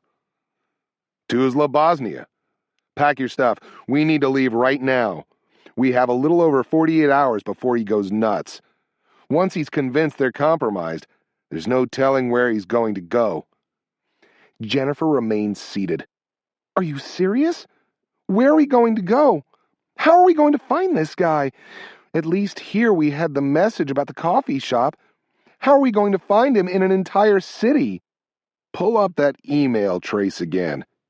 It should have come with a map. It's not that accurate, but I've been to Tuzla. It's not that big of a place and probably doesn't have that many internet cafes. It's a long shot, but we go to Tuzla, find the closest cafe to the map location given, and see if we can find him. What happens if we don't find him? He blows up a bunch of people. Not much we can do about it. All we can do is try. Shit, Pike, we can't do this. We're going to fail. Fail! Can't you see that? Why isn't anyone else helping? She put her head in her hands. I sat down next to her and rubbed her back. Look, this will all be over, whether we like it or not, within the next 48 hours. All we can do is try our best. Hang in there for a couple more days, and it will end, one way or another. She sat up. I was relieved to see a spark back in her eyes. Okay, 48 hours, but when we get home, I am kicking somebody's ass in the United States government. Chapter 84. 5,000 miles away, Kurt Hale sat at his desk with the latest intel reports from Pike. He rubbed his eyes, not liking the choices he faced, or the repercussions if he chose incorrectly. He wasn't surprised by the fact that there was no black and white description of the terrorists' intentions or capabilities. It was just the way of intelligence. From past experience, he knew there was never a smoking gun. You always had to make a judgment call, read the tea leaves, and hope you came close. He knew that Pike would take the commander's intent he had given seriously and wouldn't send an alert unless he proved there was WMD involved. Unfortunately, according to this last batch of emails, waiting until Pike's call might be too late. The team wouldn't have time to launch from the U.S. to wherever Pike ended up before the terrorist fled on his suicide mission, killing thousands and possibly starting World War III. On the other hand, if Kurt did launch a team, he would quite possibly bring down the President of the United States of America and irreparably harm the future defense of the nation, whether the threat was real or not. Once he pulled that trigger, there would be no going back. Kurt knew that hunting a human being was hard enough, especially one who knows he's the prey. Accomplishing the mission in another sovereign country without leaving any fingerprints, the way the task force operated, was exponentially harder. Before starting up the task force, Kurt had studied any and all operations that had a hint of being the same as what he would be called upon to conduct. He had learned, through others' mistakes, that just getting the guy wouldn't qualify as a success. The most glaring example post 9/11 that Kurt had seen was a rendition operation of a radical Egyptian cleric called Osama Mustafa Hassan, or Abu Omar, from Milan, Italy, by the CIA in 2003. The operation itself was conducted successfully, with Abu Omar captured and flown to parts unknown. But the ensuing police investigation uncovered the entire plot, to include the specific names of CIA operatives involved, using cell phone records, car rental receipts, hotel guest logs, and other old-fashioned police work. The Italians dissected the entire operation from start to finish. His abduction was ruled an illegal kidnapping, with most of the CIA operatives named in an arrest warrant. Since Italy is a member of the European Union, the warrants were valid in every other EU member nation. The end state was an enormous embarrassment for the CIA, with scores of operatives no longer able to set foot on the European continent. The point was driven home to Kurt that the actual capture or killing was the easy part. He decided that the task force would never attempt an operation without the requisite groundwork laid first, which took time. If a target presented itself before they could conduct the operation without compromise, it was passed up to wait for a better day. Now the task force had no time to prepare, no infrastructure in place. Kurt had no doubt that they could successfully snatch or kill the terrorist currently in Bosnia, but knew that it would take little police work to unravel that Americans had been involved. Once word reached back that a capture-kill operation had occurred involving American forces, the press and the U.S. government itself would unwittingly help the Bosnians in their investigation, with the task force exposed as a paramilitary organization operating outside the bounds of U.S. law. The president would have no choice but to step forward and accept responsibility. He would have liked someone to talk to, someone to bounce ideas off of, but he had purposely kept his support of Pike a secret from his own men, including George Wolfe. If it blew up, at least they would be protected as unwitting. The only one he trusted above him was the one man who would bear the brunt of the decision, the president, and he was currently on a European goodwill tour. Contacting him meant going through the White House communications room. Using that, with everything recorded and God knows who else listening, would be the same as announcing Prometheus in the newspaper. He thought about the Oversight Council and decided against discussing the problem with them. He had never called an emergency session, and after his last meeting with Standish, he didn't trust his ability to control the direction of the conversation without presidential support. The irony wasn't lost on him that he was contemplating becoming what he feared the most, a single man making Prometheus decisions. My fear of Standish has made me Standish. He was at the top of the slippery slope looking down. What will the reason be next time? It was his decision, and he was running out of time to make it. Chapter 85. Bakker awoke and rolled over to ensure the weapon was still in place underneath his bed. Seeing the Tupperware container, he smiled. He wouldn't need to worry about losing the weapon much longer. Today was the day that Syed was to finalize both their method of entry into Israel and the means by which they would implicate the Persian infidels. He quickly dressed, anxious to see what Syed had sent. He knew it would be another 30 minutes before the cafe opened, but he didn't have the patience to sit around in his hotel room. He decided to get a bite to eat at a coffee shop across the street from the cafe. He felt like breaking into a run after leaving the hotel, but forced himself to walk at a natural pace. The service at the coffee shop was rapid, since there were only 2 other customers, a woman who was clearly closer to paradise than the usual Bosniak unbeliever, as she had her head covered in a scarf, and, on the other side of the room, a small man who looked like he spent most of his nights on the street, with a frayed black leather jacket and dirt-encrusted shirt, his gnarled hands holding the steaming cup of coffee as if he had purchased it more for the heat it provided than the coffee itself. Bakker fidgeted until he saw the owner flip the Cyrillic sign in the window of the cafe, signaling the start of business for the day. He threw some money on the table and rapidly crossed the street. 2 minutes later, Bakker leaned back in his chair, disappointed by the fact that Syed hadn't emailed him back. There was nothing to be done about it. He would just have to wait until tomorrow for the news. He left the internet cafe, walking toward his hotel at half the speed he had used to get there. Caught in his own thoughts, he failed to notice the Muslim woman from the coffee shop match his pace on the opposite side of the street. Jennifer let the terrorist get 100 yards away before picking up surveillance behind him. Learning all the time, she now stayed on the other side of the street, knowing it gave her a better ability to keep him in sight without his suspecting he was being followed. Pike had been wrong on the number of internet cafes. There were in fact 7 within the radius of the email trace. They had driven by each one and had discarded several, one because it was located next to a police station, a few that catered solely to tourists, and those that had their interiors monitored by cameras. The process of elimination left 2 cafes, although Jennifer knew they were wishing away alternatives that might, in fact, be used.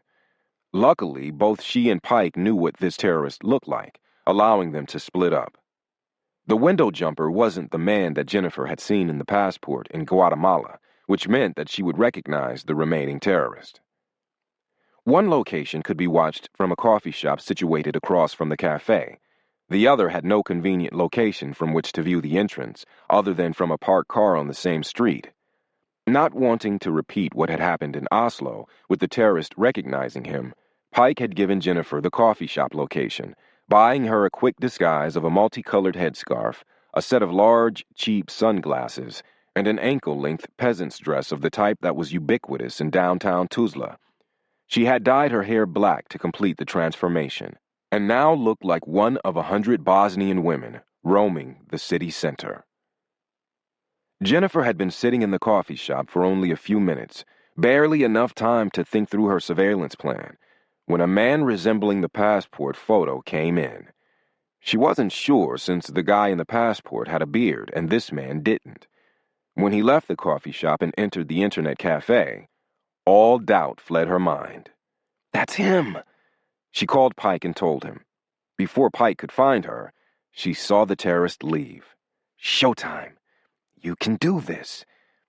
Not that hard." Jennifer started window shopping across the street, keeping pace within a football field of him, all the while running through her mind what she was going to do next. Her mission was simple: figure out where he was staying, right down to the hotel room. And I need to be right behind him to do that. She started to close the distance before she realized her dilemma. What if he walks for the next 4 miles? I can't stay right behind him. He'll wonder what the hell I'm doing. The longer she walked, the more she wanted to close the gap. Fuck. This sounded easy on the airplane. He's going to turn into a hotel and I'm going to lose him. After 3 blocks, seeing the sidewalks beginning to swell with noontime shoppers that would give her some cover, she decided she'd pushed her luck for long enough. She crossed over, her fear of missing the opportunity now overpowering. She picked up a position about 30 meters behind him, keeping him in sight through the crowds, but just barely. She called Pike and gave him an update, referring to the terrorist with the name she had seen in his American passport in Guatemala. Carlos has gone about 4 blocks from the cafe. I'm still on him. He appears to have a destination, but he's not moving with a purpose. Are you nearby? Yeah, I'm right outside your internet cafe. I'll be within a couple of blocks of you at all times. How are you holding up? I'm okay. I'm about to fall asleep on my feet, but I'm okay. Nothing like exhaustion to tamp down stress. I hear you. I just about ran over a kid 5 minutes ago. Look, I'm having second thoughts about how far we should push this today. I think you should just pinpoint his hotel. We can find some other way to figure out his room. I think we're risking too much by you going in. Why is he changing the plan now? Would you think this was too risky if you were walking behind him, or is it because you're afraid of me getting hurt? We only have another 24 hours, and I don't think we'll get another chance. I'm going to finish this. Damn it, this isn't a game. There's no trophy at the end. If he figures out what's going on, he's liable to freak out and launch the device right in the hotel. Yeah, I'm worried about you. But I'd be just as worried about any teammate. She watched Carlos pause outside of a hotel, looking left and right. She saw him glance at his watch like he was trying to decide what to do. She vaguely heard Pike continue. I'm just saying that I'm not sure a plan hashed out on an airplane after 4 days without sleep is the one we should go with. Let's figure out where he's staying and take a long, hard look at our options. She didn't reply. Focused on the terrorist, she saw him turn to the hotel entrance. Holy shit. This is it. Hello? Jennifer, you still there? He just went into a hotel. I have to go. No, Jennifer, wait! Jennifer hung up the phone and rushed forward, reaching the door in time to see Carlos moving to a stairwell inside. Focusing on the backpack he was wearing, she gave a half-thought of quitting, Pike's warning reminding her of the stakes. Stop that. Get it done. To her right, she saw a wizened old man at the front desk, reading a newspaper and paying her no mind. Crossing quickly to the stairwell, she heard footsteps above her, separated by a single landing. How am I going to figure out his floor if I can't see him? It dawned on her that she would only need to listen. When she heard his footsteps cease, she would simply exit on the next floor. No sooner had she come up with the plan than she realized she was hearing nothing but the echo of her own footsteps. Carlos had exited the stairwell. I flung the phone against the dash. What the hell is she thinking? What was I thinking coming up with this dumb-ass plan? I didn't even know where she was.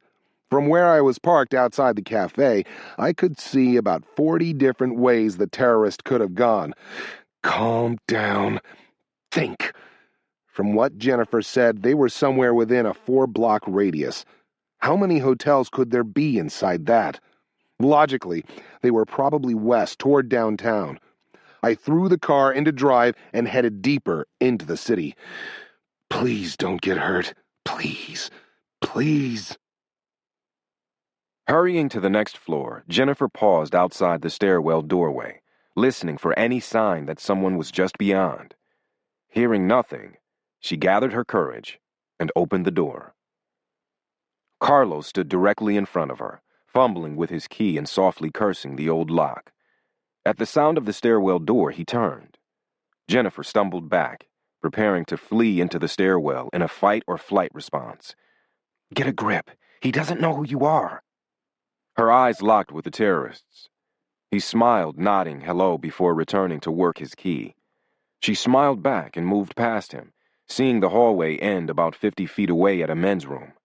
What am I going to do when I reach that? Shit. I've got no reason to be here. Should have turned around. She kept walking, feeling his eyes on her back, wondering what the hell was taking him so long. Get in your damn room. As she approached the bathroom, Her mind began to work in overdrive. What if this is a men-only hotel, or has floors separated by gender? He's going to know something's up. He's going to kill me. She envisioned him stalking right behind her, knife raised to strike.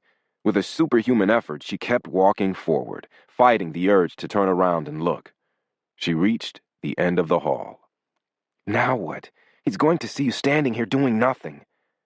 She turned to the last door and did the only thing she could think of, giving it a soft knock while stealing a glance back the way she had come. The hallway was empty. She felt her knees begin to buckle and threw her hand up to the door jamb for support. Jesus, why don't I listen to Pike? Leaning against the frame with her eyes closed, taking quick, shallow breaths, she didn't even notice that the door had opened until she heard someone speak. Standing in front of her, in his underwear, black socks held up by garters on his skinny legs, wearing a stained wife-beater t-shirt, was a man of about 60. The man looked at her suspiciously and said something in Serbo-Croatian. Feeling nauseous, Jennifer said, "Sorry, wrong room." She speed-walked back down the hallway, taking care not to make any noise as she opened the door to the stairwell.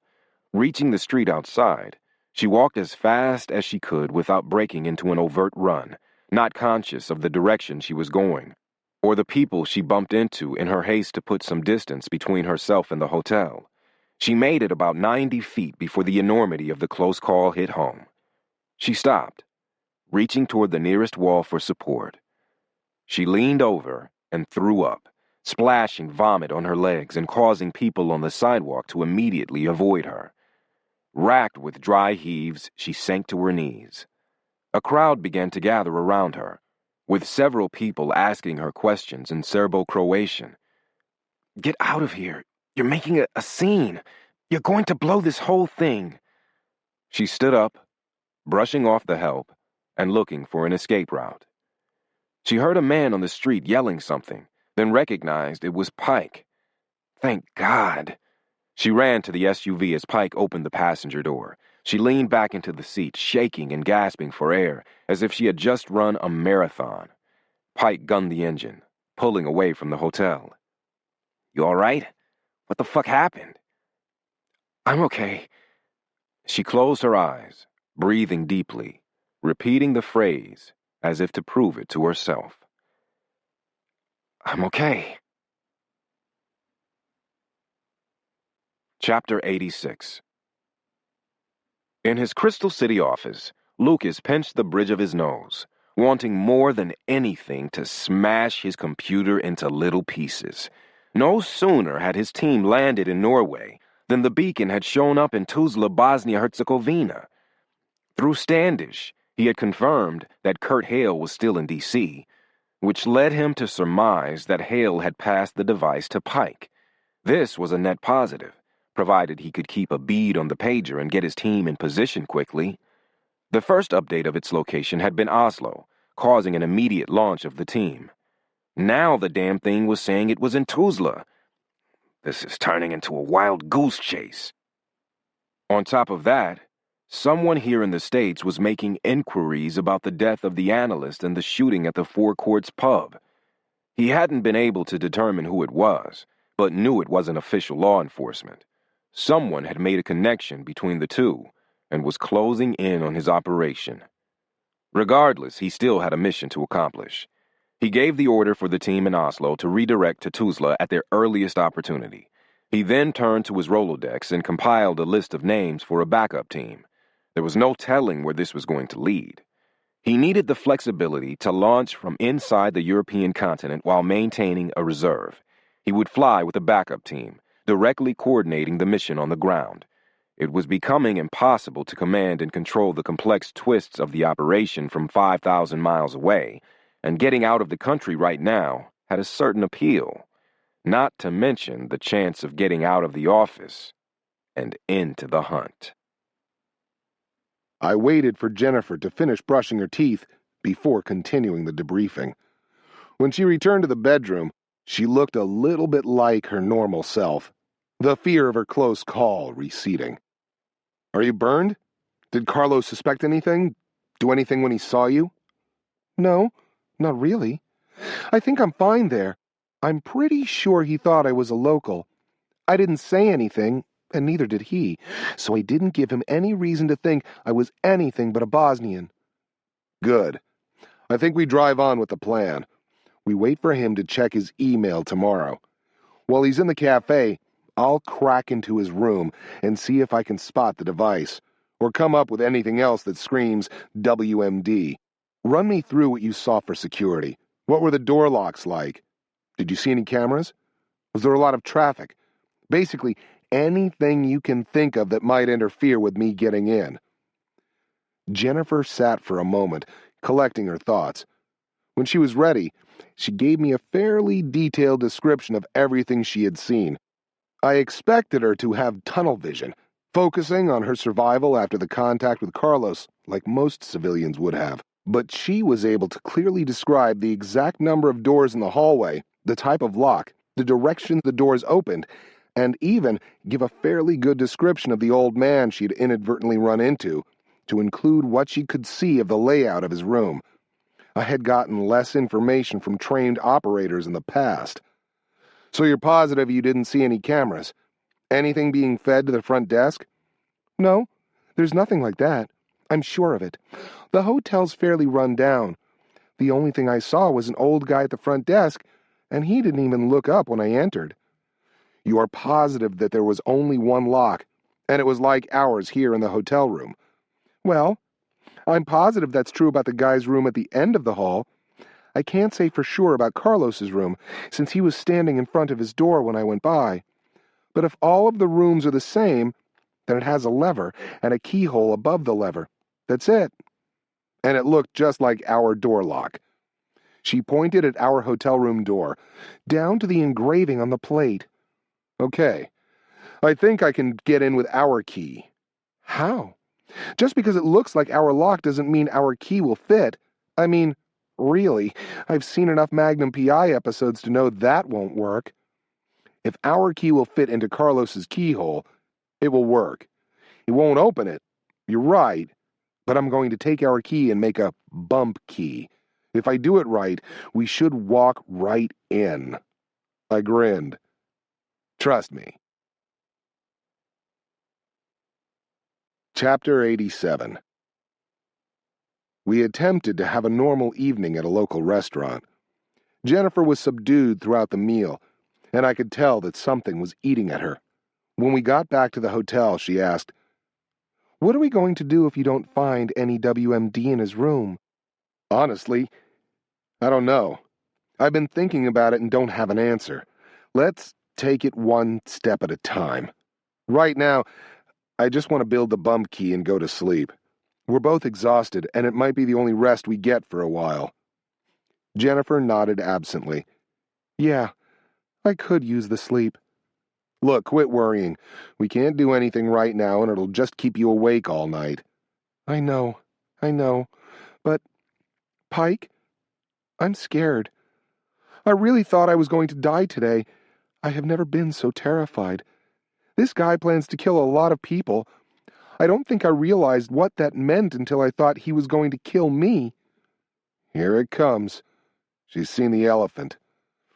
Need to give her some confidence. Quit it. Fear isn't bad. You just have to manage it, like you did today. This guy is going to try to kill a lot of people. We're going to stop it, right? She stared at me, like she wanted to say something but wasn't sure how. I'd seen it before. Soldiers who had a near-death experience and wanted to talk, but didn't know what to say. Her next question threw me completely off. What was Heather like? I sat in silence for a second or two, wondering where this was going. I can't sum that up in a sentence. Why do you ask? She didn't answer the question. Didn't appear to even hear it. You know what I was thinking about at the end of that hall? I mean, besides the scared shitless feeling that I was going to die? I thought that if Carlos killed me, it would destroy you. Come on, that's not going to happen.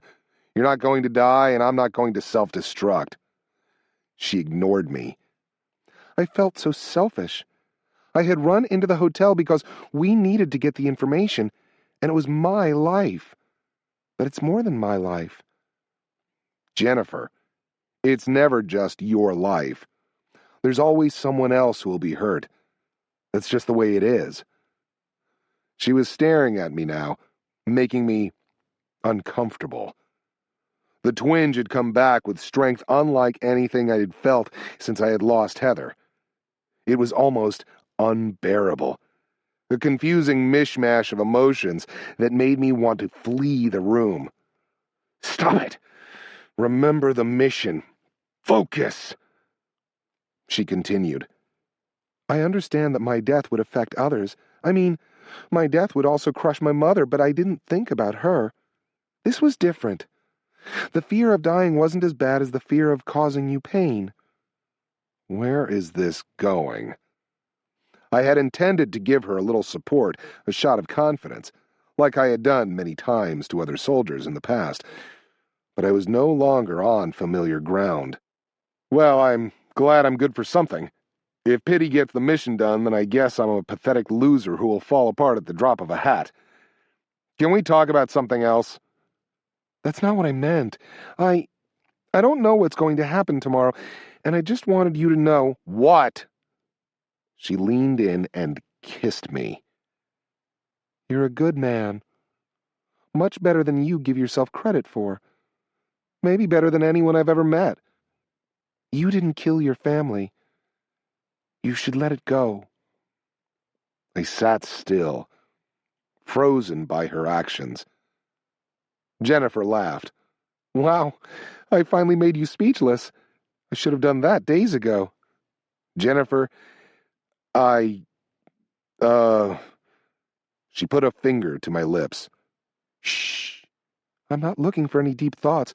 I just want to say that, in case, in case one of us dies. I remained silent for a second, not wanting to dwell on tomorrow's potential consequences. You asked about Heather, I said. She was a lot like you. The words seemed to bring a sense of calm to her. She put her hand over mine. Thank you. I think that's the best compliment you could ever give. You're welcome. Now enough of this soul-searching. I stood up, locking my churning emotions away and trying to concentrate on the mission. We need to get some sleep. We have a big day tomorrow. She remained seated, saying nothing, but with a different glint in her eyes. What? I'd rather you didn't sleep on the floor tonight. Is that all right? The question took a moment to sink in. When it did, it separated my confusing emotions like oil and water. Jesus, you want to... The thought made me feel like a traitor, disgusting me to my core. I can't sleep around on Heather. The notion was ridiculous, but overwhelmingly there nonetheless. Shit. What do I say now? Jennifer had just been through a harrowing event and had now opened herself up in the most vulnerable way possible. The close call itself may have been to blame. I didn't want to hurt her. I sat down again, taking her hand. Jennifer, I can't do that. She blinked and looked at the floor. When she looked back at me, she was smiling. Like I had confirmed something. I know. I just meant you could use a good night's sleep. Off of the floor. The bed's big enough. We both knew what she really meant, but somehow my answer had avoided giving her pain. I smiled back, relieved. No matter what happened tomorrow, tonight, I had done something right. Chapter 88. At 7 a.m., Barker got out of bed and completed sunrise prayers, wishing for the 1,000th time that he were allowed the small dignity of a prayer rug as part of his cover. At 7:30, he walked to the end of the hall for his shower. He fidgeted in his room for another 45 minutes, playing with the remote detonator and going through link-up options with Syed in his mind. At 8:45, he packed up the weapon. Stepping onto the street, he looked left and right, then proceeded at a slow pace to the internet cafe so as to arrive after it had opened. Jennifer sat in her peasant's dress with a different colored scarf in place on her head. The scent of vomit still occasionally wafted from her dress like the odor of a dead animal in the attic, the stench floating about with no clear source, no matter how hard you walked around sniffing the room. She had done her best to clean the dress, but had missed a spot somewhere. She'd awakened before their alarm went off, the room artificially dark due to the heavy drapes, the corner showing the feeble light of dawn creeping in. Raised on an elbow, gazing at Pike's slumbering form, she could barely pick out his features. This isn't fair. Why are we all alone out here? Why can't we just go home and forget about terrorists and WMD? Let someone else stop him. She had lain in bed, feeling a sense of impending doom, as if she had been convicted at trial, and today was the day she reported to jail. That feeling had remained throughout the morning, and persisted still. Sitting in the back of the coffee shop, she jumped when her cell phone rang, spilling her cup of coffee halfway to her mouth. She heard two simple sentences. He's on the move. He's going slow, so it'll probably be 5 minutes before you see him. She acknowledged the call and hung up, the sense of dread building in her gut. 4 minutes later, she saw Carlos down the street, walking at a leisurely pace toward the cafe. It would take him a couple more minutes to get there, but that would only be more time for Pike inside the hotel. She picked up her phone and dialed, wishing it were still yesterday, not wanting to set things in motion. Outside of Bakker's hotel, one of Lucas's team members from Norway sat looking at a map, trying to determine if he was in the location dictated by the computer plot of the beacon. He glanced up to get his bearings on the street, looked back at his map, then did a double take when he saw Pike exit a Pajero SUV 15 feet to his front. He had pulled into the parking spot 5 minutes before, merely to pinpoint his location, one of several sites being reconnoitered by Mason's team based on the trail left by Pike's pager. This was supposed to be just a familiarization day, necking down possible locations and getting a feel for the area. Fumbling with his cell phone, he calmed down enough to dial, ducking to prevent Pike from seeing him. Mason? Yeah, I've got Pike. He's fucking right in front of me. The girl's not with him. He just went into a hotel.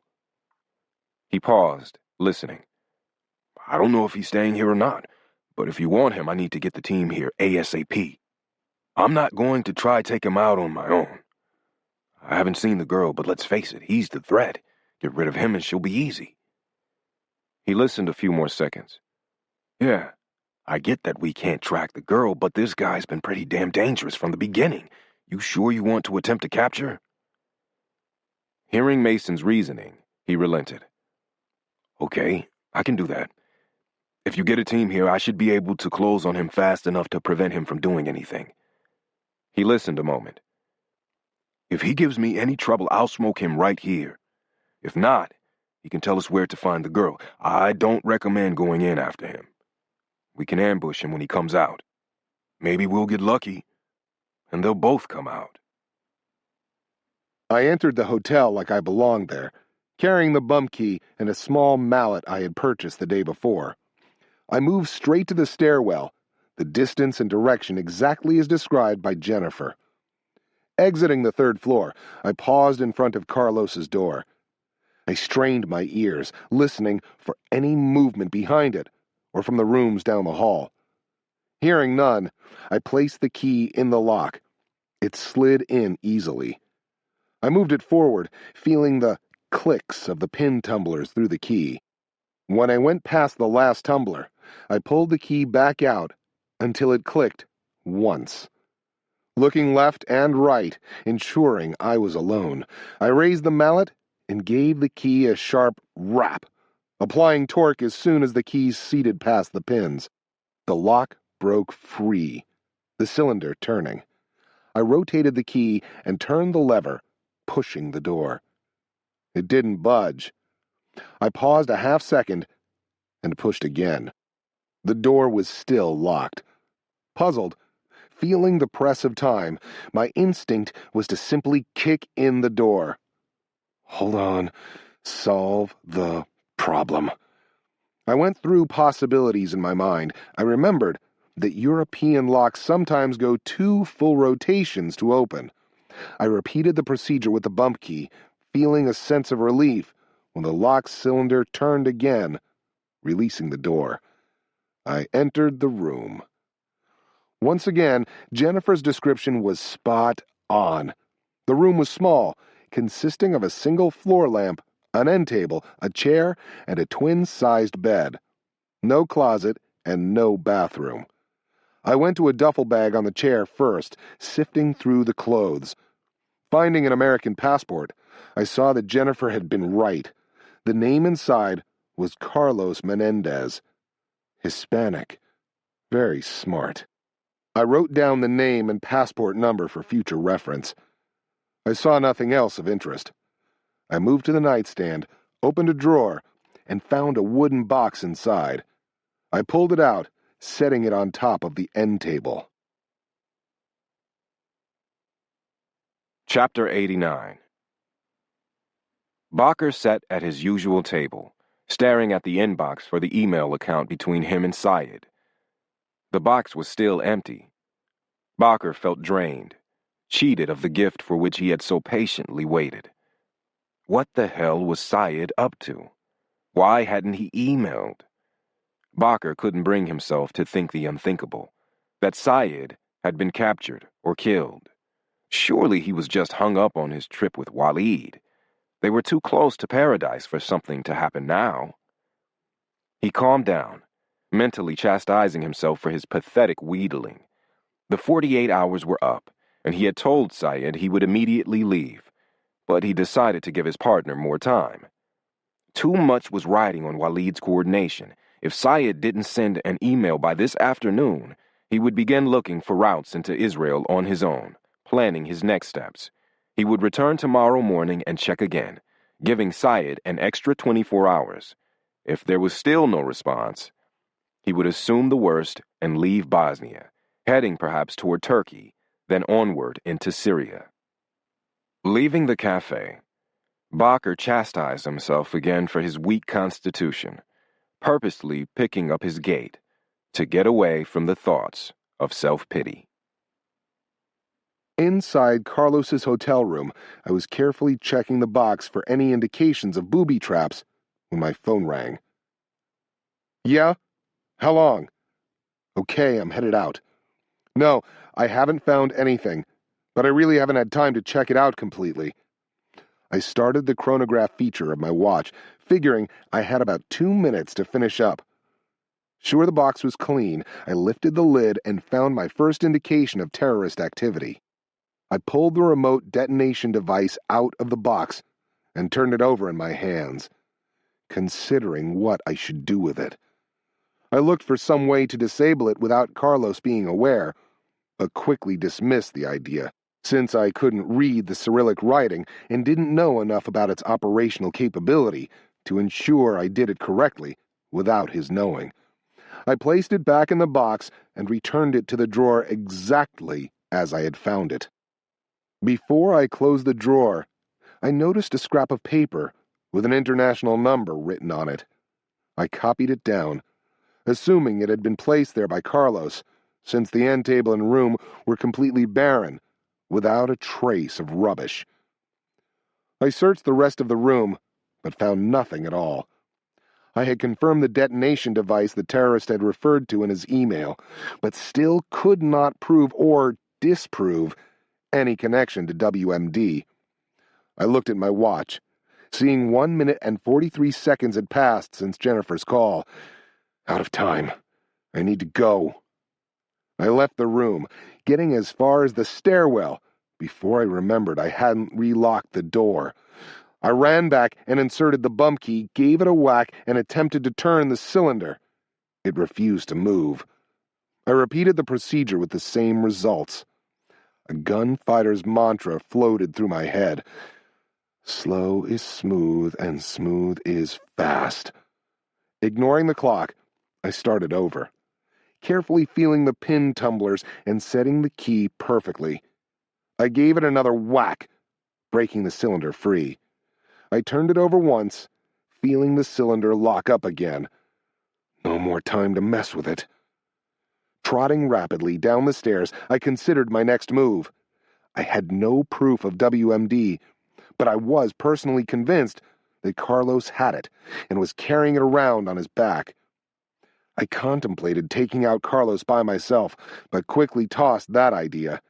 It would be impossible for me to get close to him without being recognized, and I had no idea if the device was armed and ready to explode, inside a glass container that could be thrown, or simply in a Ziploc bag that would break in a scuffle. The idea of wrestling Carlos for control of a device that could kill hundreds by just being released into the atmosphere was best left in the category of last resort. I reached the second-floor landing and made a decision. Alert the task force. I hated to do it, and I knew I had promised I wouldn't without positive proof of WMD, but I decided that the circumstances warranted action.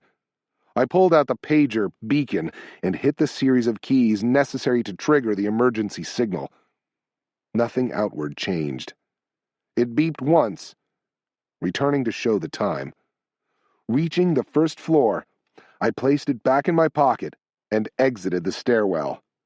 Nodding to the old man behind the desk, I left the hotel and walked straight to my SUV, purposely not looking in the direction of the internet cafe.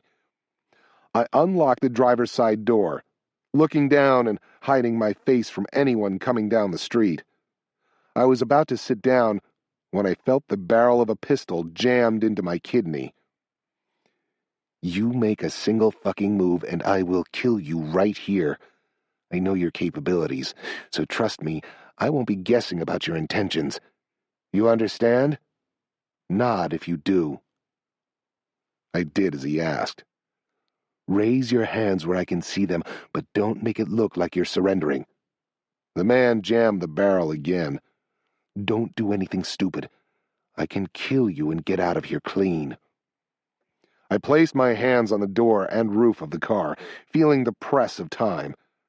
I was facing the direction Carlos was coming from, and would be impossible to miss. I didn't mind the gun in my back, but needed to speed this up.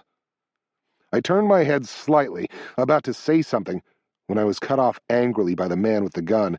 Keep facing forward. Don't move a fucking muscle until my partner arrives. I attempted to hide my face, saying, Look, I'm willing to do whatever you want. I'll come quietly. Can we just get moving?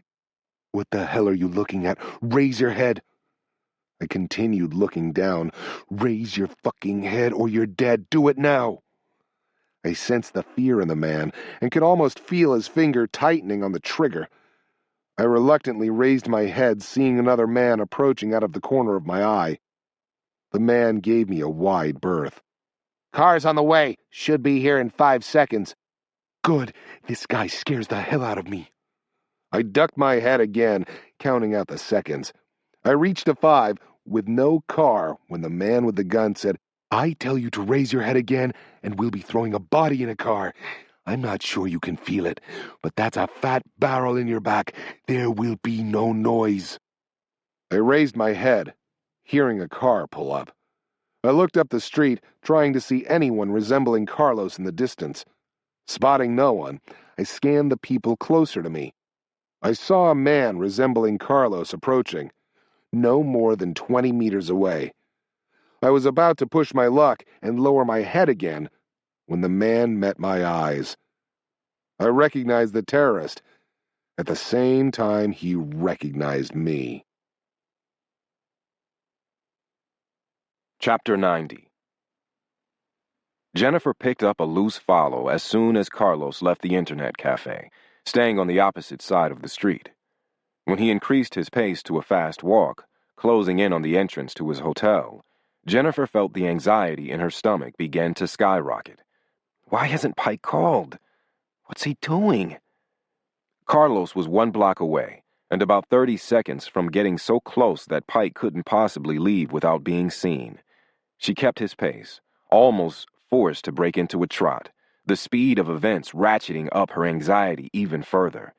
She pulled out her cell phone, preparing to call Pike again, when she saw Carlos abruptly stop. She paused, watching closely. She saw Carlos spin around and take off running the way he had come. Stunned, Jennifer looked down the street, trying to identify what had caused the reaction. She saw Pike standing next to his car talking to 2 other men, a second car idling next to him. She turned back to the terrorist, seeing him in a wild run, his pack flopping crazily on his back as he dodged through the foot traffic. She watched him for a split second longer, then returned to Pike and the 2 strangers. She saw Pike drop his keys out of view of the men, then move toward the sedan in the middle of the street. She felt lightheaded, the crowds around her fading into the background, the pressure to make the right decision crushing her like a physical thing. Pike had said he hadn't found the WMD, which meant that Carlos must be carrying it. And Carlos has seen Pike. He knows we're after him. He was now running to parts unknown with a massive death trap on his back, under pressure to use it sooner rather than later. She saw Pike get in the back of the sedan. She knew that the men who had him intended to kill him, would kill him possibly in the next few minutes. She watched the door close, frozen in place. What can I do about that? Nothing. In fact, they wanted her as well. Showing herself now, attempting some pathetic action to stop 3 trained killers from driving away with Pike, would only guarantee both their deaths. She felt a burning sense of helplessness. She ran the choices through her mind, her brain working at the speed of light. What would Pike do? He wouldn't dither back and forth. He'd make a decision and execute. She began a fast walk in the direction of Carlos, knowing what Pike would tell her to do. Go after the terrorist. Save the many, screw the few. Do what was best overall, not what you would like to do. She broke into a run, going through in her mind what she should do next, evaluating options for the surveillance and tracking of Carlos. She looked back the way she had come, watching the car make a U-turn and begin driving away from her. She continued running, straining for a glimpse of Carlos to her front. She glanced back one more time, seeing the taillights of the car flash, watching it make a right turn out of sight. Her conviction faltered. Unbidden, she had a vision of Pike lying in a roadside ditch. Her mind superimposed the graphic violence she had witnessed in Guatemala over Pike's visage. A nightmare flash in her mind of Pike's head exploded open, brain matter and bones splattered on the ground, his eyes looking skyward, unseeing. The image hit her with a physical blow, causing her vision to blur, her breath to catch in her chest. She slowed to a walk, the image burning into her soul. She turned around and began sprinting toward the Pajaro. Fuck the terrorist. Someone else can stop him. She knew the decision might mean hundreds of people died, but there was only one death she cared about, and she would do what she could to stop it, no matter how insurmountable the odds. Pike had talked of saving the many as the best course of action, that numbers alone decided the value of the effort, but that didn't seem right anymore. It wasn't just about numbers. Jennifer knew beyond a shadow of a doubt that someone would die today. Probably a great many people, including her. If Pike was standing when the smoke cleared, the sacrifice would be worth it. Bakker paused to catch his breath, leaning against the corner of a building. He had run flat out for 10 or 11 blocks, randomly turning left and right to lose himself in the city. So far, he hadn't noticed anyone chasing after him. In fact, he hadn't seen a single reaction to his flight whatsoever.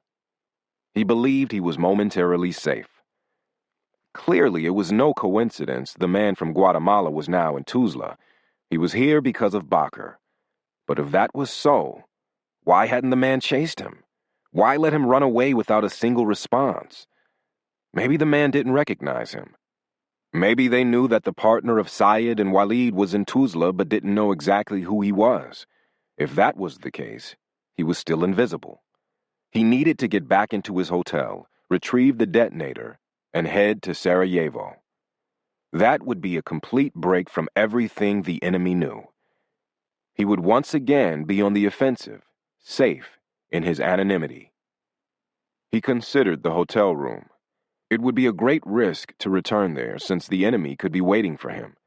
On the other hand, he hadn't told Syed where he was staying, and the very fact that he had seen them nonchalantly hanging around out front indicated a coincidence, since they would never have been so brazen had they thought he was staying there. The detonator was worth the risk. He would just have to be very careful in his approach, ensuring the hotel didn't contain a trap. Chapter 91. The men in the sedan had the presence of mind to handcuff me, but luckily, they had done so after I was in the car, leaving my hands to my front. I would never have made that mistake, but I wasn't going to complain. Hopefully, they'll learn this lesson the hard way. In front of us was another sedan holding 3 men, leading the way out of town. I was sandwiched between the 2 guys who had taken me off the street, both of them hard-looking with a military air. The man known as Mason, sitting on my left, was the only one who spoke. "Pike, listen, this is nothing personal. I'm sure you understand. It's just a professional mission. You're going to die. That's a given. The choice you have is how. We need to know where the woman is. Tell us that, and we'll simply put a bullet in your head." Well, there you go. Nothing personal about it. They just want to kill me. "Go fuck yourself." Mason nodded. "Yeah, okay. I figured my little speech wouldn't convince you. That's no problem. We have plenty of time." We had left Tuzla and were headed south on a twisting 2-lane road, the view alternating between rugged hillside and steep drop-off. The lead car was occasionally lost from sight around the sharp curves. After 5 minutes, we made a right turn onto a narrow blacktop that followed the ridgeline, heading deeper into the rugged terrain, away from the heavily trafficked main road. Mason continued, "Look, I'll give you something to think about while we drive, just to ensure you know I've got the stomach for the work. I'm the one who talked to your friend Ethan. Trust me, it wasn't pleasant. I took no joy in it. The conversation lasted a long, long time." "You little coward." I stared deep into Mason's eyes, causing him to look away. "You should have kept that to yourself. I would have only killed you in self-defense. Now I'm going to kill every fucking one of you purely for the pleasure of it." The driver gave a nervous laugh and said, "We'll see how tough you are in 30 minutes, asshole. Your buddy thought he was pretty hard, too. Right up until we punctured his daughter's eyes." Before I could respond, he jerked the wheel to the left, shouting, "Shit, hang on!" We were slammed back into our seats by a collision from the rear. The car swerved lightly right, then left, coasting to a stop on the side of the road. Mason looked out the back window, saying, "What the hell happened?" "We got rear-ended by some Bosnian bitch. Wait a sec, and I'll get rid of her." "Hurry up," Mason said. "We lost our escort." Yeah, I'll throw some money at her. Give me a minute." I turned around and felt a shock slap through my body. Jennifer was walking slowly to the back of our car, stooped over with a hand at her back, giving the impression of an injury. Both Mason and the man to my right were focused on the activity to the rear. I didn't have a clue what Jennifer was doing, but knew instinctively it was going to be borderline insane. She has no idea what she's up against. Before I could even come up with a half-baked plan, I heard Mason shout, "What the fuck is that bitch doing? Jesus Christ!" I looked back again and saw the driver doubled over, holding his genitals. I watched Jennifer wind back up and kick him again, apparently attempting to drive the man's balls up into his neck. He fell over onto the ground. Jennifer proceeded to kick him in the head with all of her might. Jesus, she's lost her mind. His body was now on the ground and hidden from view, but Jennifer's leg, pistoning back and forth like a jackhammer, was not. Mason threw open the door, screaming, "Watch Pike!" The man to my right was still fixated on the beating the driver was receiving. The situation clicked. One man exiting the vehicle, the other focused on the fight. Neither one paying attention to me. Big mistake. I drew my head back and slammed it full force into the face of the guy to my right, the hard, thick portion of skull right above my eyes, caving in the brittle bones of the man's nose and eye sockets with a sickening crunch. Rotating toward Mason, I used every bit of strength I had to kick out with both feet, catching him halfway out of the door and launching him out of the car like I'd strapped his ass into an ejection seat. I ripped the Glock out of the lifeless hands of the first man and dove out the other passenger door just as Mason recovered and began firing into the back of the car, missing me, but killing his unconscious partner.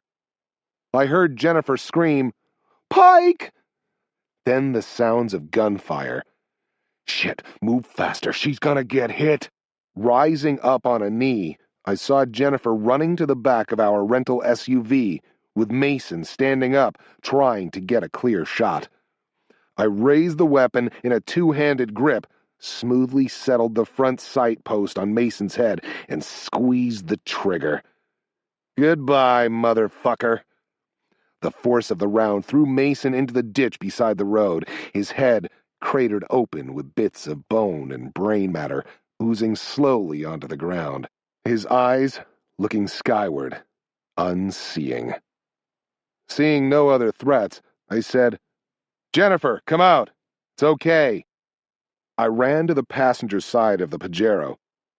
"Hurry up. We need to get out of here before that second car comes back, and I can't drive with handcuffs on."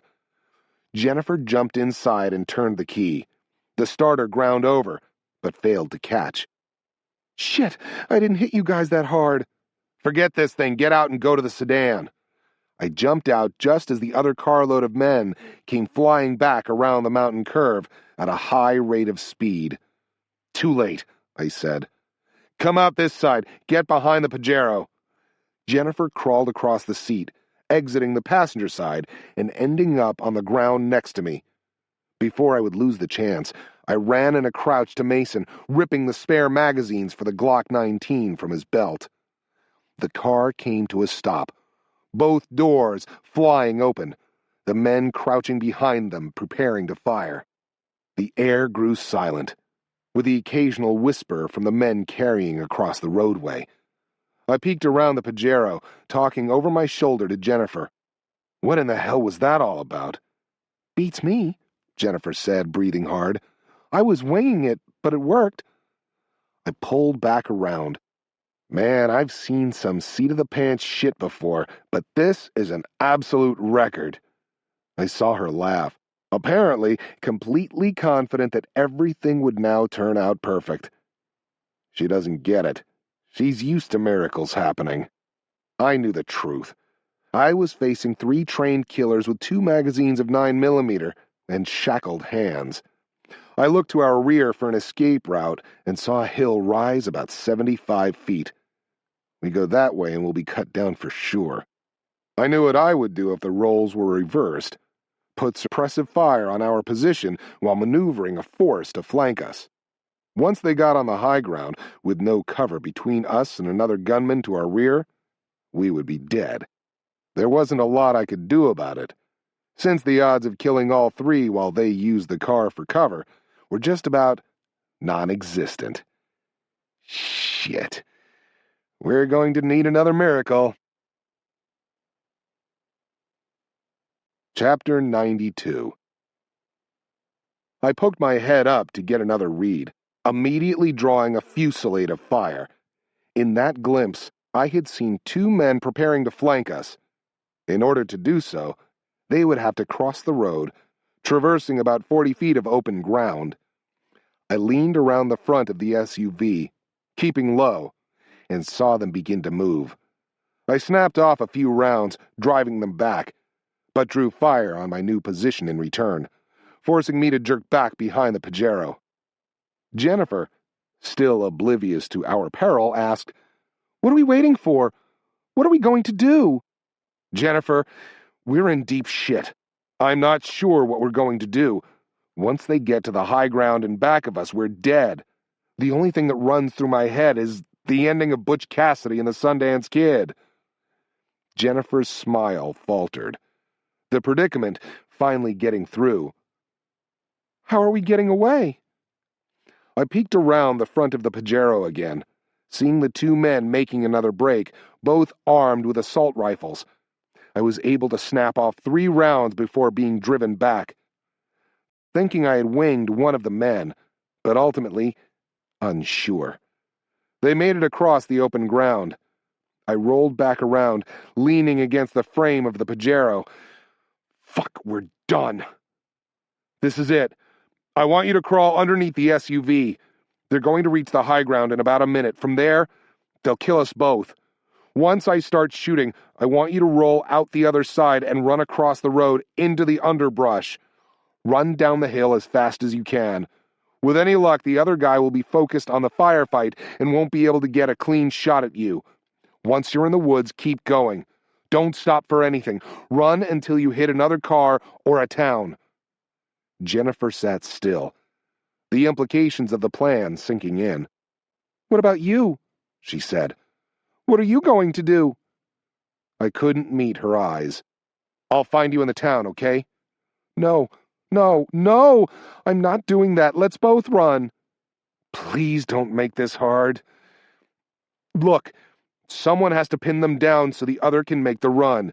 Since you can't shoot, that leaves me. Please get underneath the damn truck. We're out of time." Jennifer's face flushed. She started to say something else, but thought better of it. She leaned close and gave me a peck on the cheek. I saw her eyes begin to water. She said, "I'll see you in the town." I leaned back, resigned to what was coming. Make no mistake, I wanted to live. But I had a greater responsibility to Jennifer. There was no way I was going to let her die. I was disappointed at how my life would end, but not tragically so. I had had a good run. My only shame was the mess I had become over the last year. Just when I crawl out of the sewer, I get killed. What a waste. God seemed to enjoy knocking me around. I just hoped my death would be enough entertainment. Let Jennifer live. You're getting me. You'll have my entire fucking family. Isn't that enough? Please let her get out of here. I looked at the sky, seeing the contrails of a jet high overhead, wondering where it was going. I thought about Carlos, running loose with a device that would kill hundreds, if not thousands, hoping someone else would be able to stop him. I saw a helicopter in the distance, lazily circling, as if looking for something. I felt a spring breeze against my face, light and warm, rustling the tree branches. Why have I never taken the time to enjoy that before? I wondered if my life had been good enough to earn the right to see Angie and Heather in heaven. I checked my weapon, saying another silent prayer for enough speed to give Jennifer a chance to escape. Don't let them kill me quickly. I scanned the hillside and picked up a glint of metal in the sunlight at the top. It's time. I dropped the half-empty magazine from the Glock, loading in a full one and laying out the other full one on the ground. I waited for the fight. They're at the top of the hill. Hold for about 5 rounds before running. Once you start, don't stop. Don't look back at me. Don't worry about the gunfire. Do you understand? I could hear Jennifer sobbing, ripping into my soul. Jesus, don't cry. It's okay. Yes, I understand. Pike, don't die. I... Please don't die. As I formed my answer, knowing that these words would be my last on Earth, my pager began to vibrate. What the hell? The screen said, "Mark your position. Mark your position, coming in hot." I stared at the pager for a split second before the truth sank in. "Get out from underneath the truck. Take off your headscarf and start waving it. Hurry!" She wiggled out, ripping off the scarf and waving it back and forth like she was in a lifeboat in the middle of the ocean. "What's up? Why am I doing this?" Someone else is God's entertainment. Someone who fucking deserves it. "It's the cavalry! Stand by! These assholes are dead!" The pager vibrated again with a single word. Marked. The world had returned to level, all doubt and fear banished by that simple message. I had been given an incredible gift. A miracle. The feeling of relief was short-lived as the air around us snapped with supersonic rounds puncturing the steel of the Pajero. Shit, we're out of time. "Get back underneath the truck! Move!" I shoved Jennifer bodily backward, then began raking the hillside with the Glock, hitting nothing, but hoping to suppress the incoming fire. Bullets were chewing up the ground around us, causing a feral fear to surface. So fucking close. Not fair. I got Jennifer behind the wheel well, jammed underneath the axle, and turned to fight. The two men were coming fast, one firing while the other moved, flip-flopping down the slope. I snapped off the remaining rounds in the first magazine and reloaded, traversing the hillside to draw the fire away from Jennifer's position. I dove behind the cover of a large tree, the ground around me exploding in pops like someone was working a weed eater against the trunk. Where's the fucking cavalry? I could tell who was moving and who was shooting because there was a pregnant pause in the fire each time they transitioned.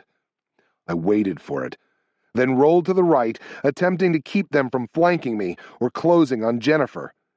I knew it was ridiculously stupid, but if I didn't even up the odds, we were both dead, and the small gap was all I had in my favor. If I did it right, I'd be facing the man on the move, and he'd block the shot of the guy providing the suppressive fire. As soon as I aimed the Glock, I knew I was dead. I had picked the wrong side. The man to the left was moving, and I was facing the barrel of the man to the right, aimed directly at my head 50 meters away. Too far to hit with the pistol, but easy for the assault rifle. Fuck. No rounds came my way. Instead, the man turned and aimed at the crest of the hill. For the first time, I felt the deep thump of rotor blades. A Bell 427 helicopter sliced across the top of the hill, incongruously painted in bright yellow and white, with a logo emblazoned on the side reading, "Epias Oil Exploration." The helicopter's blades bit into the air as it rotated violently, the open door facing the earth. I could see the team inside, held in place by the centrifugal force of the rotation, 3 holding SR-25 sniper systems at the ready. I couldn't hear the gunshots due to the rotor blades, but saw the muzzles flash, 2 times each. Yeah, motherfuckers, eat that! The helicopter immediately circled around to the other side of the car, hiding the single man. He jumped up and began to run, only to be cut down by the precision fire of the men inside, the 7.62 match-grade rounds flying unerringly toward his head as if it was a giant magnet. Finished shooting what it could see from the air, the helo hovered over the road, its right door sliding open, and a man hooking a thick fast rope to the rescue hoist hanging off the side. Once attached, he threw out a kick bag holding the remaining coils. It fell to earth, the fast rope snaking out of the bag on the way down. No sooner had the rope hit the ground than men began sliding down it, controlling their descent by hand and foot pressure alone, like a fireman sliding on a pole. One after another, they exited the aircraft until a total of 5 men were on the asphalt, fanning out and looking for targets. When the last man hit the ground, the crew chief dropped the rope, allowing it to fall harmlessly to earth. The helicopter banked and flew out of sight. I stood up, manacled, hands in the air, saying, "You got them all!" The lead man turned, smoothly training his weapon on me. There was no overt threat in the gesture. The weapon simply moved as naturally as if the man were pointing. I stared, mute at first, before words finally found me. Holy shit! Knuckles! Chapter 93. Knuckles was trying very hard to remain serious, but he couldn't stop a giant grin from creeping over his face. "Hello, Pike.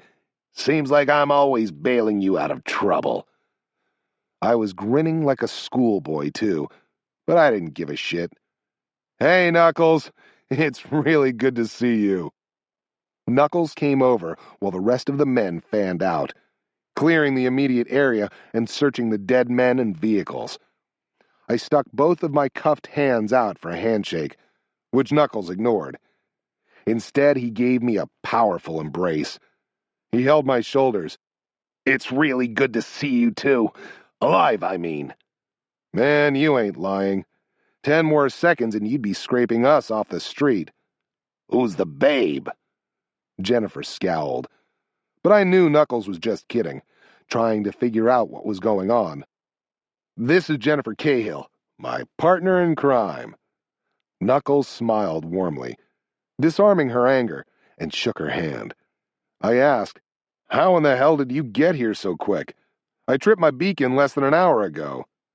"Yeah, I know," he said. "It caused us to shit our pants. We were alerted by Kurt a day and a half ago. We're over in Tunis doing oil exploration." Knuckles raised his hands, making quotation marks.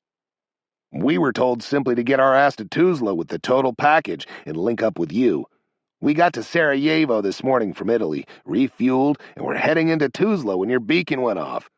We homed in on it and saw the gunfight going on down here. The beacon wasn't precise enough to tell us who was who on the ground, so we paged you." I couldn't believe how close we had come to dying. I've used up my luck for the rest of my life. Or maybe it wasn't luck.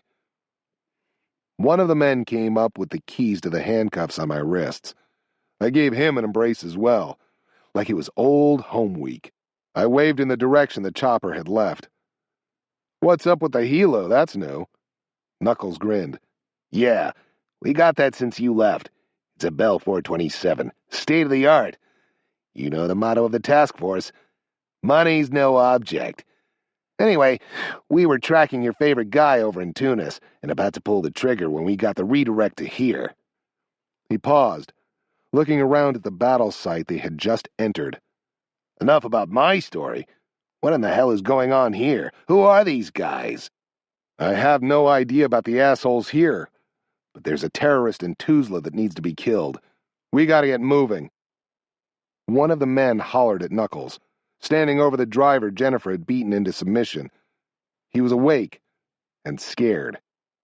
"Hey," I said, "I forgot about him. I guess there is someone who can tell us what's going on."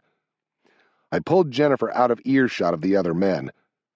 "Listen, I need you to get into the car across the street. Sit in the back and close the doors."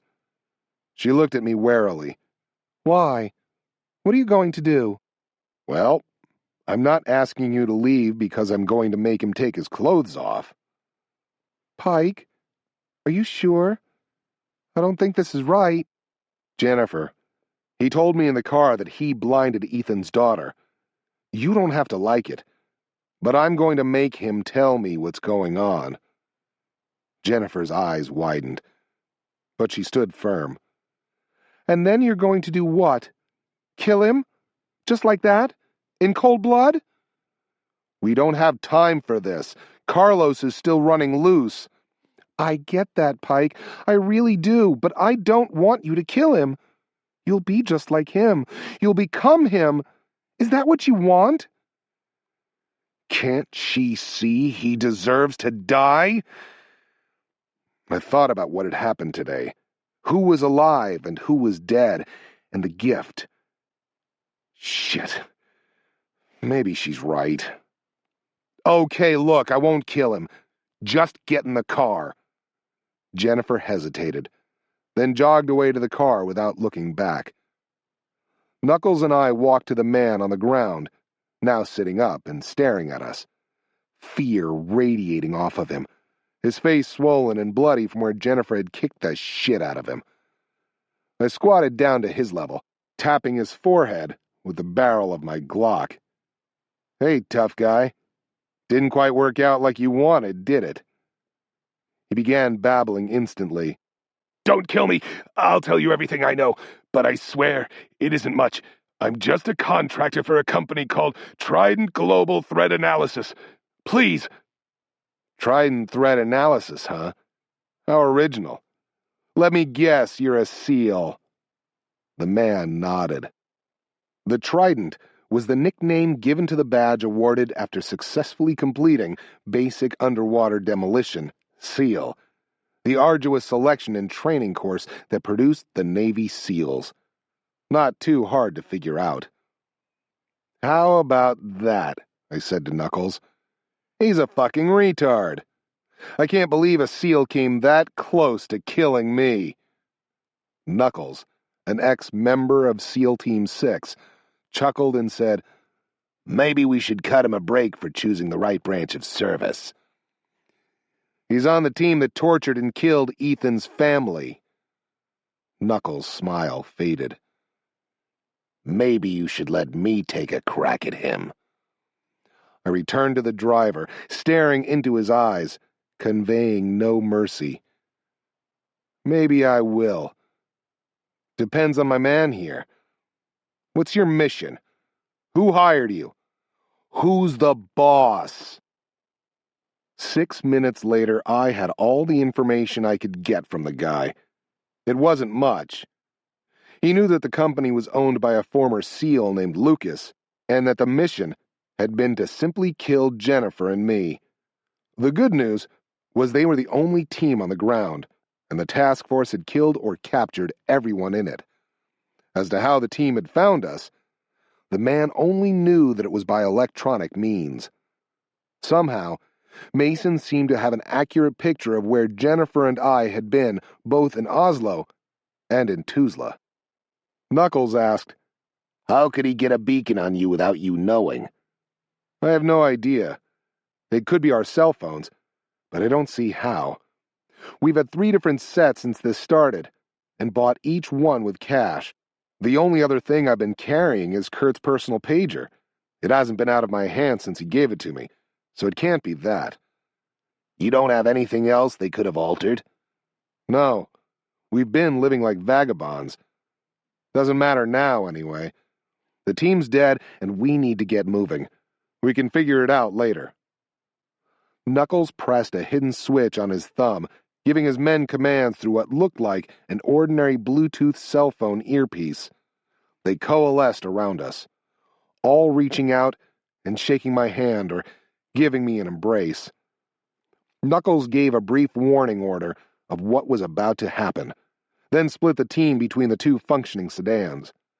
After they began loading, he looked down at the driver, asking, What about this guy? Fuck turning the other cheek. Well, I promised Jennifer I wouldn't kill him, so I guess he stays. Doesn't mean I can't make it hard for him. I aimed the Glock at the man's knee and pulled the trigger, shattering the patella. I ignored his scream. You're lucky you didn't kill Jennifer. Nothing would have stopped me from carving you up. Come on, I said. Let's go. We can talk as we drive. I left the man writhing on the ground in pain, blood jetting out from the wound. 4 steps to the car. I glanced at the sky. No lightning. Must be Old Testament day. We got in the car with Jennifer. Having heard the gunshot, she gave me a questioning look. Don't worry, I didn't kill him. If he's smart, he'll come out alive. She said nothing. I headed back to Tuzla, the other car following. Before I begin, give me a rundown on what you've got here. What are the assets available? Well, we were at Omega in Tunis, so we've got the total package on the ground. You saw the 427. We can use that in a pinch, but only to exfil whoever we get. We have no cover for status here, so I can't let that thing be seen doing anything operational. Dropping in here was pretty damn risky, but the gunfight sort of overcame that. It's supposed to only be passing through. Obviously, we have the team you just saw, but we have the same issues. We're all employees of Appius, supposedly exploring for oil in Tunisia. We're really hanging it out here. There'll be no plausible deniability if this falls apart. Knuckles was gently reminding me of the potential sacrifice should things go wrong. Sounds like you guys were about to pull the trigger. Sorry for the change of mission, but trust me, it's worth it. Knuckles said, You'll be sorrier about it when I tell you who the target is. Who? Your old pal, Krusty. Krusty?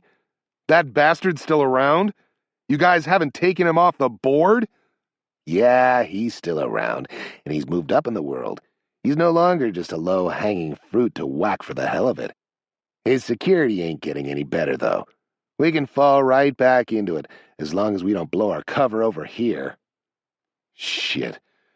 He's not gonna like what I have to say. Well, it's going to be sticky. Our target knows he's being hunted.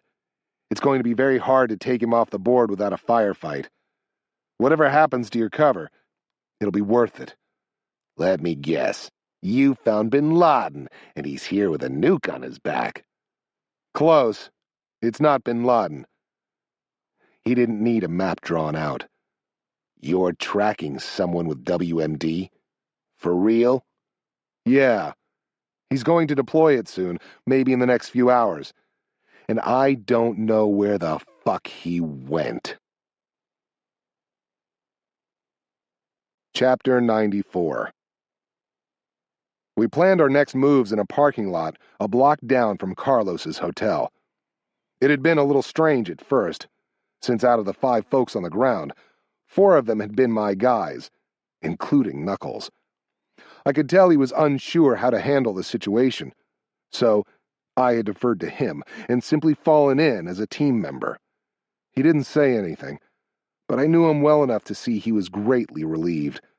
I also knew he'd let me take over the team if I'd asked, but I wasn't ready. These men had worked and trained relentlessly for a very long time to hone their skills to a razor's edge. Part of that was individual, and part was teamwork. Either way, I was on the low end of the stick for both. Taking charge would just be an ego trip. Knuckles is the man now. And he had grown quite a bit while I was gone. I watched him with the team and could see they were clicking. It was painful to admit, but my taking over would just make them less effective. I was satisfied with providing the intelligence, letting Knuckles handle the assault. I knew he'd defer to me if it came to that. Knuckles finished giving instructions, wasting little time on fancy planning. All right, remember we're dealing with WMD. Take that seriously. Pike's going to lead the way. We get to the room and scan it for heat. If we see a source, we go in hard. If the room's clean, we take it slow. No sense alerting the rest of the hotel if we don't have to. I'd be lying if I said I didn't get a kick out of the mission brief. It was like nothing had changed, and I was sitting on the patio at Tbilisi, about to save the world. Maybe that's a bit much, but it was a good feeling. Knuckles finally got to us. Jennifer, I want you to engage the man at the front desk. Keep him focused on you until we're in the stairwell. We're going to enter in 2 groups, 3 seconds apart. Once the second group is in the stairwell, you can head on back to the cars here." Jennifer nodded, apparently comfortable in her role. "Pike, I want you to lead so we don't make a mistake on the door. But once you pinpointed the objective, I want you to pull security while we're in the room, okay?" Security? That sucks. I didn't push it. "No issues. It's all yours. You got any kit for me?" Knuckles grinned, obviously relieved that I hadn't demanded to be with the entry team.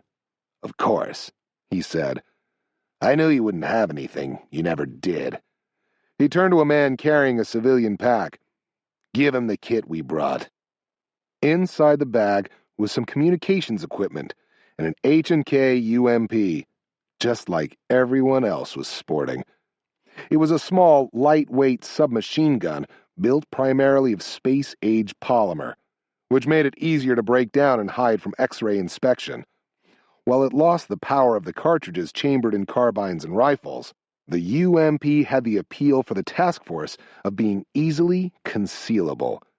There were other automatic weapons that were smaller, but the UMP chambered the more powerful .45 caliber instead of the ubiquitous but less powerful 9mm. The .45 had a much greater knockdown power and was a subsonic round, thus making the UMP easy to suppress without the need for special rounds. I pulled it out and did a functions check, knowing it was unnecessary, but doing it anyway out of habit. Once he saw I was ready, Knuckles started the ball rolling, telling Jennifer, "Showtime. We'll be 30 seconds behind you." She glanced at me with a question. No fear, just unsure of whether she should leave. Wanting my approval before she followed the orders of a stranger she'd just met. I said, "Time to put your money where your mouth is." She broke into a smile and started walking, saying, "Please, I'm just wondering if I should stay behind so I can pull your ass out of the fire." Knuckles let her get out of earshot before saying, "Is she good to go? What was that all about?" "Nothing," I said. "She's just good at winging shit, and proud of it, too." "Fucking great. Just what I need. You guys must be the perfect couple." 2 minutes later, the entire team was stretched out along the hallway of Carlos's room. I pulled security the way we had come, the team prepared to enter, with various team members covering the other hotel room doors. One man turned on a sophisticated thermal viewer that allowed him to see heat sources through a variety of construction materials. It couldn't determine if the source was a man, but it would alert us if a large mass in the room was putting out more heat than the ambient temperature. Short of a space heater being operational, it would be a human, since the device wouldn't register such things as candles or lighters. The man swept the room quickly, then shook his head. Knuckles turned to the next man, twisting his hand as if he were using a key. The man immediately dropped to a knee, pulling out a much more sophisticated version of my homemade bump key. It looked like a key on one end, with a baseball-sized lump on the other. He inserted it into the lock, pressed a button on the baseball, and swung the door open, leaning back as the entry team blew by him into the room. 5 seconds later, we were all in the room, discussing what to do next. "He came back and took the detonator," I said. "Ballsy guy, I'll give him that." Knuckles said, "You got any idea where he went? Or are we now at the let's go fishing stage?" "I only know he has a safe house somewhere in Bosnia, presumably around here, but it could be anywhere." "That's not much of a help." Then I remembered. Wait, I copied a phone number while I was in here. I'm positive it was something of his. It might only be his contact here, but it might also be the safe house. Either way, we hit that thing, and we'll get something out of it. "We both hit jackpot with less in the past," Knuckles said. "Let's get the hell out of here before the locals start sniffing around." Back on the street, we linked up with Jennifer at the parking lot. I told her what we had, then read off the phone number to Knuckles. She asked, "What are you going to do? Try to call that and trick him?" "No," I said. "We're going to try to pinpoint it. The landline infrastructure here was pretty much demolished during the war, so this number is probably a cell phone. Just about every single cell phone built now comes with a GPS feature. What we're going to do is try to turn it on and have it send us its location. It might not work because we need a digital network to slave on, and the phone needs a GPS. If we have both, we can dial the phone without it ringing and do some black magic." While I was talking, one of the team had pulled out a normal-looking cell phone, telling it to boot up a hidden program. He said, "We're good. We have a digital signal." He dialed the number, watching the screen. "It's a cell." He spent 30 seconds thumbing the keypad as if he were texting a friend. "Got a GPS." He continued to work for another half-minute. He looked up with a smile. "We're in business. Got a grid." He read the grid reference out to another man working a laptop computer with a world mapping program. "It's a house in Sarajevo," he said. "North of the river, about middle way through the city." "That's outside the Republic of Srpska part of Sarajevo.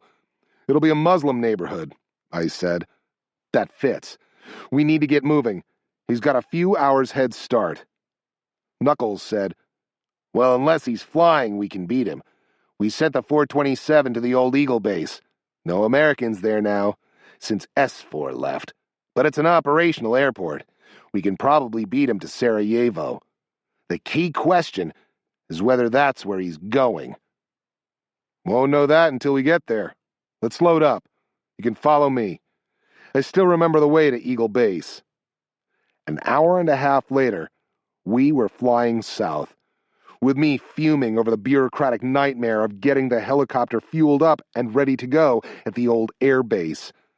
Third world bullshit. Maybe we should chase Carlos right into that damn terminal, give him a sense of urgency. Watching the ground race underneath, I relaxed. It would take less than 45 minutes to get to the Sarajevo airport. Even taking into account more bureaucracy, we should be very close behind him. My mind wandered to the team we had killed, and how they had managed to find Jennifer and me. Eliminating everything I could think of, I was left with one possibility. They had somehow managed to track Kurt's pager.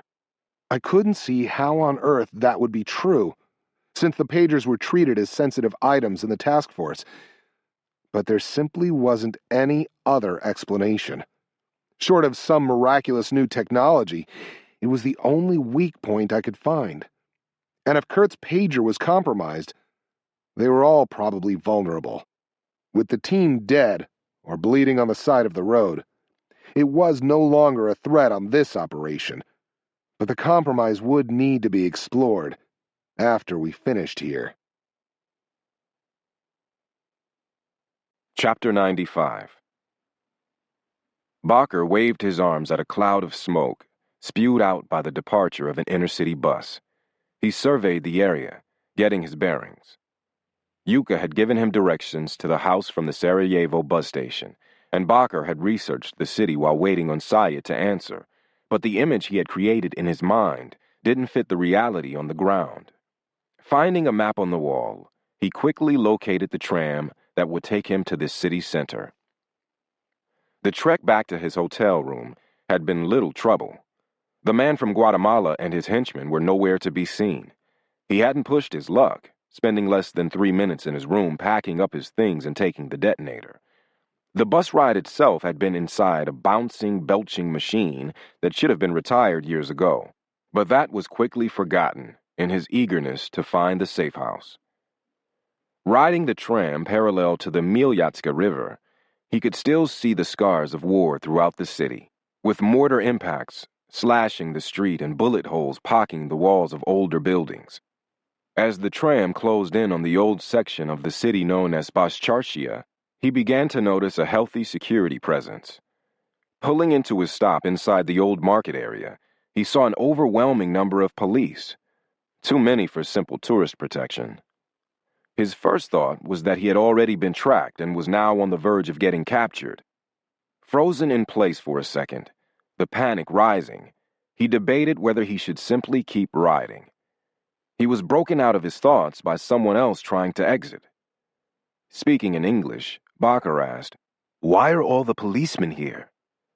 The Bosniak smiled and said, "Big ceremony today. It's the 15th anniversary of the Markale massacres during the war. They're just here to keep the peace."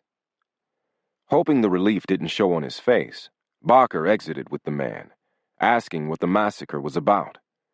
"During the siege here, the Serbians launched 3 separate mortar attacks on the Markale market right up the road there.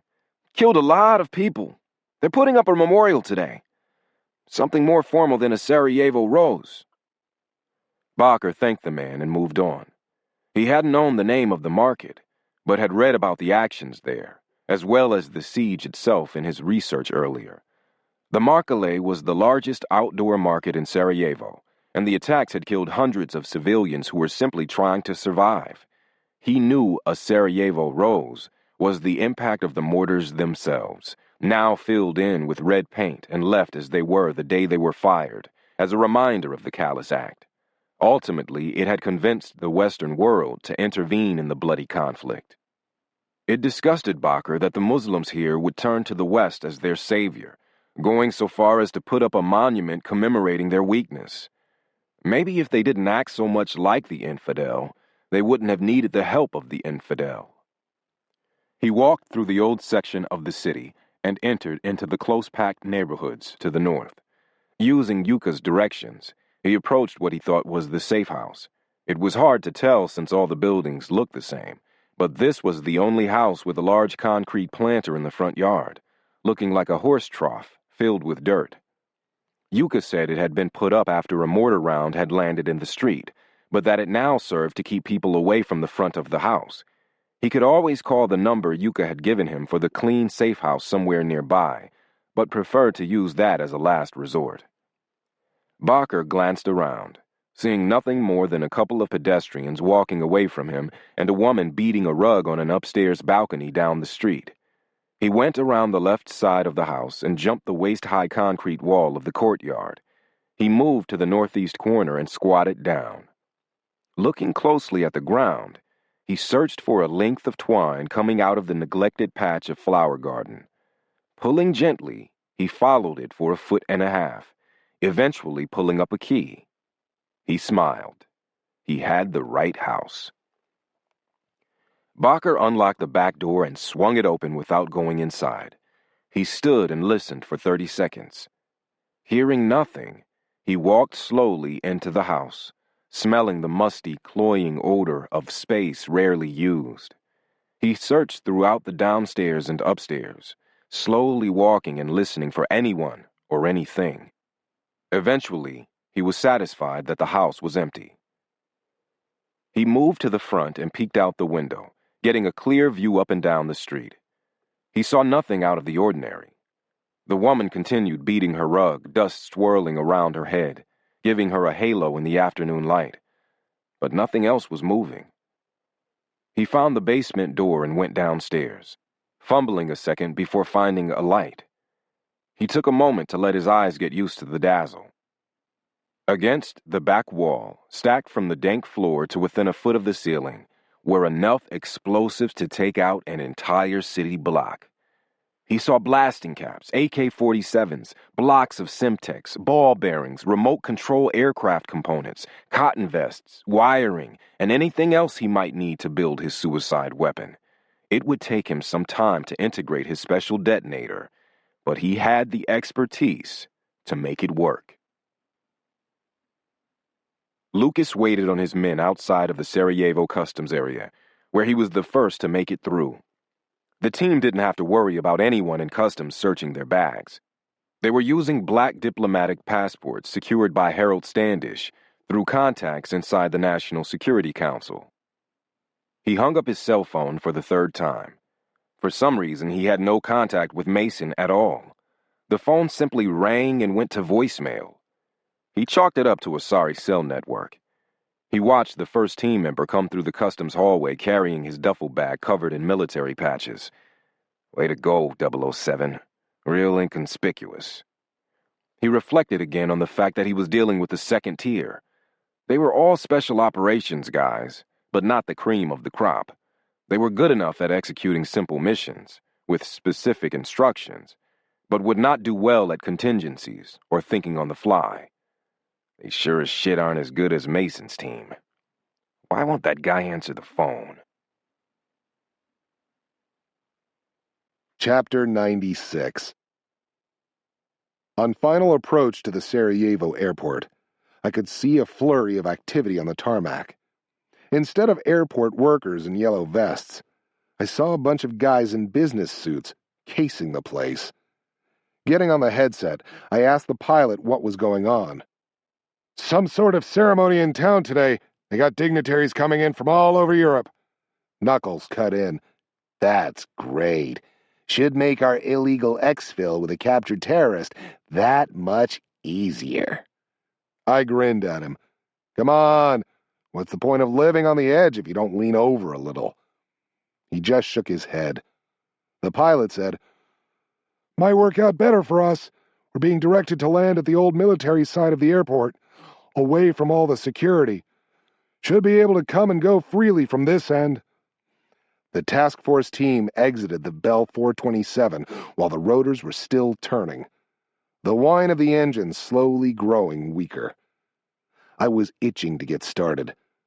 We need some vehicles. Anyone know anything about this airport? One of the pilots responded, Yeah, there are a couple of car rental places inside.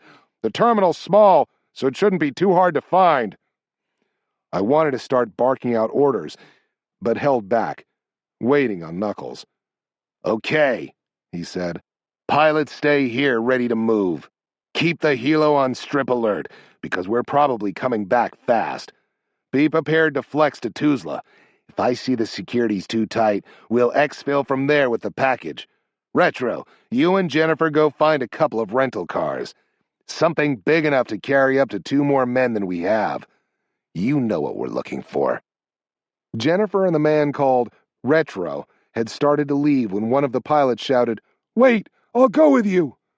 Jerking a thumb over his shoulder at Knuckles, he said, He always wants strip alert, but we usually end up sitting around for days begging for food from anyone who passes by. I'll get a car for us as well. After they left, Knuckles asked me, Well, what do you think? What's the play? Going hard right now? He was doing all the right things, taking input from everyone, making me feel a little proud for no reason whatsoever.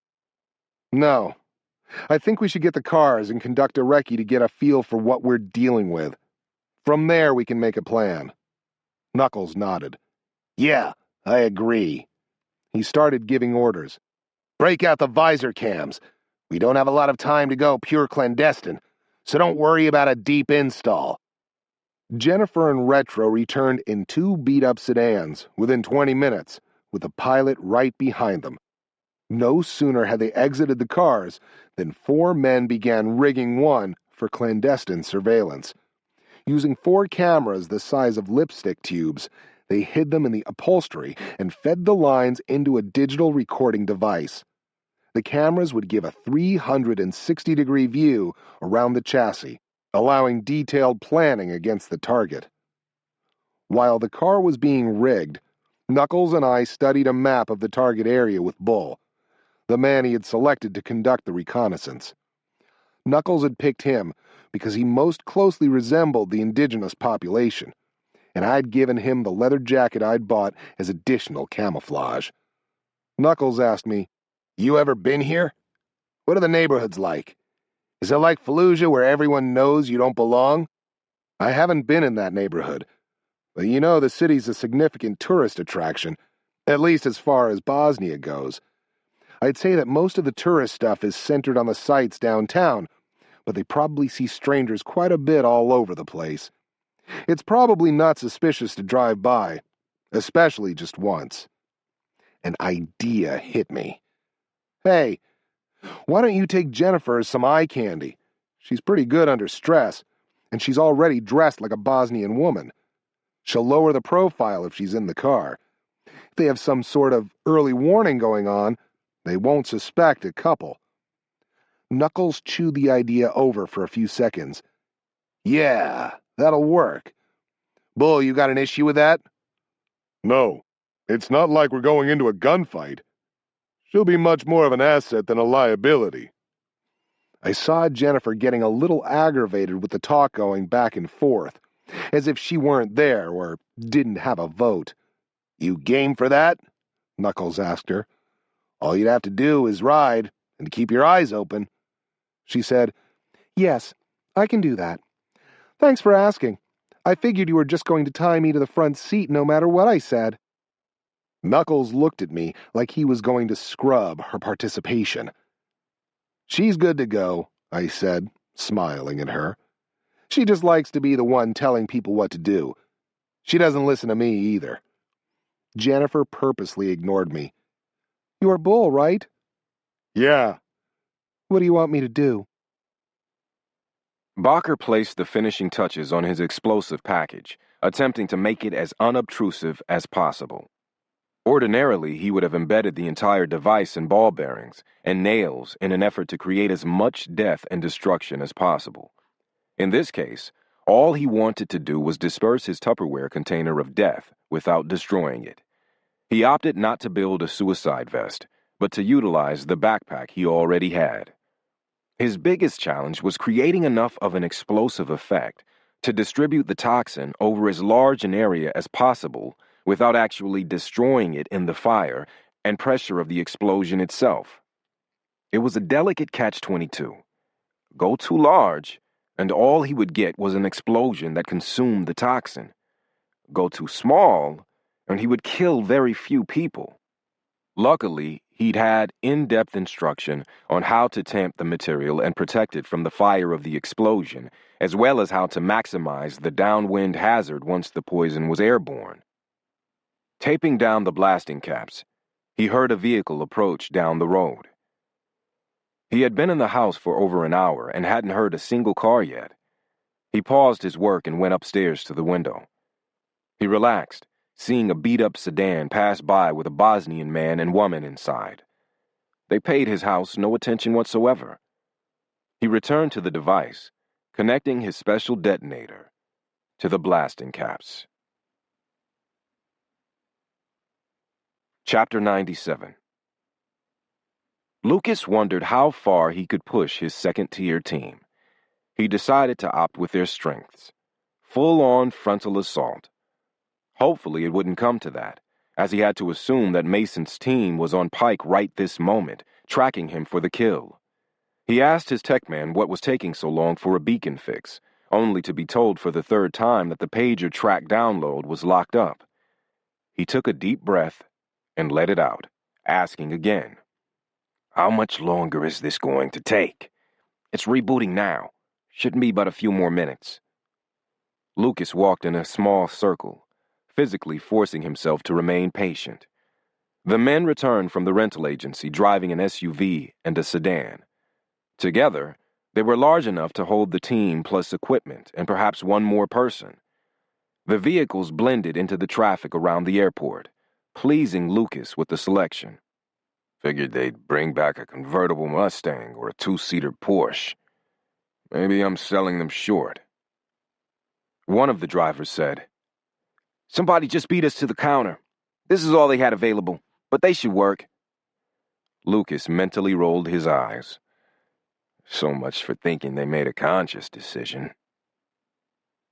Knuckles paused the video at the target house, seeing the same two-story style with a courtyard in the back that appeared all over the area. The front of the house was clean, with a clear path to the door. No parked cars or fences to worry about. It was located on the east side of the street, with houses on both sides and behind it. What were the atmospherics of the neighborhood?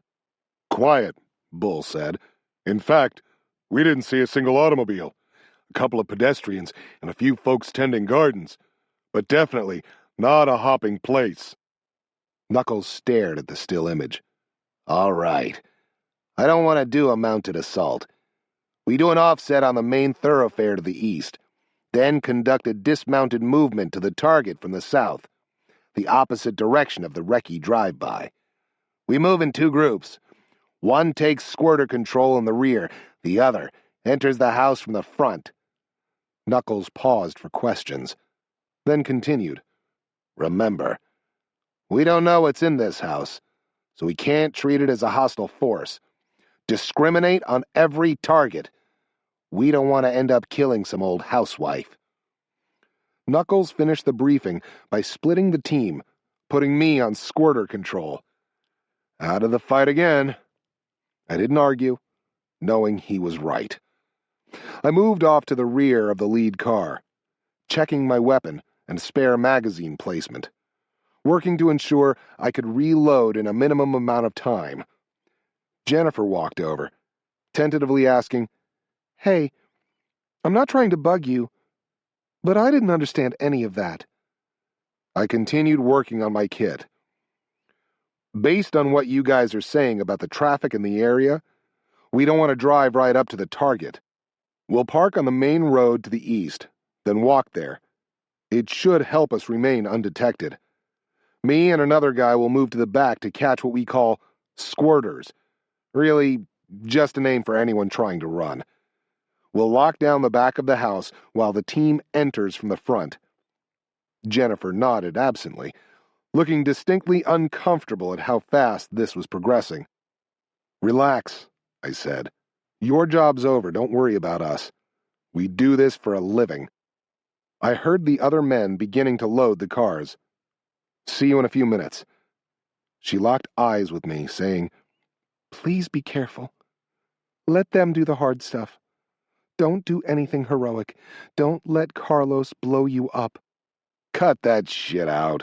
You should be worrying about him. I started to get in our car when she grabbed me by the arm. Pike, I'm serious. You might have 9 lives, but you've been going through them like a chain smoker. A life can only have so much luck. We're both working on credit now. I can feel it. Promise you'll be careful. I looked at her, realizing she was deeply worried. I'll be careful. This'll be all right, trust me. I do trust you, she said with a hint of a smile. A little, anyway. It's just that you're acting different. I can't put a finger on it, but it's like you now think you're invincible. You used to be an asshole about everything. Sure, it was failure. Now you act like this is all just a ride at Disneyland. Hey, this is what I do. I've been killing terrorists a hell of a lot longer than I've known you. Sorry if I get a kick out of it, but don't tell me to go back to what I was. You don't like it. I'm sorry. But this is who I am. She recoiled, and I knew I had missed the point. The hurt and pain in her expression reminded me of Heather the last night I had seen her. I remembered what I had said after Jennifer had thought Carlos was going to kill her in the hotel. It's never just about you. Jennifer, listen to me. Carlos is about to kill a lot of people. We're the only ones who can stop him. And I mean we are the only ones who can stop him. You and me. You saved my life. And I don't mean just today. There's gotta be a reason for that. I don't want to die any more than you do. But I'm the one that's here. And I'm the one that's got the skill to kill that asshole. You know I can't promise nothing bad's gonna happen, but if it does, you need to believe it was worth it. Okay? She sighed. Yeah, okay. Just don't do anything stupid, please. Before you jump off a building, remember you can't fly. Can you do that? For me? Sure. But you need a better analogy because I can fly. Smartass, she said. Good luck. Chapter 98. The tech man got Lucas's attention. He's right here in Sarajevo, about 3 clicks from the airport and moving east. About fucking time. He addressed the entire team. Listen up. We aren't going to do any fancy work over here. If we execute, it'll be a simple frontal assault, but hopefully it won't come to that. Mason's team's in country, and presumably tracking Pike right now. The last thing I want to do is screw up an operation he's already executing. One of the men cut in. So we're just back up for Mason? Maybe. Maybe not. I can't get in touch with Mason or his team, and I don't want to lose the targets again. If we can't link up with them, we'll get a fix on the beacon and hit Pike and the girl ourselves. He saw the team start to grin, apparently anticipating an easy kill and the bonus that went along with it. Don't get a hard on yet. I've told you what happened in D.C. Remember that. This isn't a cakewalk. We close in on him and take him out with overwhelming force. I'm not risking another complicated operation.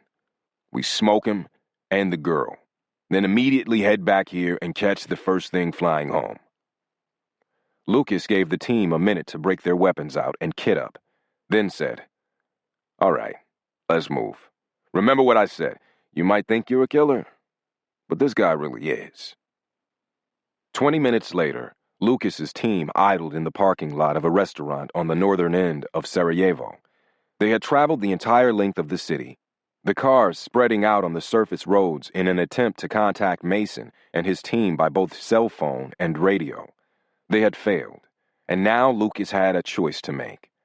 I can spend my time trying to find Mason, or I can spend my time trying to kill Pike.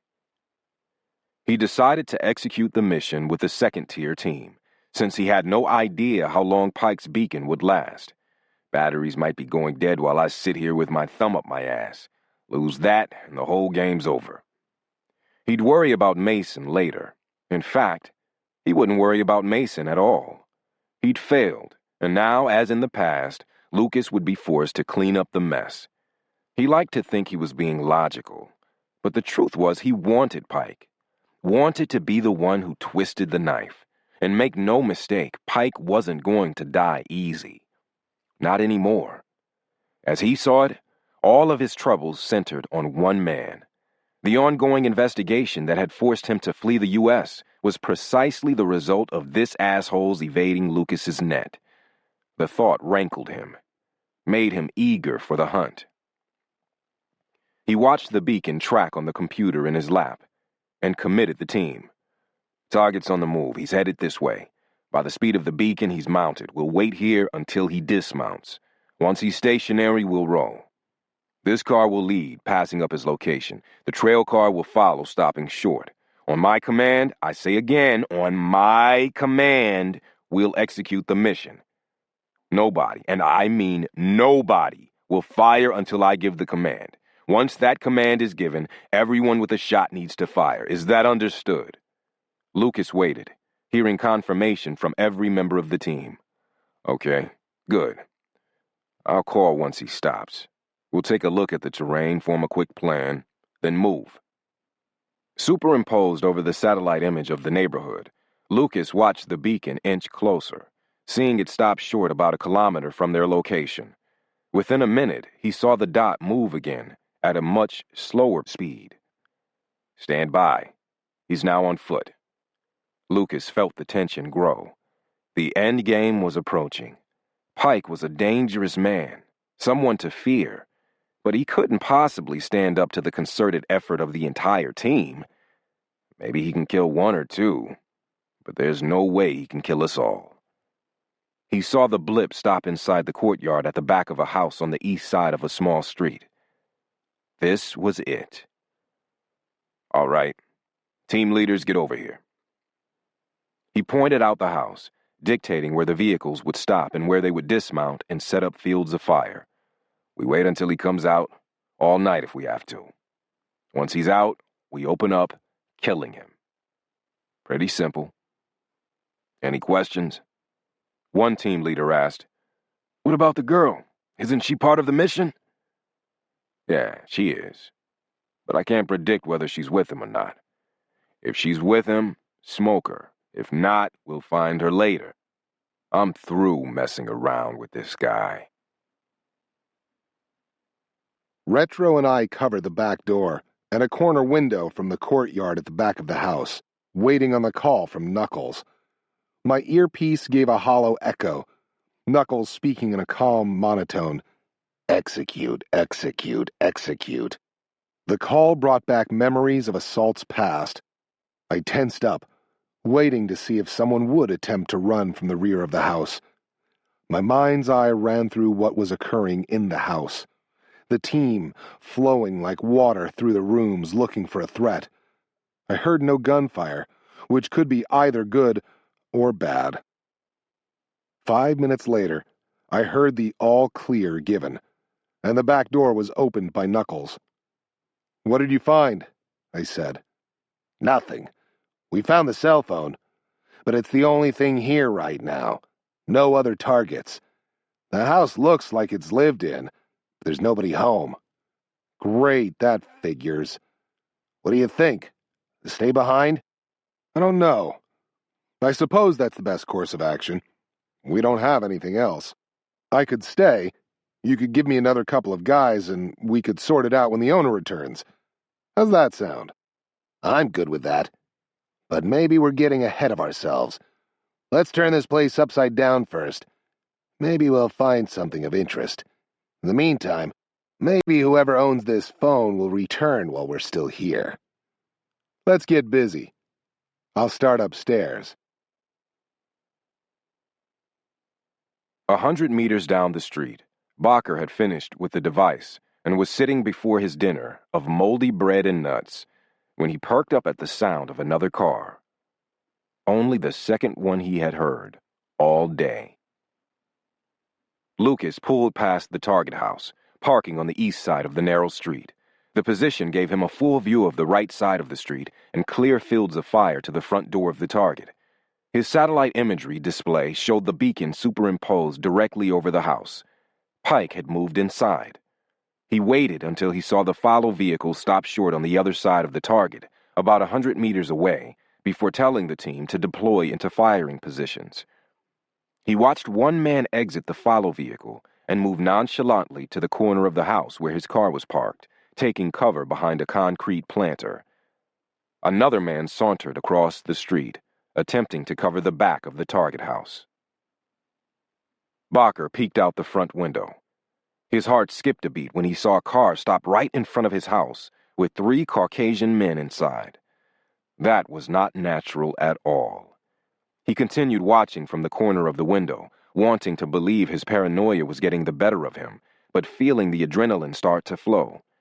He saw one man with a rifle walk to the corner of his house and take a knee, peering over the planter out front. The man made an attempt at hiding the weapon under his jacket, but the barrel could still be observed poking out under the hem. Bacher had seen enough. He raced to the basement, taking the stairs 2 at a time. Grabbing an AK-47 and 4 loaded magazines, he sprinted out of the basement and up to the 2nd floor. Peering out a bedroom window, he saw the gunman directly below him. The man was obviously preparing to assault the house with the other men from the car. Bacher knew he had to go on the offensive, and quickly. He could attempt to run out of the back of the house, but feared it was already covered with men he couldn't see. He could run out the front, but that would send him straight into at least 3 men. Either plan of escape would be better if he seized the initiative while they were still getting ready. He slowly opened the window, praying it didn't squeak. Chapter 99. The sound of an AK-47 rocking on full automatic caused me to hit the floor. What the fuck? It wasn't in our house, so it wasn't directed against the team. I peeked out a window, trying to identify the source of the fire. The upstairs vantage point giving me an unobstructed view down the road. I saw a man crumpled on the front lawn of a house across the street, 2 doors down. I leaned forward to identify the shooter, calling, "Contact! House to the northeast, about 75 meters away. 1 man down, unsure of shooter location." Knuckles responded, "Not directed at us. Everyone stay cool. Probably some sort of gang fighter, leftover animosity. We don't want to get dragged into that. Get eyes out 360. Call in to let me know your position. Bull called from downstairs. 2 vehicles to the front of the house on the east side. 3 men. 1 man at the vehicle to the north. 2 men at the vehicle to the south. All are armed and focused on us. They're using the cars for cover. What's the call? Knuckles came back, cold and calm. Stand by. Develop the situation. We don't know if they're police, criminals, or what. If they display hostile intent, take them out. I was about to call my position when a hail of bullets shattered the window to my front. I dropped flat to the floor. Contact, north side of house. Fire directed at me. I rolled to my left, coming up underneath the second window of the room. I peered out the corner of the window, looking back toward the house with the fallen man. I caught a glimpse of a man jumping out of the back courtyard and sprinting away. Before I could process what I had seen, I caught movement directly below me and refocused. I saw a man crouched and running toward the back courtyard of the house next door. I called Knuckles, raising my H&K at the same time. 1 man armed moving toward cover. Not the original shooter from across the street. He's holding an MP5, not an AK. He's the guy that shot at me. I tracked the guy until he paused at the courtyard wall, preparing to vault over it. I ignored Knuckles' radio calls, squeezing off 3 rounds during the split-second pause. The man tumbled down. North side's clear. 1 squirter from the original house moved north. Roger. Bull, continue to hold fire out front unless they fire first. I don't want to kill some psycho neighborhood watch. What do we have in the rear? The team members covering the back courtyard began to report. The immediate threat gone, I thought about the squirter I had seen. A man with a backpack. Carlos. I cut in on Knuckles getting status reports. Break. Squirter is the precious cargo. I say again, Squirter is PC. Knuckles came back immediately. Still in sight? No, I said. He's running north. I don't know who these clowns are, but we need to clear out of here quick. Shit. Roger that. All elements. Anyone with a weapon is now designated a hostile force. Engage at will. Lucas heard the first AK-47 rounds and snapped his head toward the sound. He saw the team member at the corner of the house 2 doors down, doing a macabre dance, rounds stitching him throughout his torso. He saw 2 arms holding an AK out of a second-story window, the weapon rocking back and forth on full automatic. He was momentarily stunned. What the hell is going on? He shook off the confusion, rapidly analyzing his current options. He decided to withdraw. All element of surprise was lost. The police were more than likely on the way. They needed to get the hell out of here. He keyed his radio to speak, but was interrupted by more gunfire erupting out of his sight, on the north side of the target house. He recognized the sound as an MP5. Cease fire! Cease fucking fire! Who's shooting? Sir, it's Sanford. I had a clear shot at Pike in the target house. I think I got him. I said don't shoot until I gave the command. Jesus! Everyone listen up. We're getting out of here. Move back to the... Before he could finish, another burst of fire came from the north side of the house. It wasn't an MP5. He swore under his breath. This is turning into a fucking debacle. What is it with this guy? He was like a curse. All elements check in. He saw the driver of the vehicle to his rear give him a thumbs up, on a knee and covering the house the AK fire had come from. He saw the final man from his vehicle running back across the street from the south of the target house, hearing him in his headset. This is Copfield. I'm coming across right now. With the dead man shot from the window, and including himself and his driver, he had everyone but Sanford. Sanford, this is Lucas. You copy? He paused and tried again. Sanford, this is Lucas. You copy? When Copfield reached his position, he said, We need to get the fuck out of here. I want you to run back to the other vehicle and get a view down the north side of the house. See if you can find Sanford. Don't penetrate across the street. If he's there, get him here. If you don't see him, he's on his own. Watch that house to the rear. You understand? Yeah. Give me some cover while I move. Lucas grabbed his sleeve before he left. You do anything different from what I just said, I'm going to kill you myself. Copfield stumbled back from the ferocity on Lucas's face. He began running toward the other car as fast as he could. He made it about 20 meters before Lucas saw his head explode and his body crumple to the ground, twitching from the impact of multiple rounds.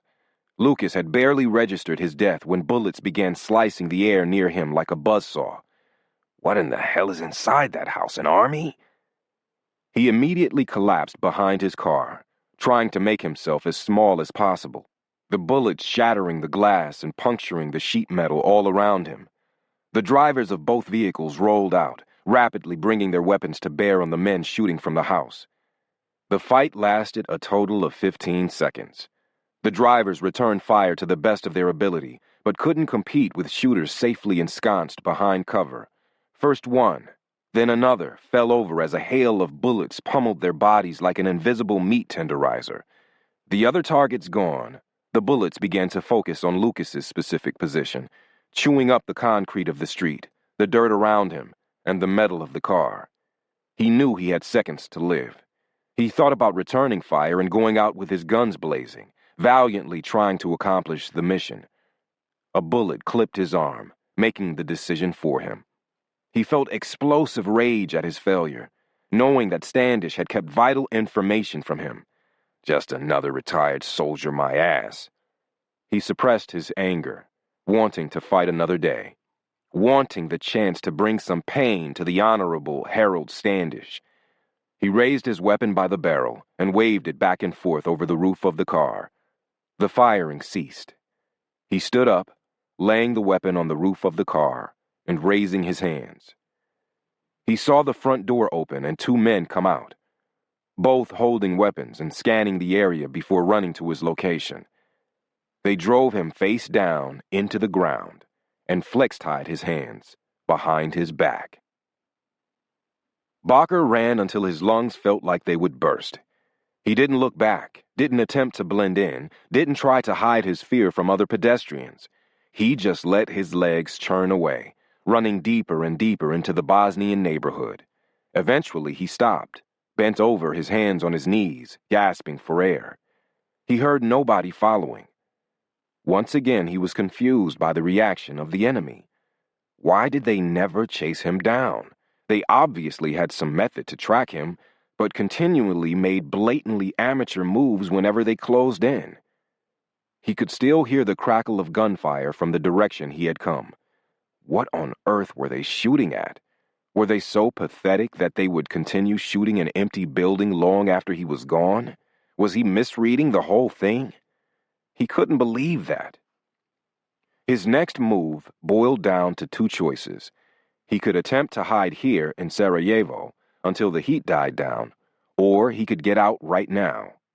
Staying was appealing, since it would allow him to put some thought into his next move, and perhaps come up with a solid plan instead of simply running on a wing and a prayer. On the other hand, he had to assume that the enemy had some method of finding him, since they kept showing up all over the globe, from Guatemala through Oslo to here. He decided he needed to run, to go to the station and get on the first thing leaving, whether that was a train or a bus. If they could find him, it would be better to be a moving target. The greatest risk was the station itself. If something wasn't leaving immediately, he would be vulnerable while waiting around.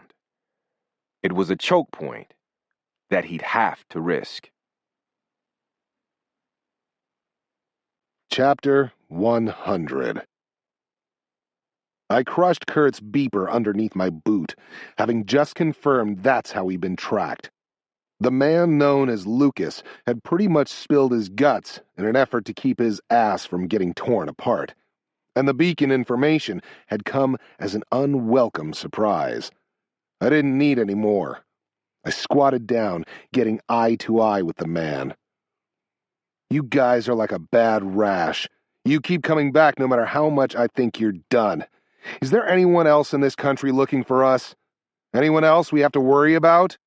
No, nobody else. Trident Global Threat Analysis is my company. I'd know if someone else was here. You killed everyone I had over here.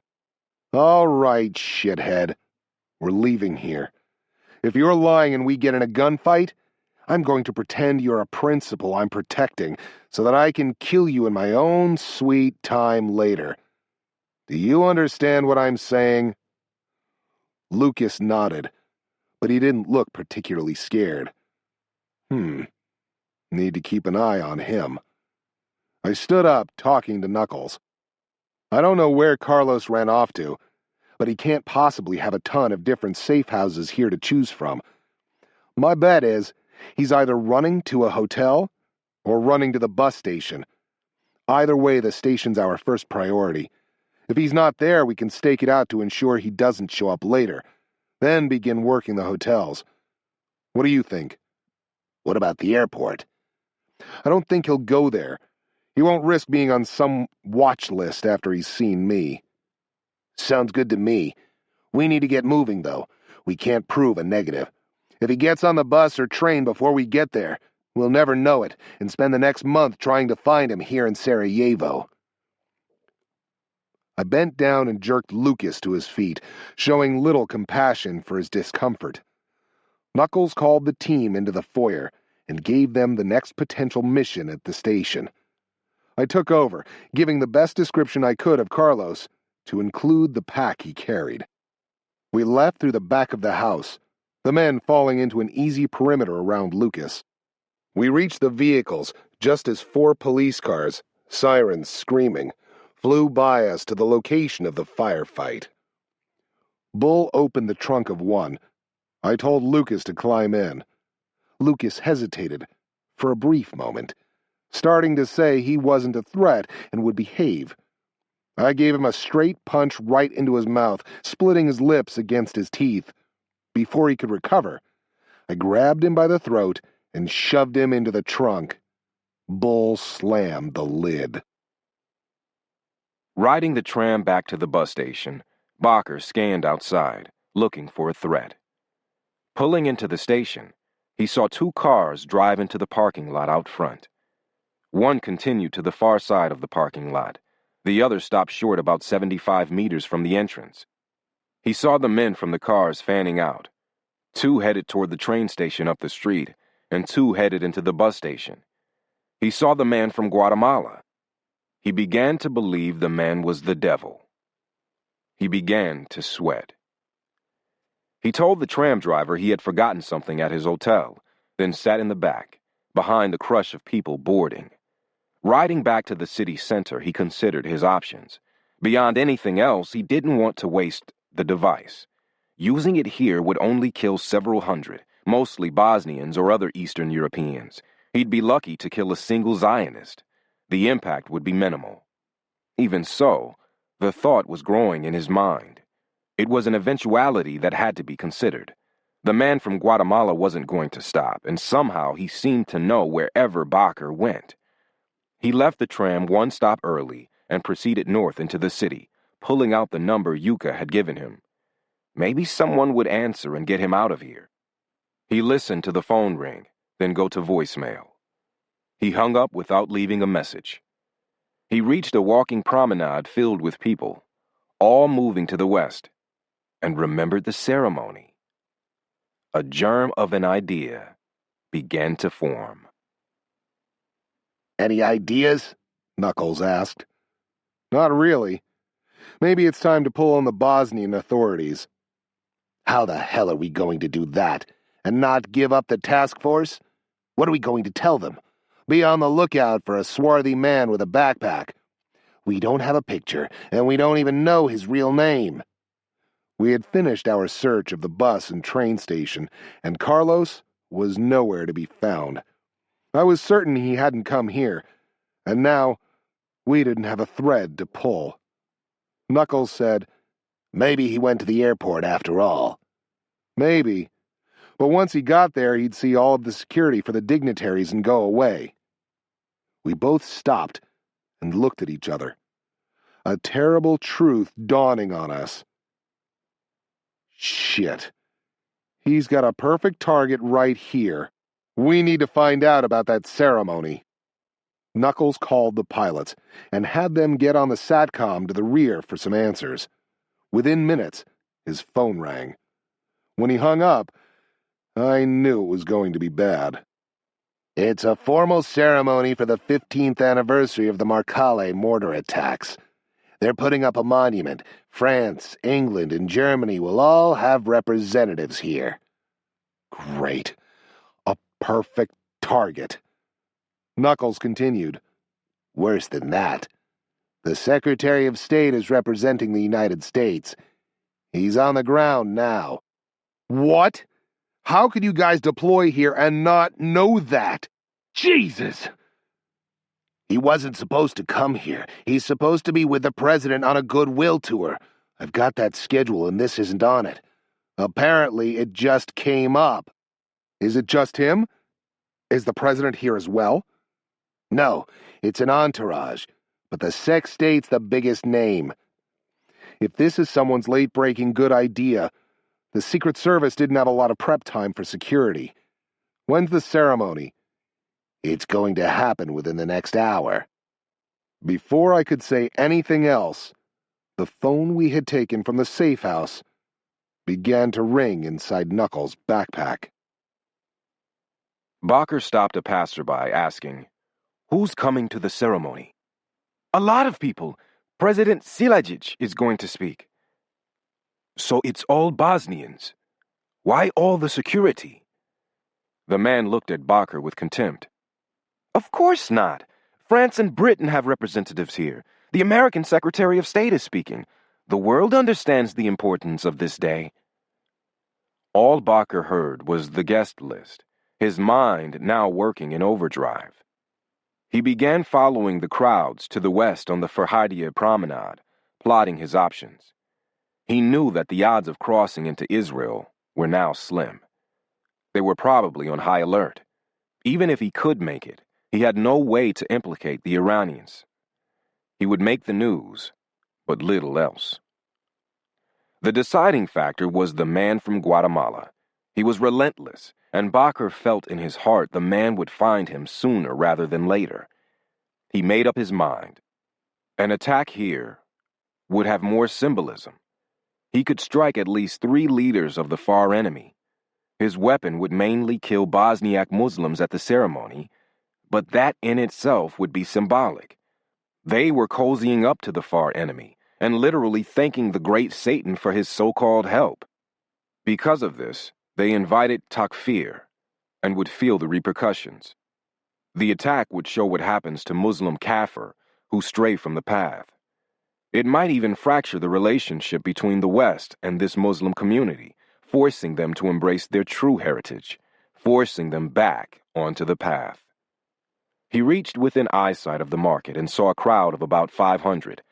80 meters away rested the raised platform the guests would use. A wall of security was checking everyone that entered into the inner ring. He recognized the security perimeter for what it was: standoff protection from a conventional man-packed explosive device. The distance was certainly good enough to thwart his blast, but the perimeter would provide no help at all against his poison. Knuckles dug out the safe house phone from his backpack. I said, "Don't answer it. That's got to be him." Once it registered with a number, Bull began working to find its location with his special phone. Within seconds, he had a grid. Plotting it with a GPS, he said, "He's downtown." I pulled out a tourist map, marking the location, then found the Marcale market. "He's in that area. He's going to hit the ceremony." Knuckles said, "Maybe, maybe not. If we go in right now and get compromised, we may spook him into using the device. Maybe we should wait and see if he beds down tonight, then hit him with his guard down." Knuckles had a point. We could make this a self-fulfilling prophecy if we screwed up. We now had a way to track him, as long as he kept that phone. It would be much, much easier to take him down in a hotel room than on a crowded street. On the other hand, any moment could bring a mushroom cloud. Decision time. Chapter 101. Bakker surveyed the wind patterns of the open-air market. The entire area was covered by a high overhead roof of galvanized steel, but a slight breeze could still be felt coming out of the east. That is where he would set the weapon off. He moved around the crowd until he was situated as close as he could be to the security perimeter without gathering any undue curiosity. He stood for a few minutes, trying to appear as if he were just passing the time, when he noticed one of the security personnel glance his way a third time. He began to walk away, looking for somewhere he could wait that was close enough to allow him to get in position rapidly. Finding nothing, he kept moving. Eventually, he came upon a public restroom. It wasn't nearly close enough, but would have to do as a staging point. He was sure he would be able to hear the announcements when the ceremony began. Moving into a stall, he sat down and locked the door, waiting to hear the great Satan's Secretary of State taking the stage. In the end, the potential for a massive amount of civilian deaths at a ceremony commemorating the murder of civilians from a previous heinous act made up my mind. The symbols of power from the United States and other European countries provided a target for Carlos to use. But as always, it would be the innocents who paid the price. We need to take him out, now. It's a risk, but I don't think he's going to wait. The target's too juicy and he's on the run. Knuckles nodded. I knew he would see it my way. Let's load up. We drove along the river toward downtown Sarajevo, then cut in north to the grid of Carlos's last known location. We were only allowed to go a short distance before hitting a roadblock, with all cars being turned away. Should have expected this, Knuckles said. No way they're going to let a potential V-bid near the ceremony. At least they have some sort of security going on. Turn around and park it on the river. That'll only be about 3 blocks south. After we had parked the vehicles, while Bull worked to get a new grid for Carlos, I said, "What about Lucas?" "What about him?" "We can't leave him alone. He's no pushover and a slippery bastard to boot. Someone needs to cover him, or he'll screw this whole thing up." "I agree," he said. "But we can't afford to leave a teammate to babysit his ass. We need every man on this." "Call the pilots. Get one of them to come here and swap cars." Knuckles grimaced. "Pike, I can't do that. I can't risk the cover of the bird. Those guys are pilots, period. You know that." "Shit, man. That guy's running around with a damn bomb on his back. Fuck the damn rules." I stopped, holding up my hands. Okay. I'll tell Jennifer to come get him. She can switch cars and take him back to the 427. The pilots can guard him until we get there. Can they at least do that?" "Yeah, they can do that." I called Jennifer and gave her instructions, a little piqued at Knuckles' rigid adherence to procedures. This is one time he should be flexing like Gumby. I let it go, knowing he had a point. Compromise the pilots, and we wouldn't be able to fly out of here. Jennifer switched on enough to get the job done. For the first time, I realized that I trusted her as much as the task force members themselves. By the time I hung up the phone, Bull had pinpointed the new location. "He's just south of the market, maybe 150 meters away from it." I looked at the map and said, "That's straight north from here. He's about 2 blocks up." Knuckles gave final instructions, splitting the team into 2-man elements. "Bull, you and Retro come in from east to west. Pike and I will come up from south to north. The rest of you box in from west to east. Hopefully we'll pin him in. Everyone remember he's got a WMD. Whatever you do, don't hit the pack or his chest. If you have to shoot, go for the head." The problem with the cell phone track was that it only gave us a snapshot in time. We couldn't do any real-time tracking, so whatever we had was only as good as the time we had it. Knuckles and I began walking up the sidewalk to the north, scanning the crowds. The other men were quickly lost from sight as they began their part of the mission. Without any traffic, the streets were teeming with people going toward the ceremony. Great. Rush hour. The crowds were a definite problem. For one, it forced me to hide the UMP under my jacket. The folding stock jammed into my armpit. I'm not going to be the fastest gun in the West running around like this. For another, I could be walking right by the terrorist and not see him. Moving closer to the market, Knuckles and I both heard the loudspeakers signaling the start of the ceremony. Barker heard the announcer droning on and on about the significance of the day, first in Serbo-Croatian, then in English. Barker waited, straining to hear any announcement that the dignitaries had arrived. He couldn't afford to leave and return. The man from Guatemala was somewhere close. He could feel it. When he left this bathroom, it would be straight to the eastern corner of the security perimeter. Once there, he'd continue on, past any demands that he halt. Only when someone drew his weapon would he trigger the device. He heard a different voice, then the words he was waiting for, the introduction of the guests of honor. He squeezed his eyes shut and said a silent prayer. Pulling the detonator from his pack, he conducted a self-test of the system. When it registered green, he opened the door and stepped into the light. He was shocked by the number of people who had shown up in the time he had spent in the bathroom. He would have to fight his way through the crowd to get close enough to ensure a successful strike. Setting off the device this far away would kill a lot of people, but would most likely miss the targets, as they would vacate before they were hit with the downwind hazard. Pushing his way east, he continually scanned for anyone not focused on the stage.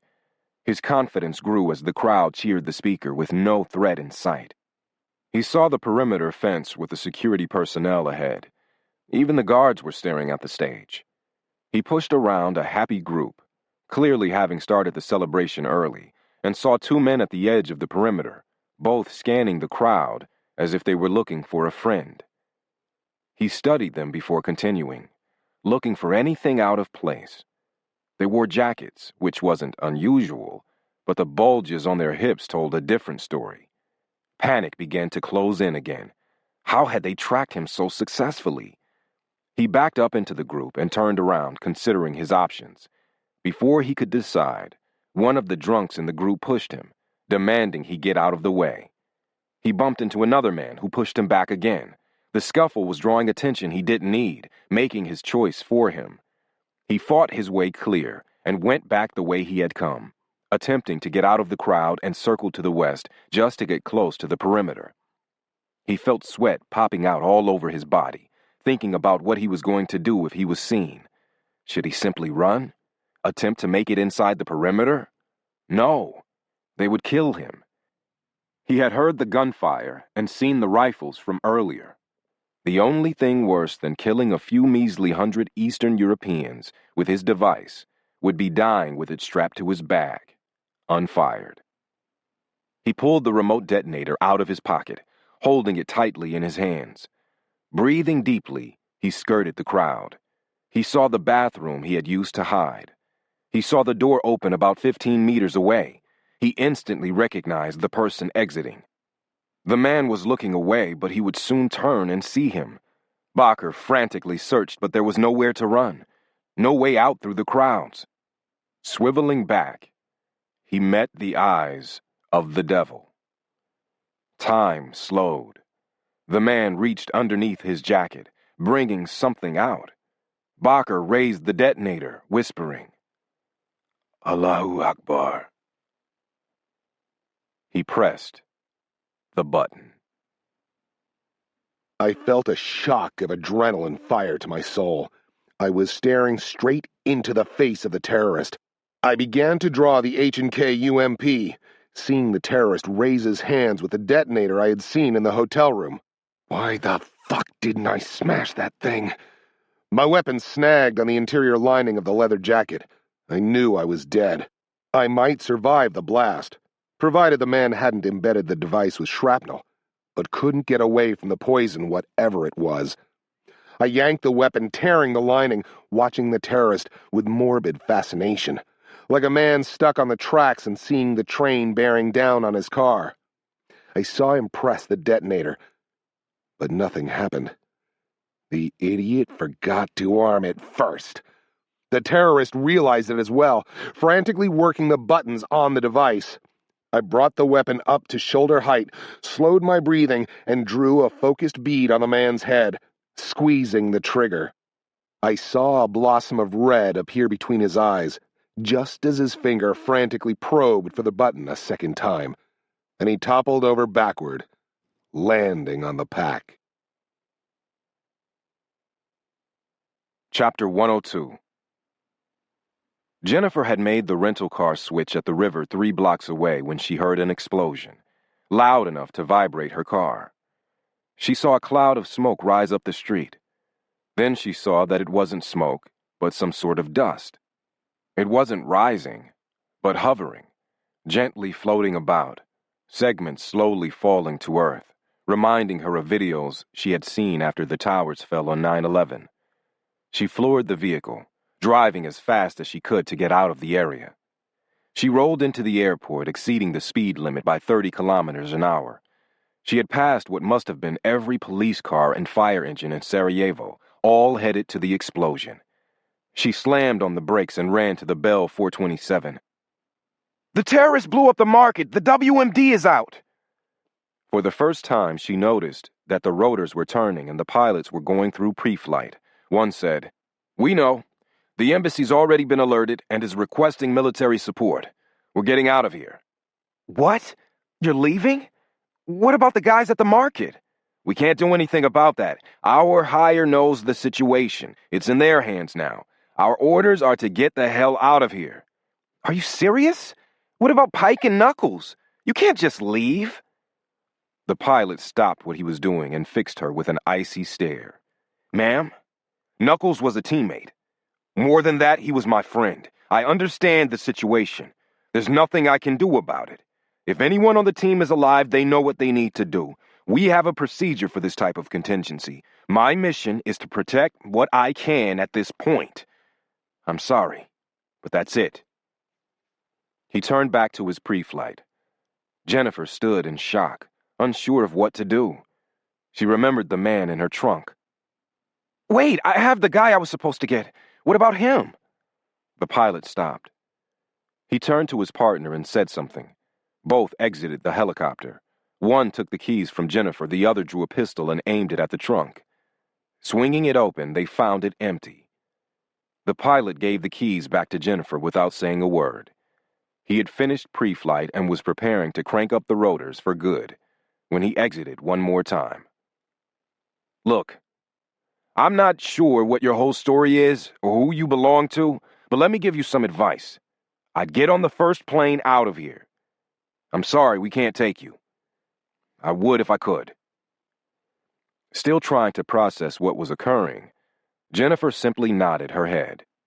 She stood still until she was driven back by the rotor wash of the helicopter. She saw it take off and continued to watch it until it was a speck in the sky. She walked in a circle, unsure of what to do next. On the far side of the airport, she could see a beehive of activity around the dignitaries' planes. She went into the terminal and bought a ticket on a Bosnian airline headed to Frankfurt, Germany. It was due to leave in 4 hours. She went back to the rental car and tried to drive back into the city. She saw the lights flashing a mile out. She got within a half of a mile of the downtown before being stopped at a police checkpoint. The man spoke little English. All he could say was, "Go! Go! Poison!"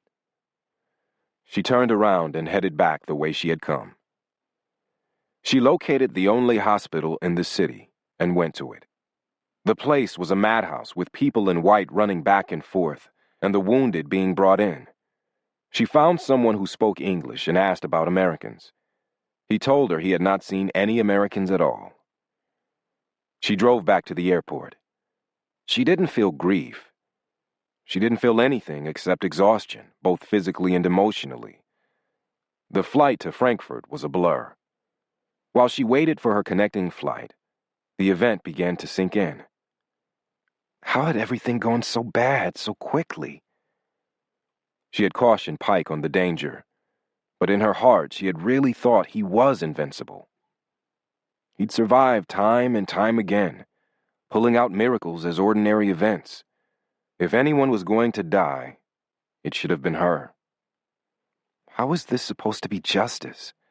Where's the destiny now? She put her head in her hands, trying to stop her thoughts. She heard someone talking to her and glanced up, seeing a Lufthansa Airlines ticket agent. "Ma'am, are you all right? Can I help you?" Because Pike had drilled it into her over the last 4 days, her first thought was she was making a scene. Act like the other passengers. You're going to get burned. She was then hammered with the futility of the thought. What a joke. None of that helped in the end. "Yeah," she said. "I'm fine." The agent looked as if he wasn't convinced, but left her alone. 30 minutes later, he came back. "Ma'am, are you on this flight?" For the first time, it registered that everyone had left the gateway. "Yes, sorry, I wasn't paying attention." "No problem, but we're about to close the door. Are you sure you're okay? Is there anything I can do for you? Can you bring back the dead?" "I'm all right. Sorry for the trouble." She landed at Dulles International Airport completely spent. She had no idea what she was going to do next. She had a connecting flight to Charleston, but didn't feel like getting on it. She felt like curling up in a ball and forgetting everyone and everything. She instinctively thought she should be crying or grieving over the loss of Pike, but all she felt was hollowness inside. She joined the immigration line, moving forward like sheep to a trough. She saw CNN on a TV across the immigration area. She caught the flash of Bosnia-Herzegovina and focused on the story. She couldn't hear what was being said, but saw a video of the market.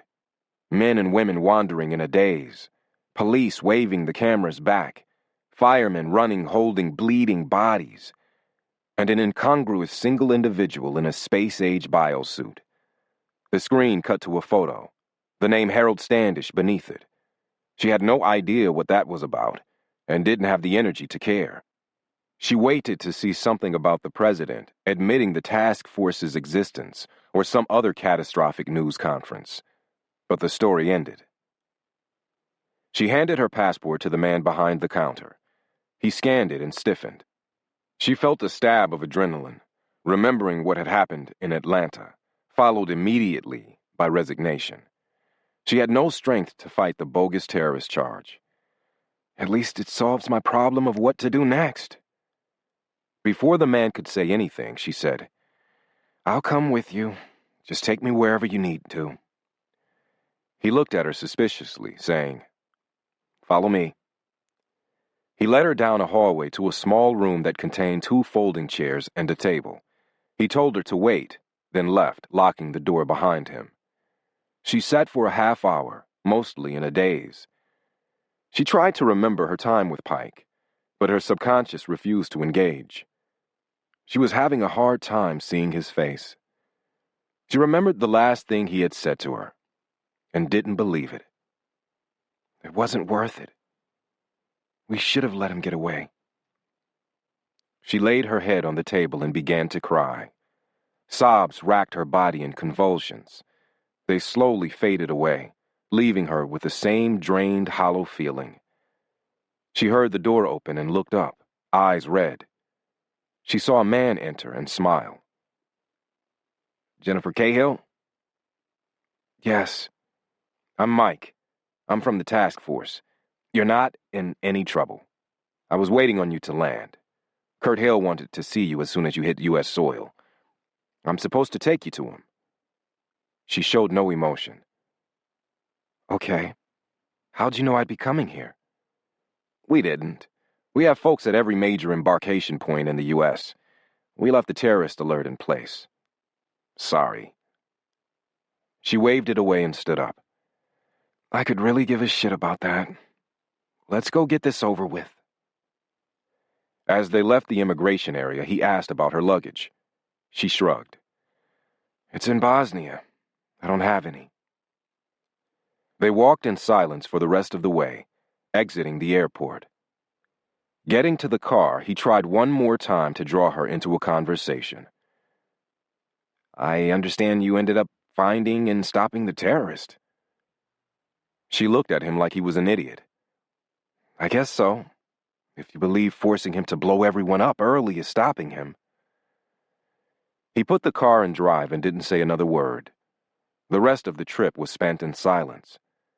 As they got onto the toll road, the weather turned sour, with rain beating the metal of the car. The only sound was the windshield wipers flipping back and forth. Jennifer gazed out the window, ignoring the drive. Eventually, the car pulled into a checkpoint. She registered that the car had stopped, then realized where they were. Why are we here? This is where Kurt is at the moment. I was told to bring you straight to him. The guard waved them through to the West Wing parking area of the White House. After a short walk, Jennifer stood outside the White House Situation Room, waiting to be asked to enter. The door opened, and she saw a long table surrounded by wood-paneled walls with multiple plasma screens. She immediately recognized the President of the United States at the head of the table. He stood and approached her. "Hello, young lady. We've been waiting for you. I'm Peyton Warren," he said, extending his hand. Jennifer didn't even begin to know what to say, so she simply shook his hand, mute. To his left was Kurt Hale. She looked around, recognizing the Secretary of State and the Secretary of Defense. She saw other faces that she didn't know, but felt she should, vague recollections from Sunday news shows. What's this all about? Why am I here? She went from face to face, waiting on someone to tell her what to do. At the far end, she saw a man with a horrendous visage. His face was scabbed, without any eyebrows. His arm was in a sling, a set of crutches to the side of his chair. He was smiling at her. The smile was real and familiar. Chapter 103. I saw Jennifer look from face to face, waiting for her to get to me, wanting to see the same glow I had experienced when she entered the room. It dawned on me that I had been subconsciously holding back, protecting myself from the meat cleaver of disappointment if it was a case of mistaken identity and someone else was at the Dulles airport. Maybe secretly protecting myself against the trauma of having the newly formed scab covering the loss of my family, ripped out raw had the unthinkable happened. In that moment, I realized that Jennifer had been right in Bosnia. Her death would have destroyed me completely, left me broken beyond repair. I watched Jennifer continue to search for some indication of why she was here, or someone she recognized. She looked like shit. Like she'd spent the last 24 hours sleeping on park benches and knew the next 24 hours held nothing but the same. She finally got to me. I saw her face change from a lack of recognition to one of shock. Then she fell backward into a chair. Not exactly what I expected. From behind her, Knuckles jumped up, saying, "Whoa, hang on there, you okay?" I could tell she recognized him, but she simply stared like she was seeing a ghost. He asked again, "Jennifer, you all right?" Something clicked within her, and without a word, she jumped up and raced over to me. Holy shit, she's going to hug me. It would hurt, but I didn't want to stop her. She stopped short, smiling, tears running freely down her face. She leaned over and gingerly kissed my forehead on the crew cut of singed hair. "You bastard! I guess you do have 10 lives." I grinned. "Yeah, I guess so. Took you long enough to get home. I was starting to worry." She ignored everyone else in the room, simply taking my hands into hers and staring at me. After a second, she seemed to remember where she was and what had led to this meeting. She asked, "What happened? What's going on? Why isn't everyone dead?" Kurt said, "Well, we ended up being very, very lucky. Scientists are still studying the material, but it looks like the WMD was only deadly to those genetically predisposed." What's that mean? I took over. The weapon they found was an ancient sack of spores from a plant that's probably extinct. It causes major anaphylactic shock in people predisposed to be allergic to it. Basically, it causes the same reaction as in someone allergic to bee stings, only 100 times worse. Okay, that still sounds pretty bad, isn't it? Yeah, it is. But I managed to kill Carlos before he could set off the device. He fell on top of it, which somehow caused it to go off. His body tamped down the explosion like a soldier jumping on a grenade. On top of that, it looks like folks from Europe aren't nearly as susceptible to the spores as guys from Guatemala, where they came from. Luckily, I fall into that camp. Jennifer processed that, coming to the natural conclusion. So, the whole thing was a waste of time? All that death and destruction for nothing? Ethan's death? The president spoke. No, not at all. The bomb killed close to 50 people, but the team forced the terrorist to set it off far enough away from the ceremony that the representatives attending were able to escape before they were contaminated. Because of our unique security relationship with Bosnia, we were immediately asked for help. Most of the deaths were caused by the spores, but we were able to alleviate any concerns of a WMD rapidly, taking the emotion out of the attack. There'll be conspiracy theories for years about it, but the majority of the world thinks it was a conventional attack. Kurt interjected. Mainly because the terrorist put all his faith in the spores and didn't embed any shrapnel in the explosive. He also knew what he was doing. He kept the explosive power low to prevent burning up the WMD material, which worked in our favor, especially when his own body lessened the blast radius. If he had set off a conventional bomb with higher explosives and shrapnel, we probably would have had the same amount of casualties, so the story's plausible. The president continued. If he had made it to Israel and had been able to implicate the Iranians, it would have caused immediate retaliation. He would have killed hundreds, and Israel would have feared a second strike. Unlike Bosnia, they wouldn't have asked for our help or listened to any pleadings of restraint. Trust me, the WMD was real enough to get us into World War III. Okay, I guess that's good news. Wait, that didn't come out right. I mean, I'm glad the effort was worth it. I couldn't live with Ethan's death on my conscience if this was all for nothing. She squeezed my hands, her face now alive, the broken look gone.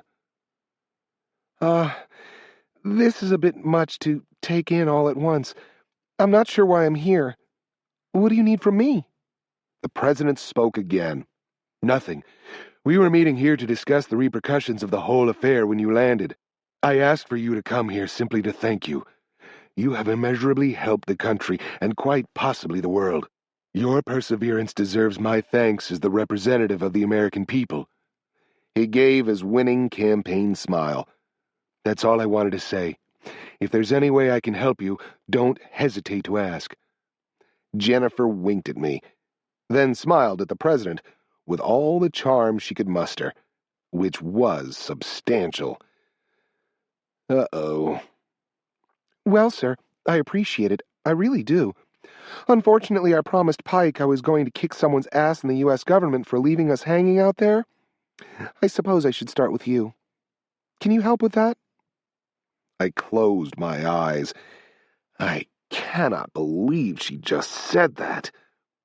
When I opened them again, I saw a room full of the most powerful people on Earth looking anywhere but at her. I could tell she was enjoying this immensely. She continued. Then again, you guys did do the right thing in the end, so maybe I'll let it go. I guess all's well that ends well. I squeezed her arm a little harder than was necessary, trying to shut her up before she did some real damage. Hey, guess what? I said. The folks you want to beat up took care of our little problem in Charleston. We don't have to worry about that anymore. I thought she was going to rip into the rest of the group, just for the enjoyment, and prayed she wouldn't. She grinned at me and said, Okay then, how about a nice hotel room? The room broke into relieved laughter. The president said, I think I can manage that. He grew serious again. Ladies and gentlemen, I appreciate your time, but I have a press conference in an hour. I can't thank you enough for your service. The meeting broke up with people shaking hands and saying goodbye. Shortly, we found ourselves outside, me hobbling along on my broken ankle, with Jennifer trying unsuccessfully to help. Eventually, everyone was gone, and it was just us. She looked around, noticing we were alone. Where are we going? Better yet, how are we getting there? I said, I guess we go hail a cab. Wow, she said. That thank you didn't last very long. Jennifer began walking toward the gate with me hobbling along beside her, when someone shouted behind us, Jennifer! Pike! Yes? The president asked me to give you guys a ride to the Hay Adams Hotel here in D.C. You have the presidential suite, compliments of the White House. Oh, right, she said. That's more like it. 30 minutes later, Jennifer was admiring the view from the living room of our suite, the White House majestic in the last glimmers of twilight. Now that we were alone, she brought out the questions she knew nobody but me would answer. Hey, what happened to all the bullshit threats about the task force bringing down the administration? Everyone kept saying we had to do all the work because using it was too risky. Why isn't there the big disaster everyone talked about? I knew what she was asking was highly classified, but it never crossed my mind to tell her a story. More than anyone else, she had earned the truth. It turns out that Dr. Evil is a guy in the National Security Council. He hired all of the trained killers. Their attempts in Bosnia gave the task force a way out. We blamed the whole thing on them, saying that a lone ranger hired a bunch of mercenaries to stop a terrorist. He's going to be indicted as a reluctant hero. That's the guy I saw on the news? Standish something or other? Yeah. With all the press talk of the U.S. outsourcing combat power to independent contractors, it's plausible. The task force is good to go. She bristled. Good to go? Are you kidding? What's going to happen to him? He tortured and killed a whole family. He tried to kill us. He should be strung up from the nearest tree. Now he's going down in history as helping America? How's that justice? I didn't want to go there. I wanted to leave all of this behind for others to sort out. I tried to soothe her. He'll get what's coming to him. Jennifer squinted at me, her expression alone telling me she didn't think that was good enough. After what she had said to me on the hillside in Bosnia, I wasn't going to elaborate on what that meant. She wanted justice for the man's actions, but probably couldn't stomach the task force version. Luckily, she let it go. Okay. I guess in Washington getting indicted and suffering humiliation is what constitutes the worst that can happen. I crawled onto the bed, trying to find a comfortable position that didn't rub my burns. Why don't you get cleaned up? Maybe we can go get a bite to eat at a real restaurant for a change. For the first time, Jennifer seemed to realize she was wearing the same peasant clothes she had worn for days. She ran a hand through her greasy, black-dyed hair. Yeah, that sounds good. Great, actually. What am I going to do about clothes? We can go shopping first. Maybe put it on the president's tab. Even better. He owes me more than a hotel room. Give me 30 minutes. She went inside the bathroom, and I heard the sink start to run. Jennifer hadn't asked the obvious question of why on earth Standish had wanted a bomb to go off in the first place. I had seen his initial FBI interrogation, and it had made me sick to my stomach. Made me want to jump through the two-way mirror and slice him open with the broken shards. Of course, the task force would have frowned on that. Not because I had killed him, but because I had done it in front of everyone. Bad form. I'd have to be satisfied with someone else delivering justice. Standish had been completely unrepentant, shouting at the interrogators that his actions were necessary to protect American lives. He seemed to firmly believe that his efforts were not only legitimate, but good for the nation. The thought disgusted me. He sounded just like all of the terrorists I had ever chased. The only thing missing was him shouting, "It's God's will!" like every other psychopath who justified his actions as nothing more than destiny. I knew there was no such thing. Destiny was a tool used by the vicious or weak to explain a tragedy, nothing more. If God controlled our destiny, then wouldn't the good guy always win? Where was God when Hitler killed the Jews? Where was he when the planes hit WTC 1 and 2? In the genocide in Bosnia? Or Rwanda? Was mass rape a destiny? Or just fucking evil? Where was the destiny in my family being murdered? Jennifer had asked about the chances of us colliding, thinking that it was meant to be because the odds were astronomically against it. But I knew better. I had seen the truth. God or fate or destiny, whatever the hell you wanted to call it, had never crossed my path. You make your own luck, just like I did Machete's compound. The thought sounded like a cracked bell as soon as it came into my head. No way should I have survived that. The more I reflected on the last couple of weeks, the more it seemed there was some invisible hand looking out for Jennifer and me. Every time we were on the verge of failing, something happened that spurred us forward. It made me wonder. Maybe there is a purpose. Maybe Jennifer's right. I didn't like the thread I was working, didn't want to stare too hard into the looking glass, because believing in one meant I had to believe in the other, that the loss of my family was for a reason, which was something I could never embrace. I heard the shower stop, blessedly bringing me back to the present, or more precisely, my future.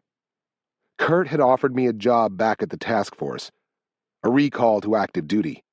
The offer was compelling and conflicting at the same time.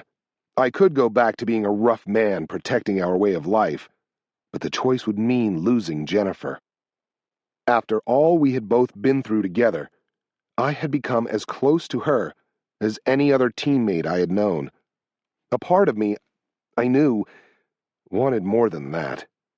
Another part, much more powerful, was repulsed by the notion. It would be a very, very long time before I could ever let go of Heather. Maybe never.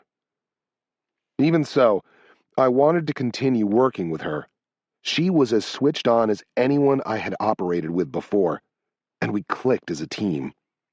I had toyed with an idea the whole flight home, and now had the beginnings of a plan on how to make that happen. Jennifer held the key. She'd be graduating soon and looking for employment. But I knew she'd no longer be happy doing something boring. She tasted what it was like to work for something greater than personal gratification, and while she'd probably get the same satisfaction doing her anthropological work, she'd miss the thrill. The question was whether she'd admit that to herself. I couldn't tell her what I had planned, because it was classified.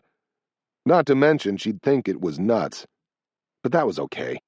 I'd see if she was willing soon enough, and could get her the clearance if she was agreeable. Later, after the groundwork was laid. All I needed was some startup funds, and I had a good idea how to get those. Minutes later, Jennifer came out in a plush robe, smelling freshly scrubbed, but looking puzzled. She said, "Okay, I got it on Standish. What about the other guy? The one in the trunk? He did the actual killing. What's the task force doing about him? Just let him go free?" Truthfully, in the aftermath of the explosion and the exfiltration, I'd forgotten about Lucas. He's in the same boat. He'll get what's coming to him. So they found him? What? They found him after the bomb went off. She could see the puzzlement on my face. You didn't know? Know what?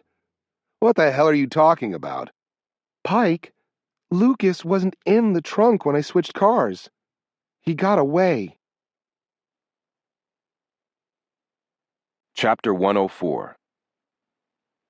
30 miles away, in the swank Chevy Chase section of Washington, D.C., a nondescript sedan pulled into the circular drive of the Honorable Harold Standish. 3 men exited. They had already done their reconnaissance earlier, and knew Standish was home alone. One manipulated the alarm system, while the other 2 worked the lock on the door. All 3 entered.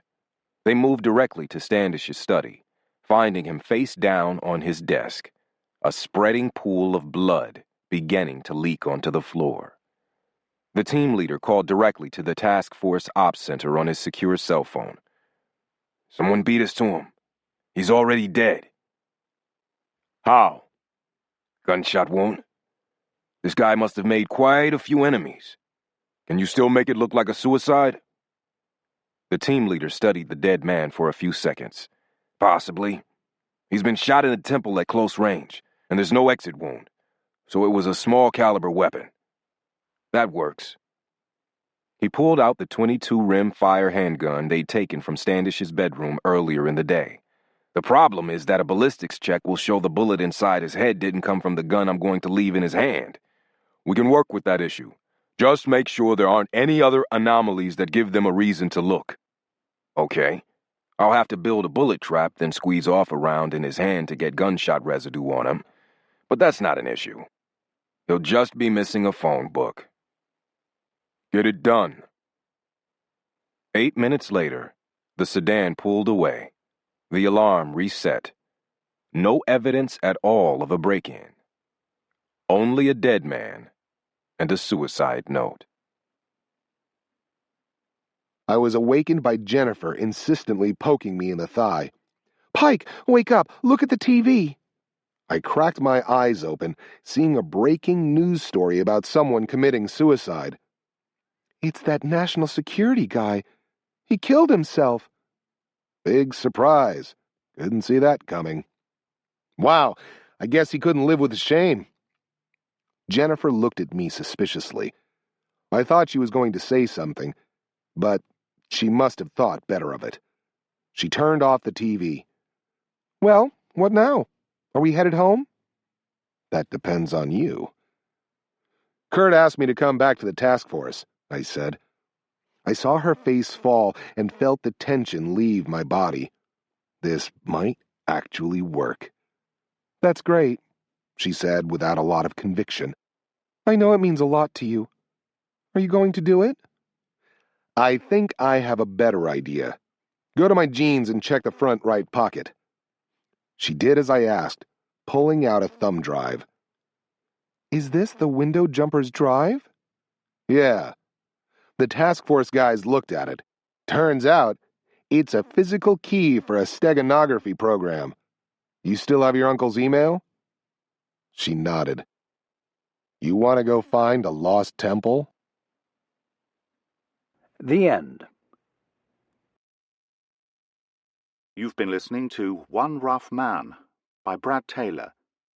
Narrated by Neil